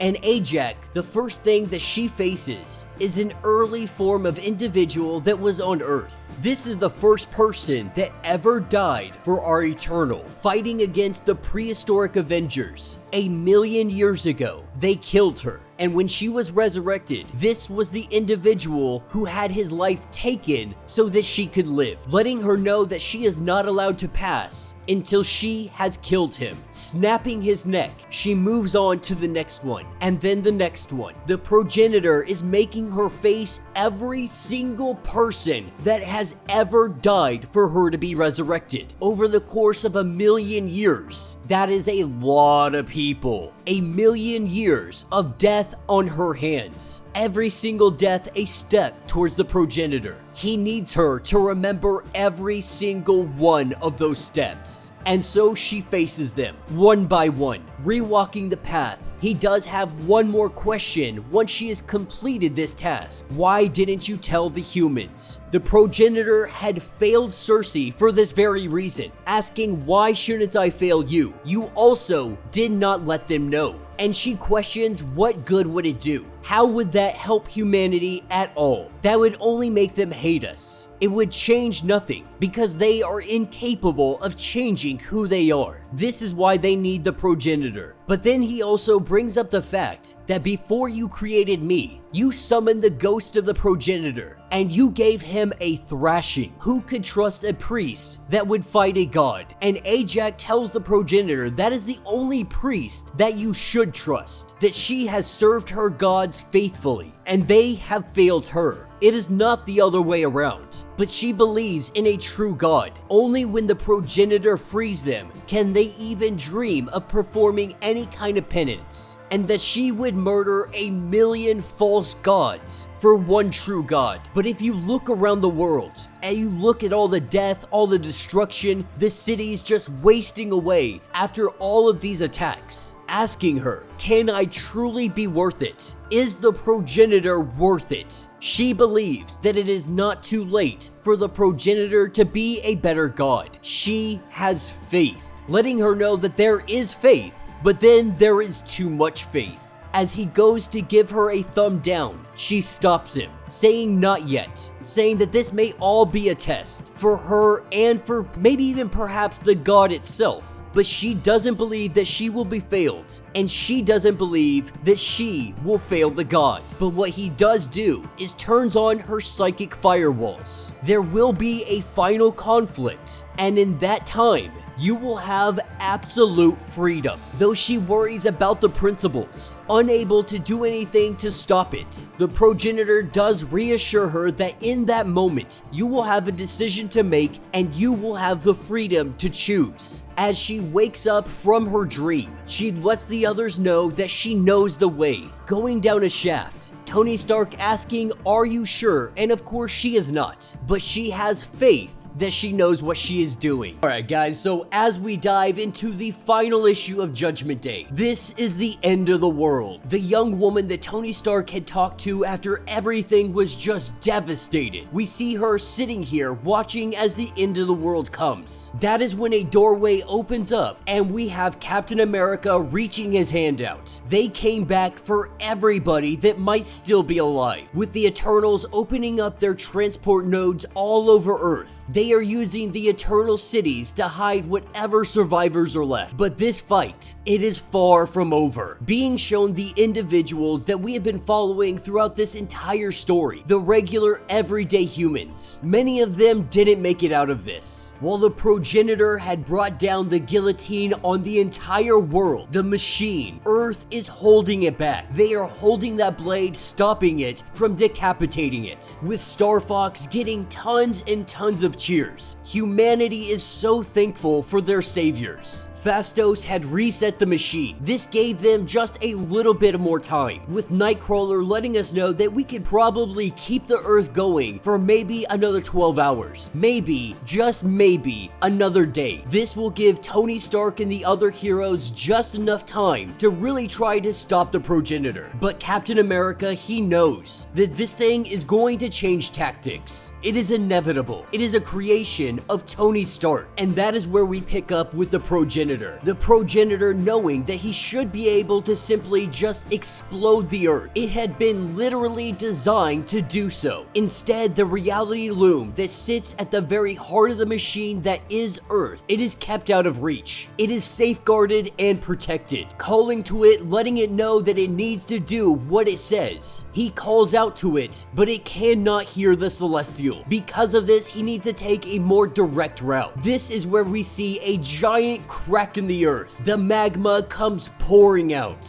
With the progenitor opening up the earth like this, he is going directly for the reality loop. This is where Nightcrawler says that we put in a last-ditch effort. Everybody that is remaining, everybody that is left alive, we fight. We give the team inside the progenitor enough time to do whatever it is they need to do. That's where we jump over to inside the progenitor. Our heroes fighting off all the antibodies. Sinister wondering why his judgment never came, and the Eternals know that something has changed. When they passed through the last chamber, the god temporarily deactivated the protocols and resealed all of their firewalls. This means the mutants cannot control them, at least not swiftly enough. They are free to act and really just do whatever they wish. With our heroes making it to the very core of the progenitor, this is where they see him, at the very center. The progenitor not even recognizing that they are there currently. They are able to see exactly what the progenitor is doing. They know that he is searching for the self-destruct manually. At this point, it is getting desperate, which means the distraction is working. Taking a move out of Betsy's playbook, using psychic totality, Jean Grey is about to blow out the progenitor's mind as she goes in to deal this devastating blow. That is where Ajax stops her, taking a cheap shot, hitting her in the back. This stops Jean Grey from destroying the god, taking us over to what is remaining of humanity. The progenitor has broken through, not really sure what their options are at this point. Nightcrawler is letting us know that there is an unusual mutant circuit that they have been saving just for the right occasion. On top of that, they have the armories of Uranus. They are going to distribute them to all of humanity. Any weapon that they can carry, they are going to take up arms against the Celestial. The progenitor knew it would come to this. He knew that humanity wouldn't take this lying down, that they would get desperate, that in their last-ditch effort, they would try to fight their inevitable fate. But even they know that this is futile, with Captain America giving the warning saying that this is your last chance. You can stop now, you can surrender. An almost laughable comment to our Celestial, letting Captain America know that he simply has to breathe and he would become a thin red mist. And while Captain America may not be able to stop him, he can distract him. This is where we see the Hex come descending down on the progenitor, channeling the powers of all armories of Uranus, channeling all the power of mutant kind that's left, channeling it all through Exodus. The Hex and Exodus have come together as one, mutants creating a circuit, giving them as much power as they could possibly get. A last-ditch effort, but an effective effort. We see the Hex come down on the progenitor, laying down a haymaker. We see the progenitor drop down to a knee. Back inside the progenitor, we have Jean Grey telling the Eternals they need to get out of the way. This is when our Eternal lets it be known that you are so trigger happy because you know you will have resurrection. This will be just another day for you, and in turn, mutant kind will inherit the earth. But today is the day that humanity dies. As it stands, billions are dead. But Jean Grey brings up the point that maybe we just can't save everybody. Tony Stark, from the very beginning, he has believed that there is an opportunity to turn this around. And if there is a possibility to reverse everything, they have to do it. With Ajax saying that their only option is to convince the progenitor that its judgment is flawed. On the outside, we have Exodus and the Hex. They fall to the progenitor. They lasted just enough time to give a distraction, buying time for the people inside the giant god. We have the progenitor who returns to what he was doing. This is when he sees something that is truly fascinating. We have Orchis, the group of mutant haters. They have teamed up with all humanity, with mutant kind and with Eternals. We see the likes of Nimrod coming up to face against the god. This is where Jean Grey, she's just done with it. Having having Sinister knock freaking Ajax out of the way. She doesn't care about maybes anymore. She is ready to take action. They have to save whoever is left before there is nobody left. This is when the progenitor wakes up inside of himself, letting them know that it was all a test. It is a test that all of them have failed, that it was questioning itself. It is learned that they do deserve to die. Creatures that are guided solely by self-interest. Mutant kind would easily kill them because they have less stakes. And those that stand with you, the ones that hate you, they only do so because their own lives are in jeopardy. And the Eternals, even when they are free, they prove that they cannot change. This is where Cersei has had enough. Broadcasting to everybody, Cersei finally tells the truth, having a message to every single human, letting them in on exactly how their resurrection works. The Eternals' immortality has a cost. Every time one of them die, it costs one human life for them to be resurrected, using them as fuel for millions of years. They have become the vampires of this planet. With Cersei's words going out to everybody left standing, the progenitor is intrigued. He listens to the world, and humanity is outraged. A thought races through every single one of them, growing in size. The thought that she should die. And Eternals, they have never died until this moment. The progenitor moving his arm, we see Cersei turned into dust. Though she was cut off before she was able to finish what she was saying, Tony Stark lets the progenitor know that if an Eternal can change, anybody can change. But of course, our Celestial, he believes that this only proves that they deserve to die. Ajax, she says that maybe we do, but do you deserve to kill us? The progenitor tells them that this is all a test. This is a test, but it is also a test for the progenitor. Ajax wanted a better god. If he does this, then he fails. This is when Jean Grey finally sees it. She is somebody that has killed a planet, something that she could never come back from. This is why she failed her test. Whoever she was then, she was out of control. The progenitor is doing this with a cold heart, but she lets it know that once you have done this, there is no going back. This is something that you would have to live with, posing the question, is this something that you could live with? Tony Stark chiming in saying that you passed me for whatever lunatic reason you passed me, that this is something you can't do, that when Tony Stark gets out of his depths, he tries to make amends. So you ask, what could you do? That is what you could do. The progenitor saying that this could destroy him. That is the deal that they make every single day as humanity. That if someone as messed up as Tony Stark,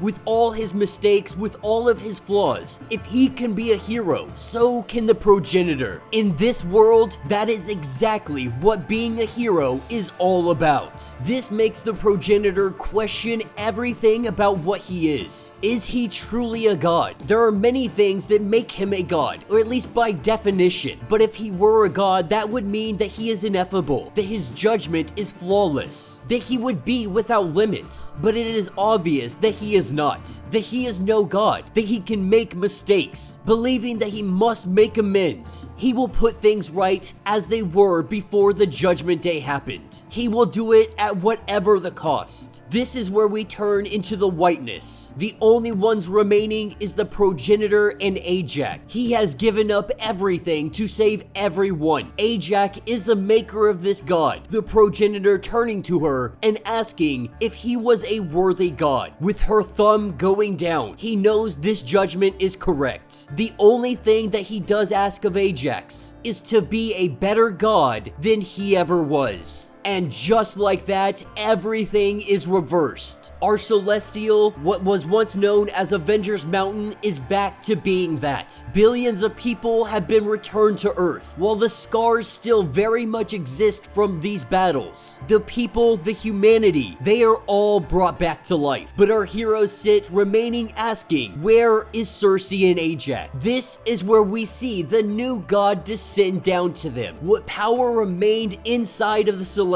he imbued it to Ajax. It had removed proved its own judgment. Cersei, she is still dead. Humanity wished Cersei to be dead, and so she is. She is the martyr for the new church. She has brought a chance of redemption for the fallen people. But this is no longer Ajax. She is part celestial, part eternal. But she is the new god. She will not pass judgment yet. She will strive to be worthy of a god that is good enough to judge them. Through all of this ordeal, what she has learned is that people can be good, that they can learn, they can adapt, they can become better, even if it's not the easy thing to be. This is where we see the Eternals bowing down to mutant kind. Zurus as Prime Eternal taking a knee, apologizing without reservation for the war, and their peace treaty to solidify this alliance. From now on, their fights are the eternal fights, only if they are welcome. And they do offer one last thing. The people of Arakko get the weapon that was used against them. They have Uranus for 1 hour. They can do with this whatever they choose. They can use it whenever they would like. But Storm does ask the question, what about Druig? The Araki have left all the bones to lie until he has come to bury every single one of them himself. Zurus sees this as a very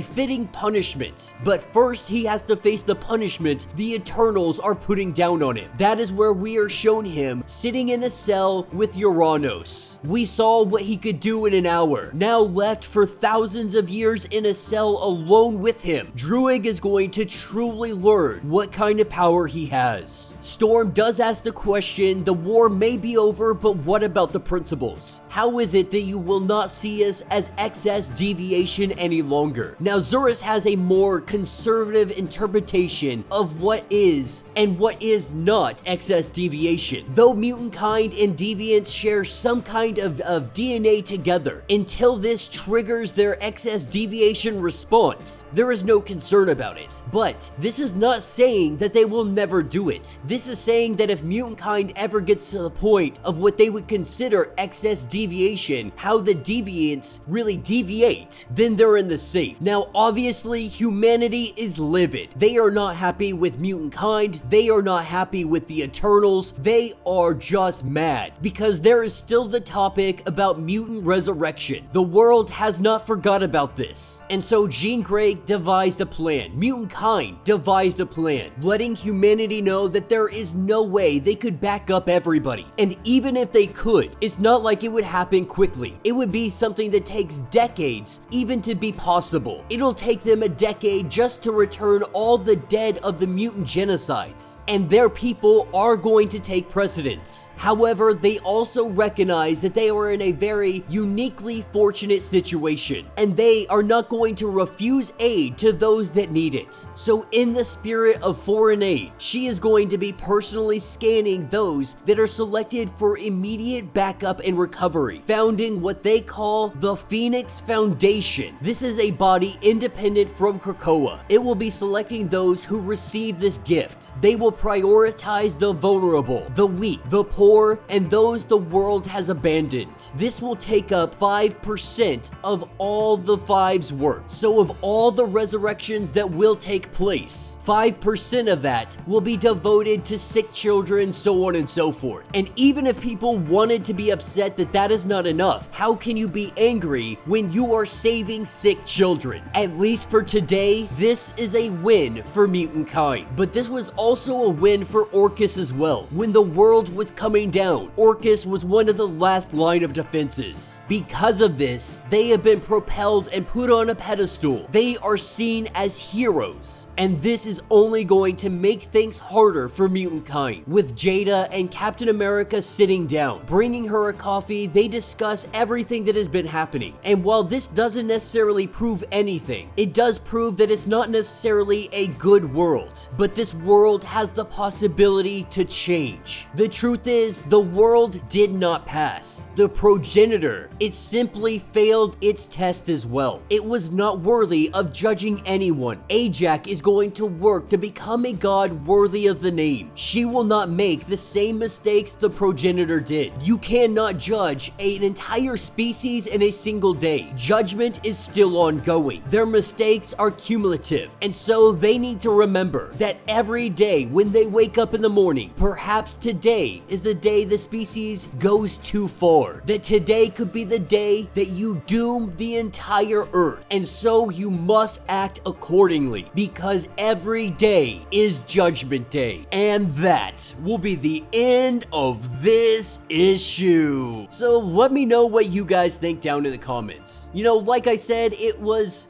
more or less relatively expected for it to play out this way. We do have quite a few twists in there. One of the twists being Cersei is permanently dead. We don't know if the Eternals are going to bring back the resurrection process, but we can assume that they're not going to allow it, that they won't stand for it. What that means moving forward, that could be anybody's guess, but we can see a Marvel universe that is much different moving forward. Because think about it, if Yahweh, if Allah, if Jesus Christ, you know, if any of these individuals came down, I know Yahweh and Jesus Christ are the same person, I'm just saying, if any god came down, let itself be known, let it know that you are being judged every single day. How many people would actually start to act right? How many people would start to act better? You could honestly say that the good majority of people, they would start to act right. They would act with more kindness, with more generosity. Now, if that's going to be the case when it comes to 616 as a whole, that is still going to be really up in the air. But one day, Ajax's judgment, it is going to come. It could be 1,000 years, it could be 10,000 years. But eventually, she will get to a point where she is both worthy of doing so, and she has enough information to judge humanity. But it was predictable in the sense that everybody was brought back. From Thor to Captain Marvel, we just knew that all these people, they can't stay dead permanently. These are the heavy hitters, the real big money makers for Marvel Comics. And so we know that they're not going to stay dead. So this was it was really an inevitable outcome. What I did not expect is I thought that Resurrection was just going to be off the table. I really thought that that is the direction that they were headed with this. Now, eventually that probably is going to happen. From every time traveler we have seen from the future, every single one of them say that Krakoa has fallen, that sometime in the future this paradise goes away, that this was the peak of mutant existence, and so it is only a matter of time before it goes. We just don't know when that will happen. But I do think the writers were smart. They did a very